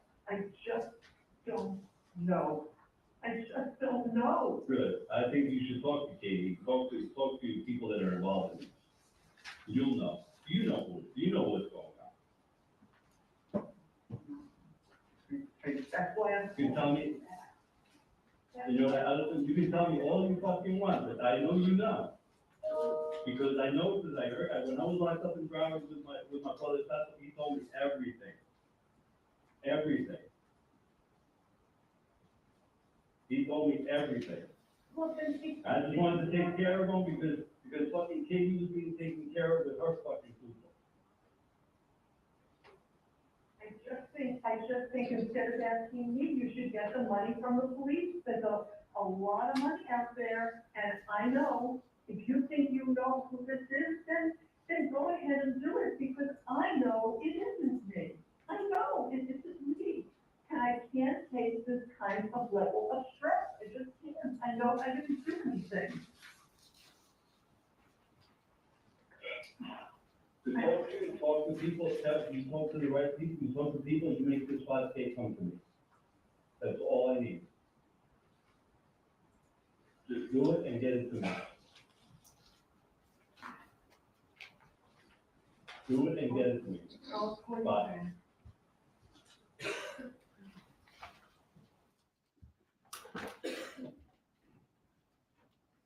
They tried 5 different times. I'm sorry. Did you want a particular position? Yeah. Sorry, Judge.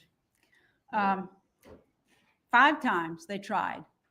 They tried to get her to pay the money. They tried to get her to admit that she was involved in this. And 5 times it failed because Mrs. Adelson tells them in this call, he keeps telling her, I know everything. I know everybody. I know what happened. And she tells him in this call, if you know, go to the police. Go to the police and get the reward. Why in the world, if she's guilty of committing these crimes, is she telling somebody who apparently knows everything to go to the police? If you're guilty, you're not sending anybody to the police. That's why they think they can get her with the 5K. But she didn't do it. And still consistently, Charlie is saying, nothing to worry about. Don't worry. You can hear the fear and worry in her voice on that call. Now, the state talks about coding and code words, and one of the things they say is that in one of the discussions with Charlie, Mrs. Adelson says, it's about the 2 of us. It couldn't be more clear what that means. Her son told her in September of 2014 that he got extorted. He has to pay this money. He has paid the money, and he's going to keep paying the money so he doesn't get killed, right? Now somebody has walked up to her on the street about the exact same subject, Mr. Markell being killed, and demanding $5,000 from her. So now he's brought her into this. It is the two of them. They're not knocking on his door. They're coming up to her on the street. They're sending her text messages. They're sending letters. They're calling. They won't stop. But she didn't do anything. If her son did, that's on him, not her. There's no evidence that if Charlie Adelson had not told her in September of 2014 what he told her, there's no evidence that she would know anything at all about what happened. That's her single source. And he brought it to her. Bring cash. That's one of the things she says. Bring cash. Without telling him what has happened on the street, she's telling him they want cash. That's not code. That's hint, hint, hint. You don't want to talk on the phone, but you won't stop asking me. So I'm going to hint to you what this is about. There's nothing code about that. The state is interpreting what they think these things mean. It's not their interpretation that matters. It's the evidence that's presented.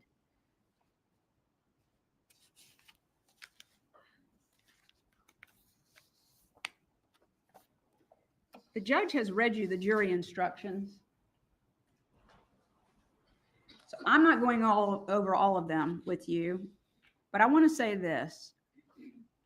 Murder in the first degree, the state has to prove that on July the 18th of 2014, Donna Adelson intended that Dan Markell be killed on that date. They have to prove that. There's no evidence of it.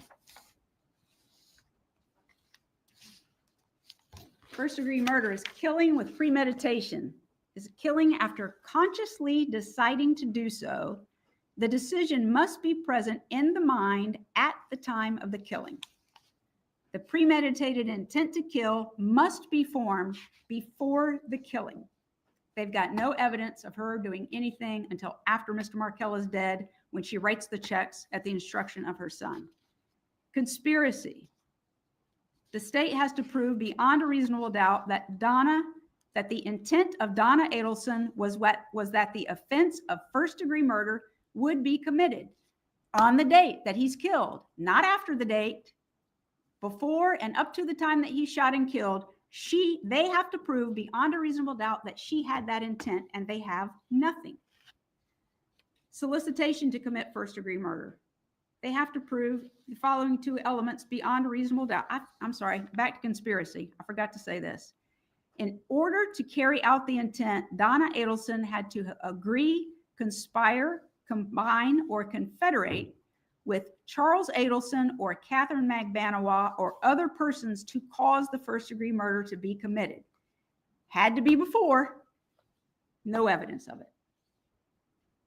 Solicitation. Prove the following two elements beyond a reasonable doubt.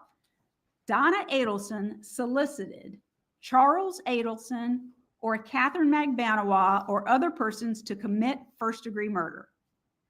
During the solicitation, Donna Adelson commanded, encouraged, hired, or requested Charles Adelson or Catherine Magbanawa or other persons to engage in specific conduct which would constitute the commission of first-degree murder.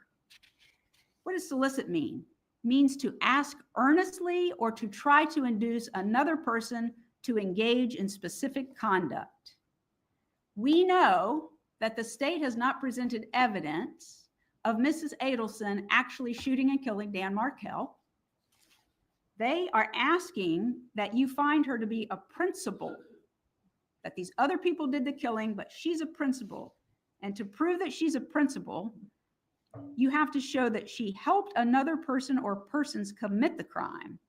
In doing so, the state has to prove beyond a reasonable doubt that the defendant intended the crime to occur and the defendant did some act or said something that was intended to and that did incite, cause, encourage, assist, or advise the other person or persons to actually commit the crime.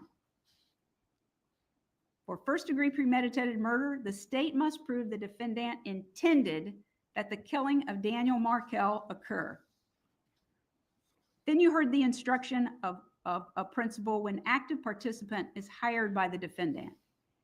if the defendant paid or promised to pay another person or persons to commit a crime. To commit a crime means she paid or promised to pay them before they killed him. There is no evidence of that at all. She never paid any of her money. All she did was write the checks that her son told her to write from his business account. Says you have to show that she made or promised the payment in exchange for the commission or promised to commit the crime or to help commit the crime. Nothing. There's nothing at all linking her to Catherine McBanawa, Sigfredo Garcia, or Luis Rivera. Her link to Charlie Adelson is it's her son. They like to show those little arrows going back and forth like it's a train, I think they said. This isn't a train. This is somebody's life. Danny Markel's life. And now Donna Adelson's life. This isn't cute. This isn't powdered sugar. They have charged my client with first-degree murder, conspiracy to commit first-degree murder, solicitation of the people to kill, and their example is she's got powdered sugar all over her. No, she doesn't. They want you to believe it. That's their theory, but a theory doesn't prove a crime. They have to present evidence, and they haven't done that.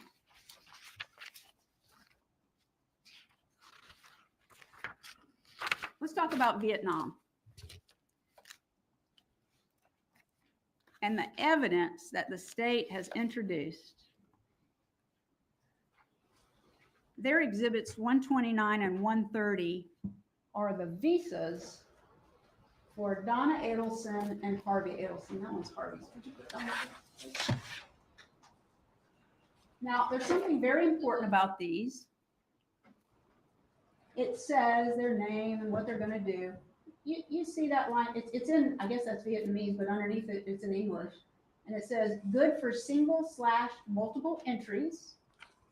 That it is a visa for tourism, not residence. It's a visa for tourism. They can come and go as they please. And that it is good until, where's that date?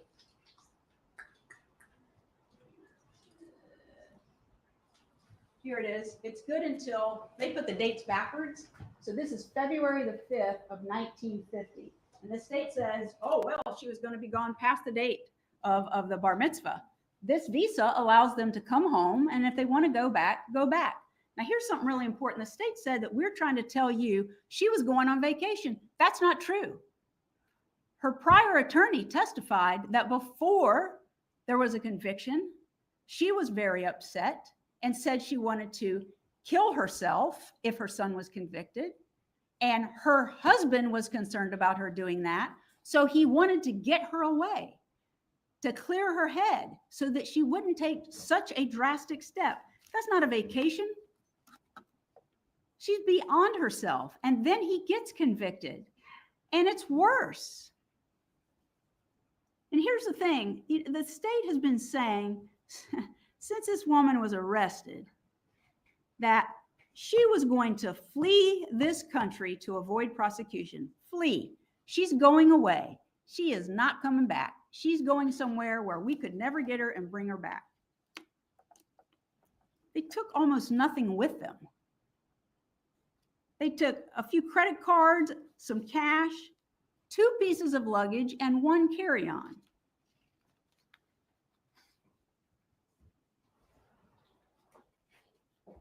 This is Defense Exhibit 147.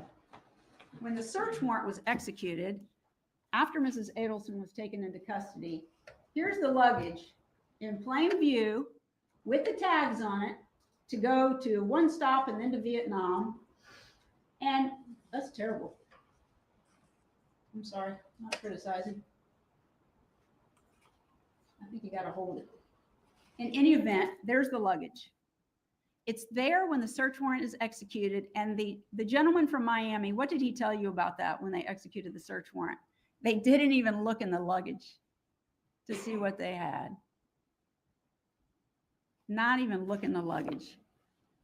More important than that is they conducted, according to him, a thorough search And this is State's Exhibit 160. And it's not real easy to see, and I might just have to pass it along to you because this is really blurry.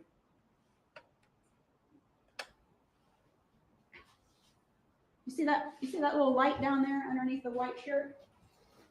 See that? That's the size of Mrs. Adelson's safe, sitting there on that little shelf. They never even bothered to open it and look in it to see if there's any stapled cash. That little bitty safe on that shelf, is that where she allegedly got $138,000 in cash and washed it and stapled it after she got this phone call and took it up to Charlie?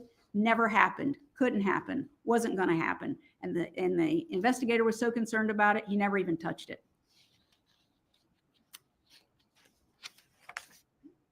But here's what the state presented. And just like so much other evidence that they presented in their case, this is a state witness. And on cross-examination, when asked, Sergeant Chris Corbett testified there was no proof that they were actually going to flee. When confronted with the 90-day visa, his testimony was, well, they were going to be gone a long time. That's not fleeing. That's not avoiding prosecution. She got arrested almost 2 years ago under that claim. And it took them almost 2 years to come in here and have a jury seated on these serious charges. And they finally admit there was no evidence that she was going to flee.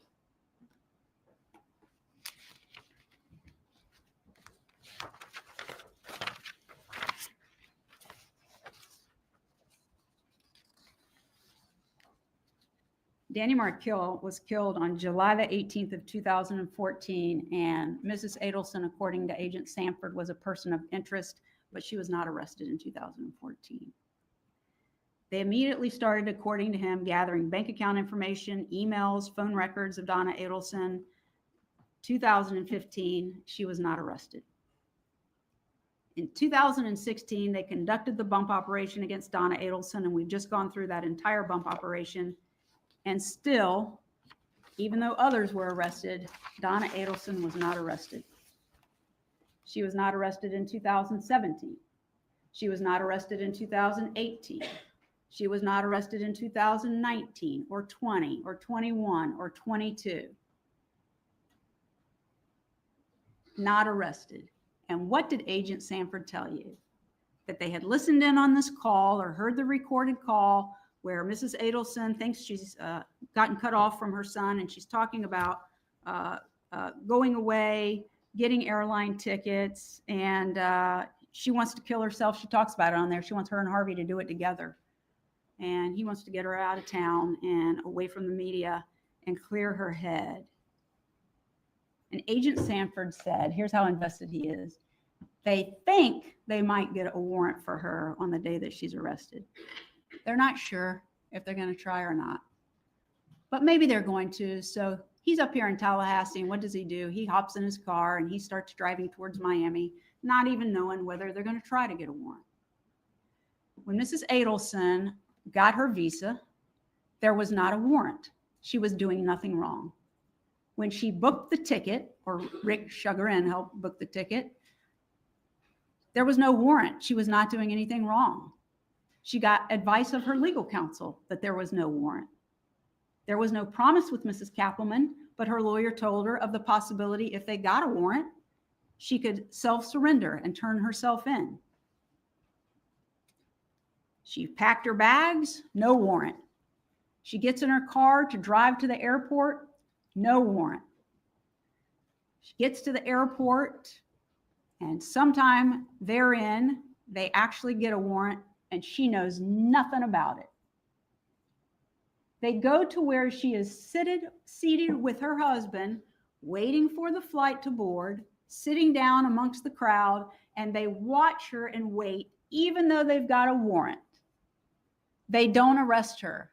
And he gives some, oh, well, you know, there was a crowd of people. There's no more crowd than when you enter the jetway and everybody's trying to get on the airplane.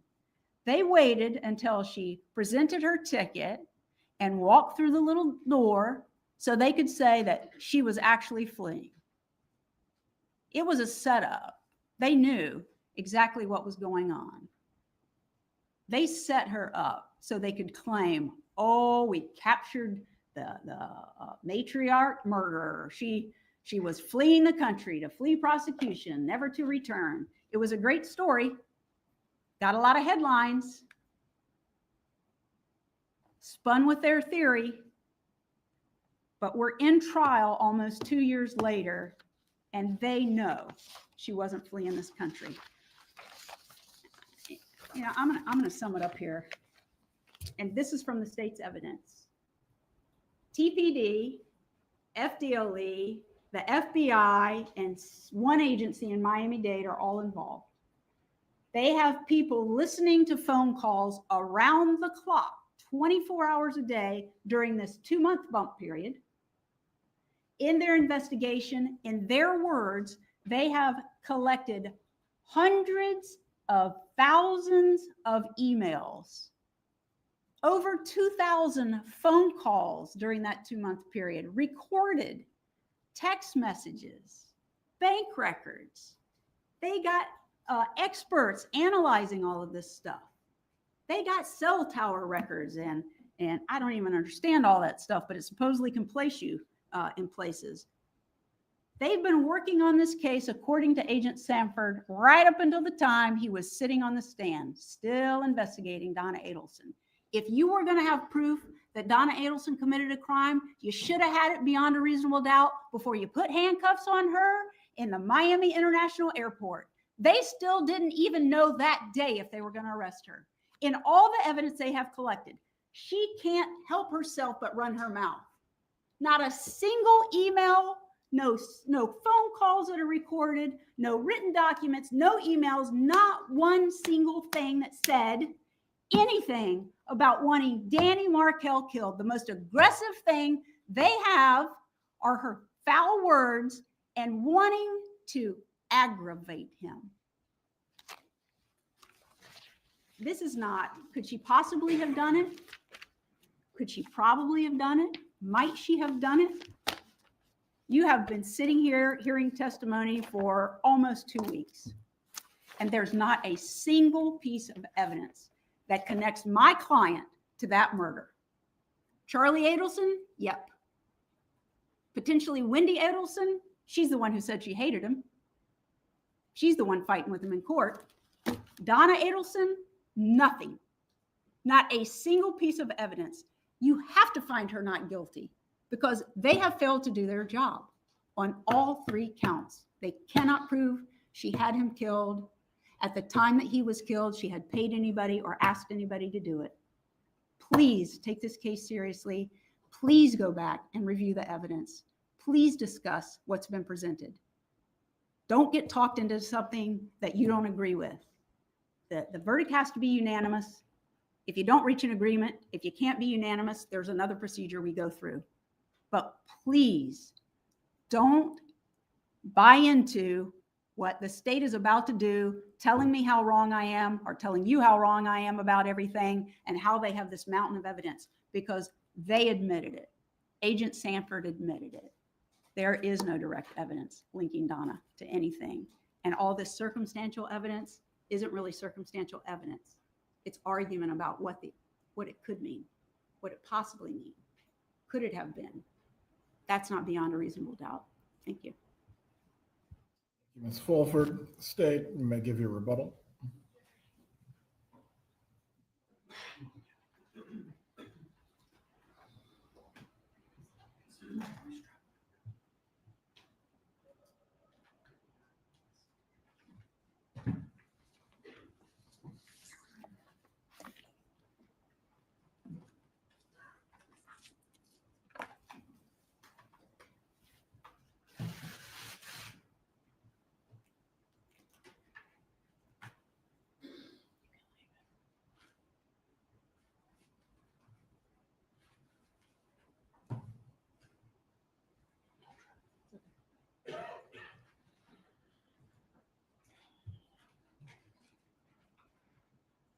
Well, y'all tired of hearing lawyers talk yet?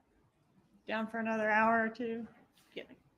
think I've got 7 minutes. He hasn't started the timer yet. I haven't. Okay. It does not matter what Miss Fulford thinks, if she's right, if she's wrong, if I'm right, if I'm wrong. What the lawyers say is not evidence. You have the evidence before you. They say it means one thing. I say it means something else. Only you guys decide, right? I think outside your house means outside your house, but apparently outside your house means something else. I think a very contentious divorce means a very contentious divorce. They think it means an amicable divorce. You guys decide, right? Look at the evidence and you guys decide. Is everything not what it seems and actually something else? You guys decide. A TV repair appointment is not an alibi because she could have changed it to earlier, but she didn't change it to earlier. That's where she was when he was getting killed. That's an alibi. This TV, that doesn't mean, that's not code, that's a hint. A hint for what? It's code. What does it involve? The two of us. Oh, well, that actually means it doesn't involve the two of us because we're being extorted, we're victims, it doesn't involve us. So what does it involve? The two of us actually means it does not involve the two of us. That's what we've heard. A one-way non-extradition ticket to Vietnam? It's not fleeing. It's a setup. How did I set her up? I didn't make her do that. I didn't get her the fast-track visa. I didn't get her a one-way ticket. She did that. She made those choices.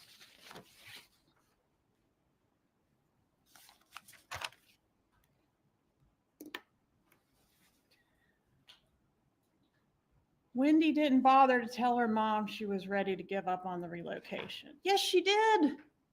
Look in the emails. She was giving up and Donna wasn't having it. That's when she gets the totally unhinged email from her mother suggesting, you're not going to give up. You want to move on with a sense of peace? Hell no, we're going to fight this guy. We're going to dress your kids up as Nazis. That's what happened when when Wendy suggested giving up. Never, never, never give up, right?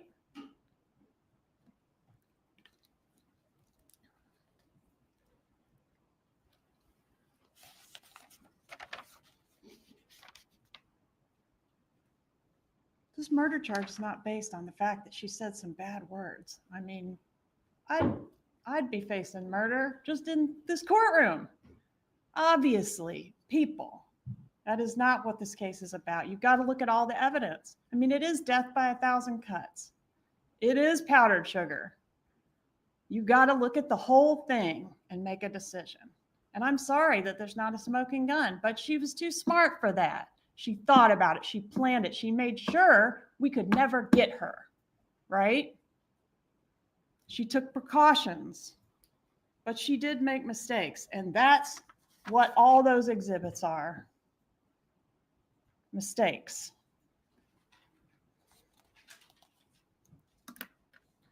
My spin and the spin I'm putting on all the evidence, that's not, it doesn't matter what my spin is. It's your spin.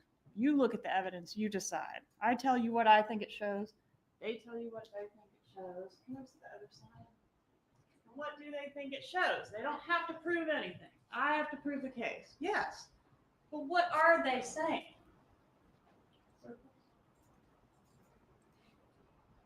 Wendy, oh no. Charlie, definitely. Wendy, maybe. Not Donna. But also, not Charlie. We were getting extorted. Not Charlie. I mean, you can't have it both ways, right? It's like hard to get your head around it, but we can't be getting extorted by the killers who killed Dan Markel on their own. And also, Charlie's pretty guilty and Wendy looks a little guilty too. It's got it like, there's no lane that's been picked. And they don't have to prove anything, but they're throwing all that out, right?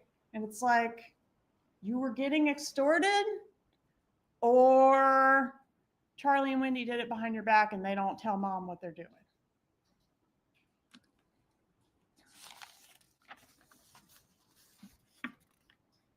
can't charge Donna because Charlie already went down for this. No, that's not true. Everyone that's responsible for this murder should be held accountable for their role, not just Charlie, not just the two killers that came here and shot him. Everyone that played a part in it should be held accountable. They said some things in their closing that doesn't comport with my recollection of the evidence. For example, Corbett said that the defendant did not send the Evite. My recollection is the complete opposite. You guys took notes, you have remembrances, you guys rely on your own memory. I don't want to go through every single thing, but there were a few of those. The only complaint from a 3 and 4-year-old was, Grandma says you're stupid. Oh, that's dumb. Well, no, I remember that the kid also said, Grandma hates you. Rob has an axe to grind. Mary Hull said that the Adelson Institute was Charlie's until 2022. Not my recollection, but hopefully you remember that it changed hands in 2015. No SunPass records. Do you need SunPass records to know that Donna Adelson was outside Charlie's house on the night of the murder? We didn't know that. Catherine Magbanoa told us when I got to Charlie's, he told me his parents had just come, right? And brought the money. But when we looked in the records, there's a text outside your house corroborating what she said. That's important. She was outside his house. Oh, well, she had the garage code. Why didn't she go in? I don't know if she went in. Maybe she did. She told him, I'm outside your house. He said 10 minutes. It's going to be there in 10 minutes. Maybe she did go in. I don't know. But she was there. That I do know. I don't know why she's denying that. Grandma motion. We disagree with what the words say. I mean, I don't know what to tell you. I say the words say, I don't want the kids around Grandma because she's disparaging me. Somebody needs to be there to monitor. They say, no, that's not what it means. It means something else. Charlie's extortion story. She wrote the checks because she had to save her son's life. Well, right. So if that's the case, we're picking lane 2 here, down below. And that's where all that evidence comes up about that pushes back on that. Like, that couldn't happen. They're not going to be spitballing the drug dealer defense years after they've been extorted. Like, that didn't happen. That was a lie, right? That Charlie came up with in his testimony, and that she then kind of got stuck with after saying all the truth is out, truth is out, truth is out. Plus, she's got to come up with something for writing those checks. She paid for the murder.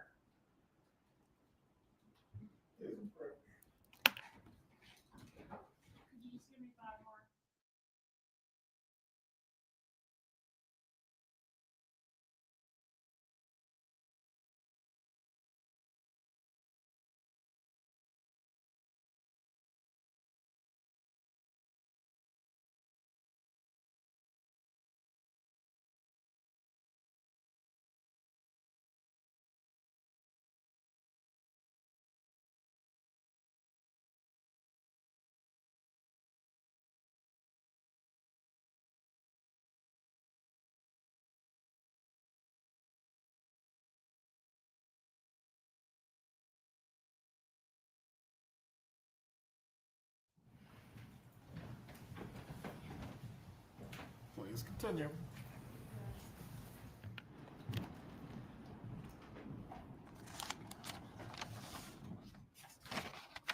Sanford said he never made a mistake. Not my recollection.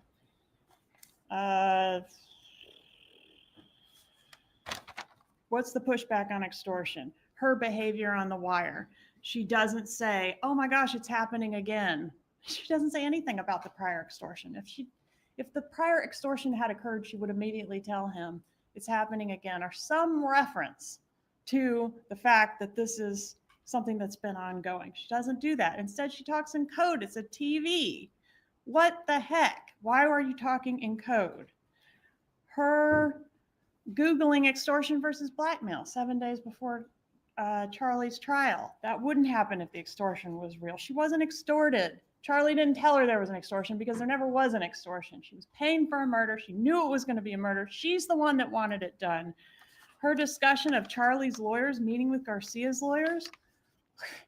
What? If she was being extorted by Garcia and Charlie was being extorted and his life being threatened by Garcia, their lawyers aren't going to be meeting up. Look at those text messages. She said, bring cash. They say, oh, that's not code. She said, bring cash. She literally said, bring cash for dinner on that call. It's not a hint. It's a code word. They say the bump failed. I say the bump succeeded. She said it involved the two of us. That was before we got made, before that Matt Surrey operation where they literally see the camera in the bag and know the camera's in the bag. Yeah, she called and put on a great show when she called the undercover. But what did she say in the first call, the second call, and the third call before we got made, before she knew it was law enforcement? She said it involves the two of us, both of us. To these, okay, I want to hit one more thing. Don't call time on me. 2 years after the murder, we've got two emails, 64T and 64I. The defense told you in opening that this defendant cares about others more than she cares about herself. The problem is that she decides what other people need, what's necessary for other people in their lives, and she is willing to justify whatever ends she thinks are needed, right? Any means to get to those ends are justified in her mind. The problem is she doesn't care about the collateral damage to get to her ends. The evidence has shown that this defendant, I think, did believe that Wendy and those boys were better off in South Florida. She thought that's what they needed. They would be better off with her. And she was angry that that couldn't happen. Dan Markell is the thing standing in the way. What was the cost of that to not only Dan Markell, but to those little boys? Those little boys lost their father. Look what she says in 64T. Children are 2 and 3. Children do not even have a memory of life before age 5 or 6. Look what she says in 64II when Wendy is concerned. This is 2 years after the murder. Her child is having trouble at school, crying because he misses his father. And this woman, this nice grandmother, innocent woman, says, quote, I still do not believe that Ben is sad about his father. Quote, quotations on the sad. 64II. I still do not believe that Ben is sad about his father. I spend a minimum of 25 hours a week with him, and oftentimes more than that, including weekend times and sleepover days, and have never experienced a time when he was sad. I think it's just another phase of the many, many phases that kids go through. The problem is they have a highly intelligent and sensitive mom. She doesn't believe that this kid is sad because she can't take accountability for her own actions and the catastrophic consequences that this had on everyone's life in her family. Not just her son, not just her daughter, not just Rob, not just Dan Markell, but those boys who lost their father. It wasn't better for them to be in South Florida. It was better for them to have their father. You must not base your verdict on the feelings of sympathy, prejudice, bias. Your verdict must be based on the evidence and the law. Yes, she's a grandmother. Most murderers don't look like that. But the evidence has revealed what she is. Please don't let her appearance influence your verdict in any way. It involves the two of us.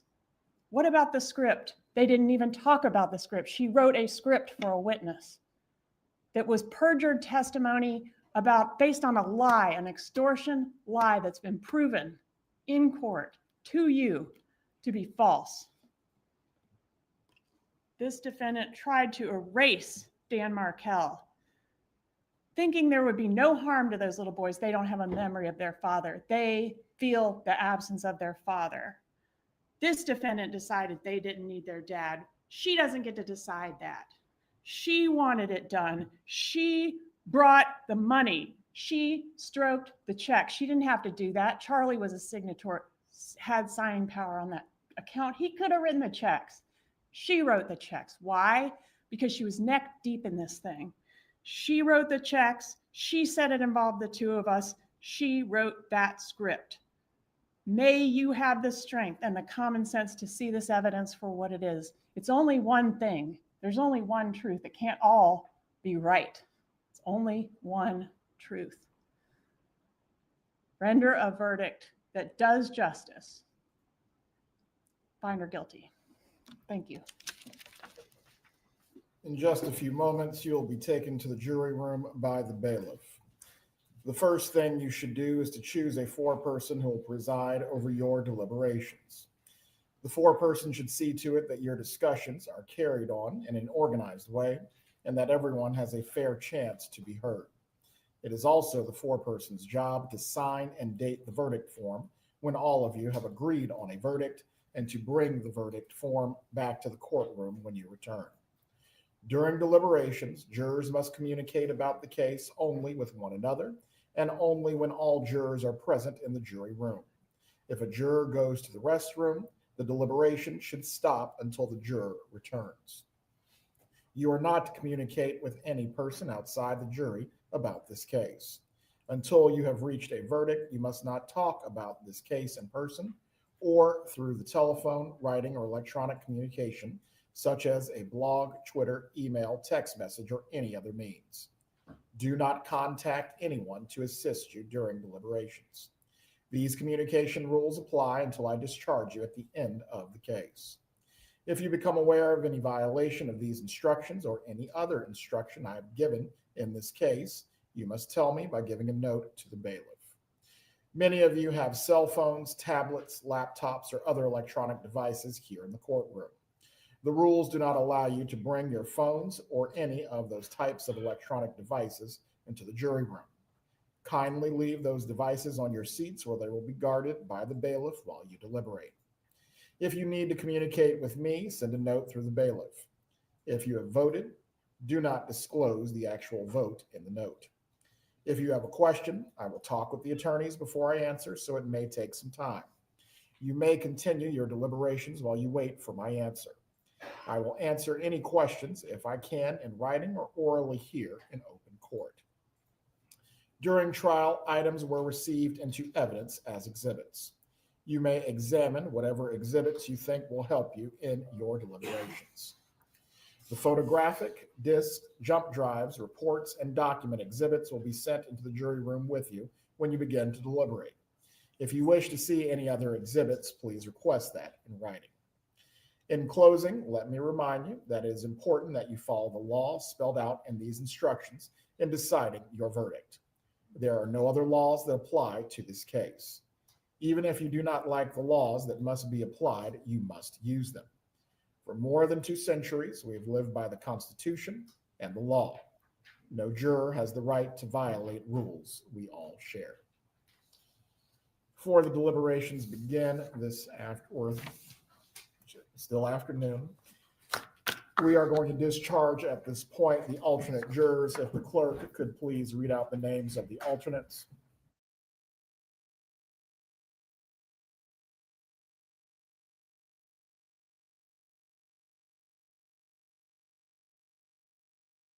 Please let the bailiffs know. I will have my assistant contact you with that information. We thank you for your service. You are excused at this time. Members of the jury, you may follow Ms. Tolbert and Ms. Vance. Your instructions and your notepads with you at this time. One moment before you go back in. The transcripts of the recorded call, these are to remain out here. Please leave those in your seats. Only the jury instructions and your notes.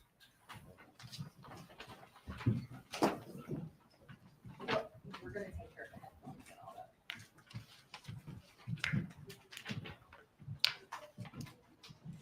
It's okay. I'll send you a bill.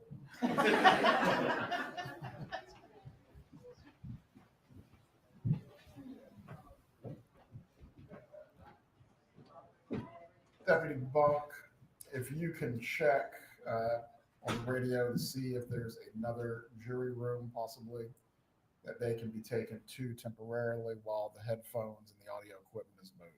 Okay, Judge, we learned that the headphones can just be unplugged and there's stuff already set up back there for them to plug them in, so we don't have to do anything with that. Well, that makes that perfect then. Everyone can be seated.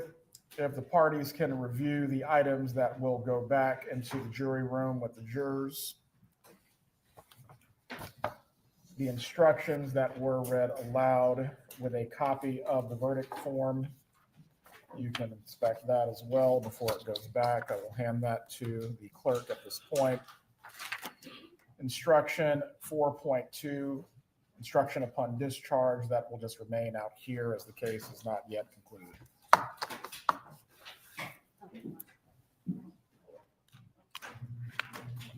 Also, please leave your phone numbers with the clerk, so that way if there is a question or a verdict, everyone can quickly assemble. Unless there are any other matters to address for the court, we will be in recess at this point.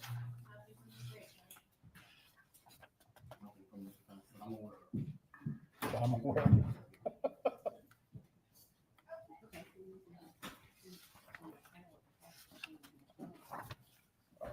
There's instructions.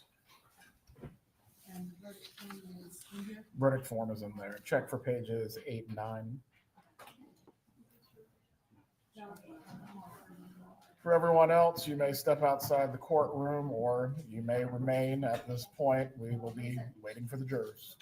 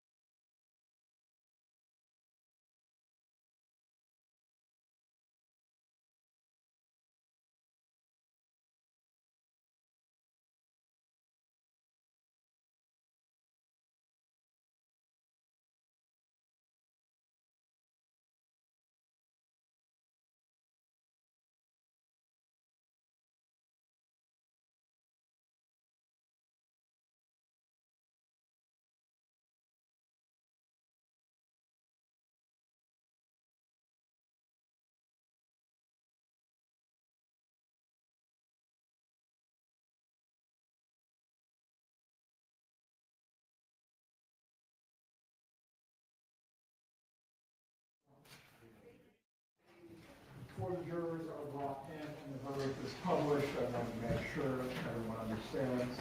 Whatever the verdict will be in the case, I do not want there to be any gesturing or anyone making any movements that you either agree or disagree with the verdict. We are going to respect what the jury's decision is, and we are not going to subject them to any displays of emotion, whether it be from the gallery or the parties. If anyone believes they are not capable of following this instruction, I'd ask you to step outside at this time. Mrs. Adelson also as well, once the verdict is read, again, I'm going to advise you, do not have any displays of emotion as best you can. You are to control yourself. Do you understand?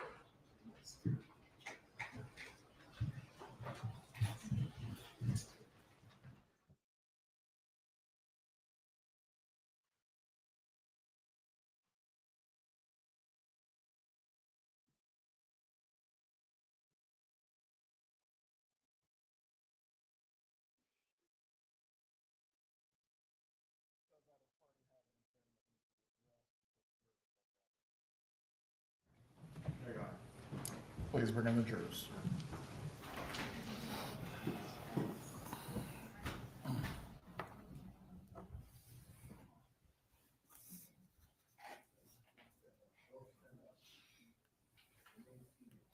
Please remain seated when the jurors come in this particular time.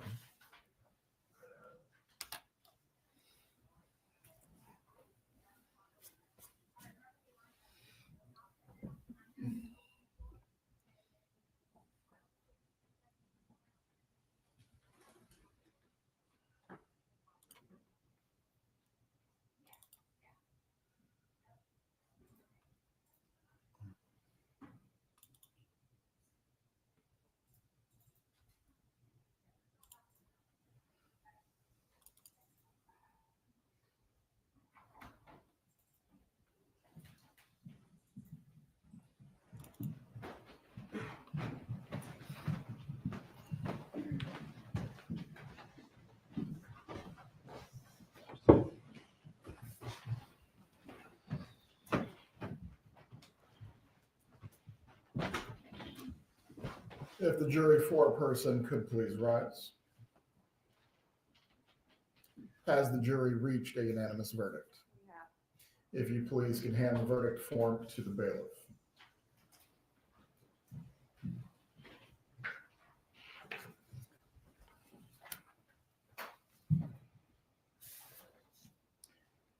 Having reviewed the verdict form, it is in its proper order. At this time, I will publish the verdict. We, the jury, find as follows as to count one of the indictment, first-degree murder. The defendant is guilty of first-degree murder. Mrs. Adelson, control yourself. Count two. We, the jury, find as follows as to count two of the indictment, conspiracy to commit first-degree murder. The defendant is guilty of conspiracy to commit first-degree murder. Count three. We, the jury, find as follows as to count three of the indictment, solicitation to commit first-degree murder. The defendant is guilty of solicitation to commit first-degree murder. And it is signed and dated by the foreperson. One moment. Members of the jury, the bailiff will escort you to the jury room.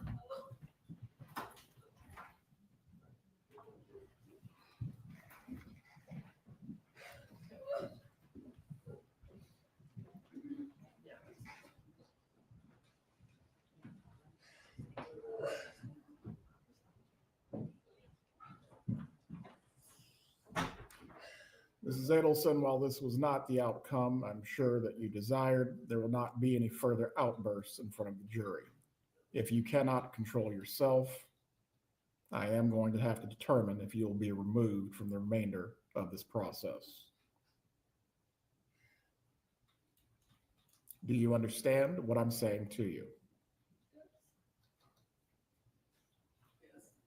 Do you need a moment to collect yourself? Before the jurors are brought back in, we will take a brief 2-minute break. Please give her tissues if she needs them.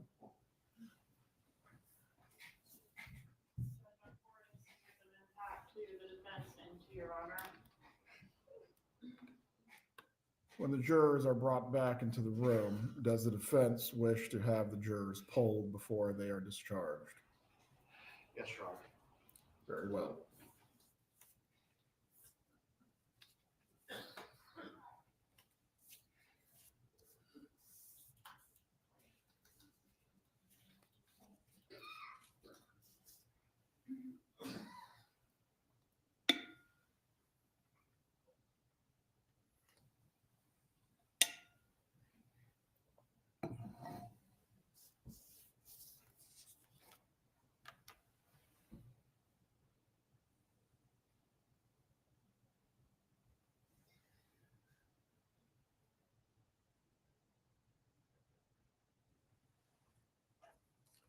Please bring back in the jurors so we can conclude with their portion of the trial.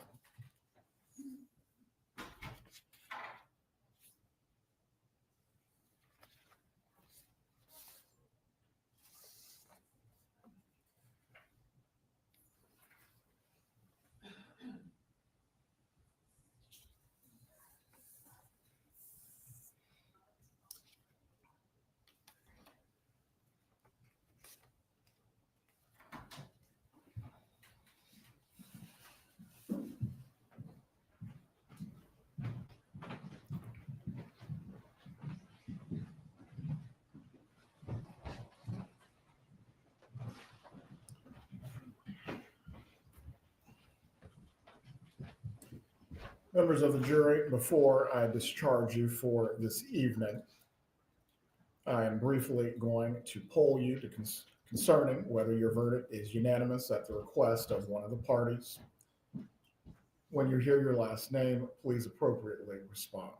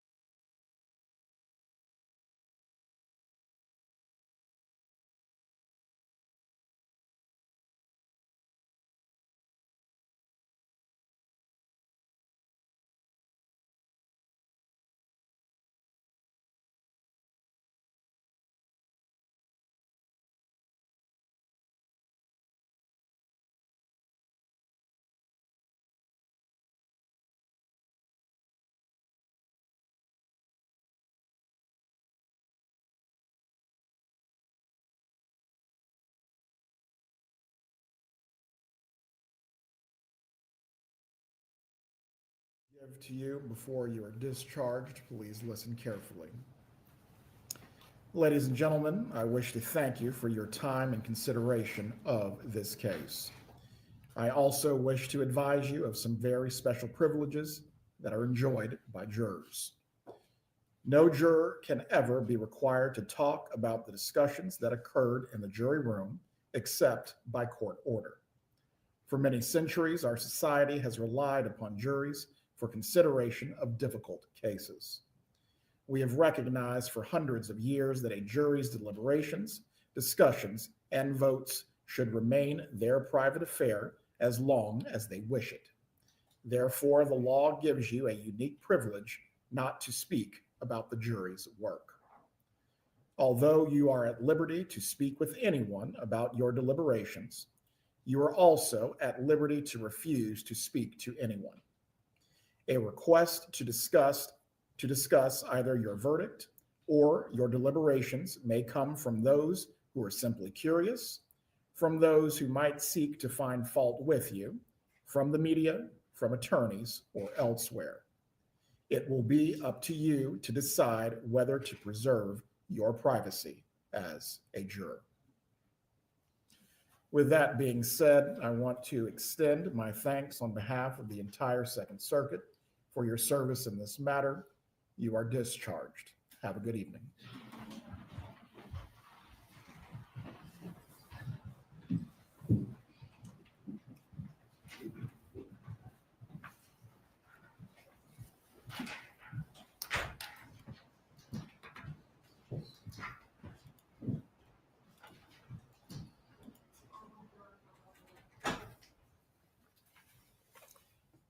As to the jury's verdict, with the jury having found the defendant guilty of the 3 charges of the indictment, is the defense asking for a pre-sentence report on counts 2 and 3. As to count 1, the penalty is statutory, and essentially there is no modification for it. Yes, Your Honor. Well, pre-sentence investigation and report is ordered by the court as to counts 2 and 3. As to count 1, is there any reason why we cannot proceed to sentencing on this matter? Your Honor, we would request an opportunity to ensure that our client's okay before we proceed to sentencing. It's my understanding that Charlie Adelson wasn't sentenced right away. We're asking for the same courtesy. Very well. The court then will set a separate sentencing date. May I inquire whether the family members that are present would like to give victim impact now or at the future date? Go ahead.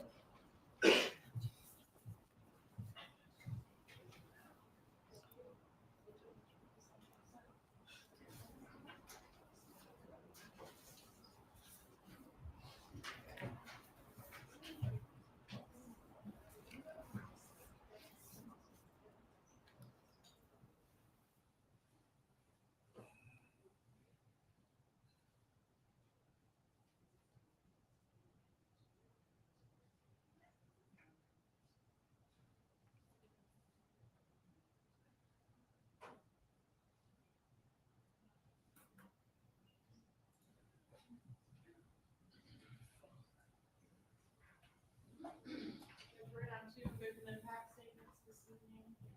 It's fine. Right there in front of the lectern.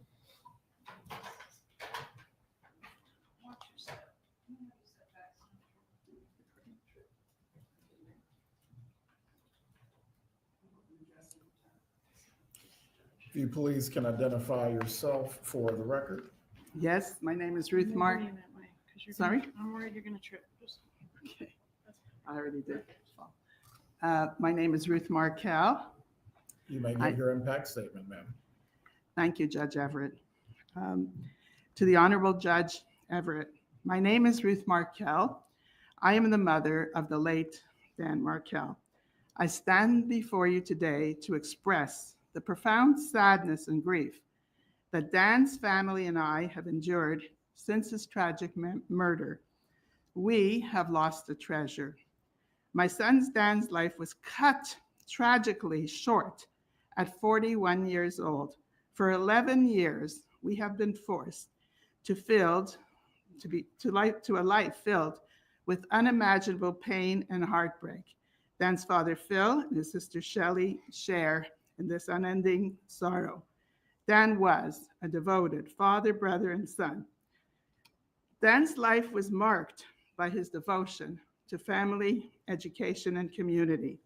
He was a loving, caring, and inspiring person. His academic journey included studying politics and philosophy at Harvard University, earning a master's degree later in political theory from the Hebrew University of Jerusalem and the Emmanuel College in Cambridge, and later going back to Harvard to get a law degree. Dan was a prolific scholar and did start, co-founded the influential Prof's blog. His energy, drive, and sociability greatly enriched the FSU College of Law. Dan's life was filled with passion, music, dance, sports, travel, and people. But of all my son's accomplishments, however, I am most proud of the devoted father Danny was to his 2 sons, Benjamin and Lincoln. Dan was present, loving, and supportive, always putting his children's well-being first. He regularly attended the boys' daycares, reading with them. His office was filled with their drawings, and his home, his living room, filled with their toys. Dan was the boys' hero, and they have been forced to grow up without a father. Dan's murder has shattered our family and caused deep permanent pain. This was a particularly senseless crime, And the murder was particularly insensible. It was not revenge. Dan was a law-abiding and respectful citizen, an active father, and a living son. His life was devoted to teaching and helping others. The pain and suffering of Dan's murder goes well beyond other families too. That is why I wrote the book, The Unveiling, a mother's reflection on murder, grief, and trial life. In my unrelenting grief, I turned to advocacy, to feel purpose, and to help others with these tragic losses. I have found meaning and comfort to connect with others who want to serve justice. To all the community of journalists, TV programs, podcasters, Tallahassee communities, and the allies who have put their hearts in keeping Danny's story alive, we are full of thanks. To law enforcement and prosecutors, our gratitude is beyond for their dedicated, careful perseverance in seeking justice for Danny and our family. If Tallahassee is known for football, Tallahassee should be known for the prosecution and for law enforcement. They have done an outstanding job. These extraordinary efforts underscore the brutal truth of our family's story. Danny's murder was orchestrated by his former mother-in-law, Donna Adelson, and other co-conspirators, and is a crime of cruelty. It is a murder of grief, a murder of selfishly prioritizing one's own desires over what is just or right. And at its core, this was a murder of convenience, so that one grandmother could live closer to her grandchildren. She killed their father and ripped the children from the other grandparents' lives. Donna Adelson's crimes against Dan began long before his murder. She belittled Dan in front of his children. She spread lies about him and contributed to a brutal separation between Dan and Wendy. She rented the house, and Dan came home and he found that Wendy and the boys were gone with most of their belongings. He called this devastation Pearl Harbor. Donna's eagerness for Wendy to divorce Dan and to relocate to South Florida led her to increasingly devise desperate schemes. Despite these efforts, the court ruled that Wendy could not move the boys away from their loving father. Failing to achieve her goal through legal means, Donna finally resorted to orchestrating Dan's murder. She plotted, planned, and paid for his murder. Donna's crimes led to further devastation. Her middle son, Charlie, was convicted and sentenced to a life in prison for his role in facilitating Danny's murder for hire.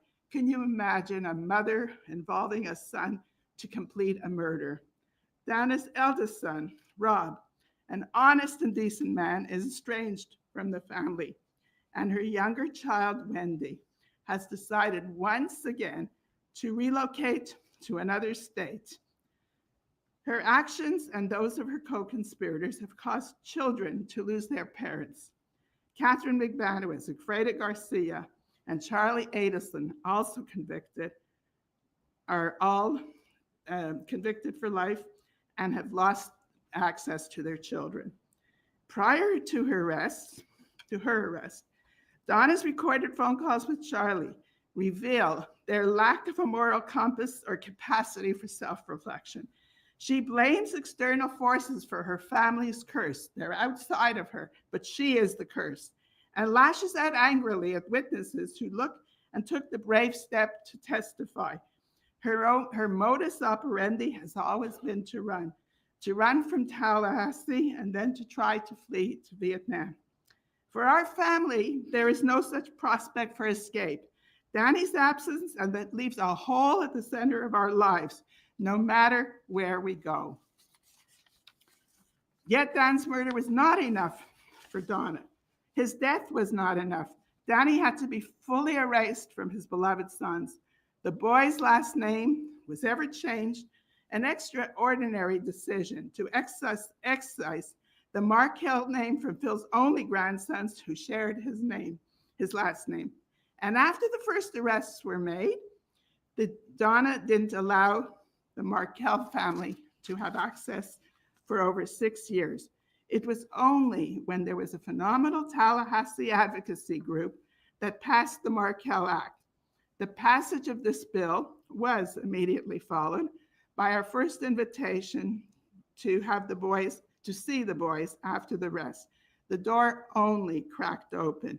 Despite these efforts, we remain excluded from the boys' lives.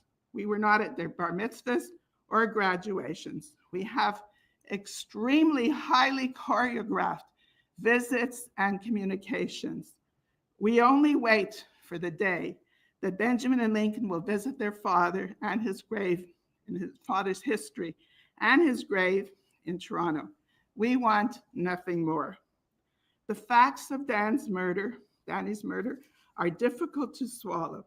The experiences Phil, Shelley, and I have been forced to suffer are profound as homicide survivors and victims of the criminal system. The lives of Danny's 2 sons, our grandchildren, were forever turned upside down by this crime. Benjamin and Lincoln were only preschoolers when their father was murdered, and now they are forced to confront and try to understand the unthinkable crimes of murder and the Adelsons' involvement. Our lives will never return to normal. For those who love Danny and for those who Danny loved, there is no escape from the wicked effects of what Donna Adelson set in motion, carried out, and paid for, and for many years enjoyed the aftermath of. Donna Adelson has caused immense devastation and an untimely, undeserved murder through her actions. While no trial or verdict can ever heal the profound wounds caused by Dan's murder, justice must be served. I respectfully ask the court to impose the maximum sentence on Donna Adelson. Her lack of cooperation and remorse throughout the case demands justice, the justice that Dan's life and memory fully deserve. We are immensely grateful to the court for its careful and compassionate deliberation. Respectively, Ruth Markel. Thank you, Ms. Markel. Are there any other victim impact statements this evening? One more.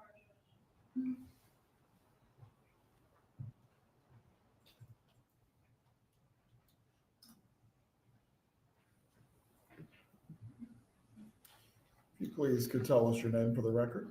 Good evening. My name is Phil Markel. I'm Danny's father. Judge Everett, I appreciate the opportunity to speak about the impact of Donna Adelson's actions on my families and the families of so many others. While this victim impact statement is addressed to you, Your Honor, it is also intended for the Adelson family, Harvey, Charlie, Wendy, and particularly Donna. I would like them to understand and reflect on the deep and irreparable damage they have caused. The pain that they have caused my family is obvious and permanent, but they have also caused lifelong harm to their own immediate family and so many other families and children around. Donna's selfishness, cruelty, and complete disrespect for human life, along with that of her co-conspirators, have left families forever broken. Louis Rivera, his children have no father. Catherine Magbanawa and Sigfredo Garcia, their children have no parents. Charlie Adelson, his son, Roman, has no father. Rob Adelson and his wife and their 2 children have lost their uncle and grandparents. Shelley and Ian, my daughter, their 3 children, my grandchildren, are left without an uncle and are separated from their cousins. Of course, their heinous and callous actions have left me, Ruth, and Shelley without our Danny, and Ben and Lincoln without their father. For anyone to commit such a cold-blooded, unprovoked act of murder is horrific. For Donna, someone who claims to care so much about Ben and Lincoln, her sun shines. Her actions are beyond comprehension. She has harmed forever the people she claims to have loved. In the Jewish custom, we have an expression to always wish others to live to 120 years of age. For Donna, I wish her to live to 120, alone in her jail cell. I wish that every day of her remaining days, she thinks about the harm she has caused to so many, especially those two boys she claims to have loved so much. For these reasons, Your Honor, I ask the court sentence Donna Adelson to the maximum possible sentence. And my only short question to Donna, was it worth it? Respectfully, thank you. Thank you, Mr. Markell. Are there any other matters that the court needs to address this evening, Ms. Koppelman? With the PSI being ordered, the court will pronounce the sentence as to counts 2 and 3 after it's been completed. The parties have had an opportunity to review the pre-sentence investigation report and make any objections if they believe they need to. As to the 3 counts that the jury has found the defendant guilty of, I will adjudicate her guilty at this time, but the sentence will be pronounced as to the 3 counts at a later date. She is remanded for sentencing at this time. Lieutenant Henry, please notify the commander at the jail that the appropriate screening needs to take place to ensure that the defendant is in an area where she is not subject to any self-harm. For a case management date coming up, what would the parties request? Ms. Dugan's October court date, Your Honor.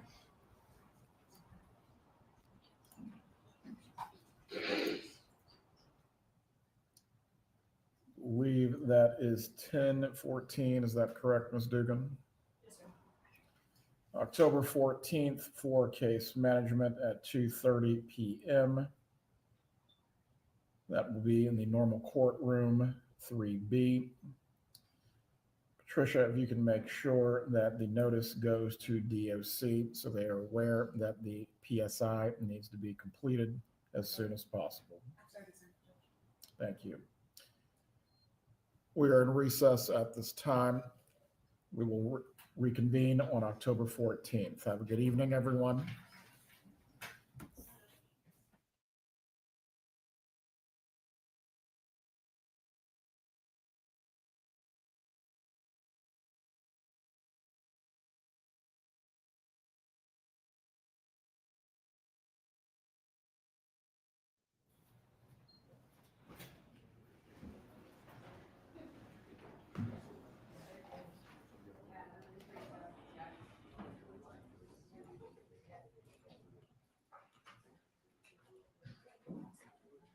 Yes.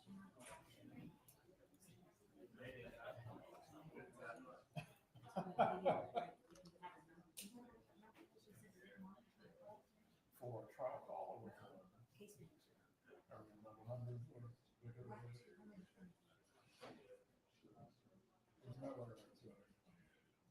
in the morning or all day? Oh, I'll have some time tomorrow. Do some things else.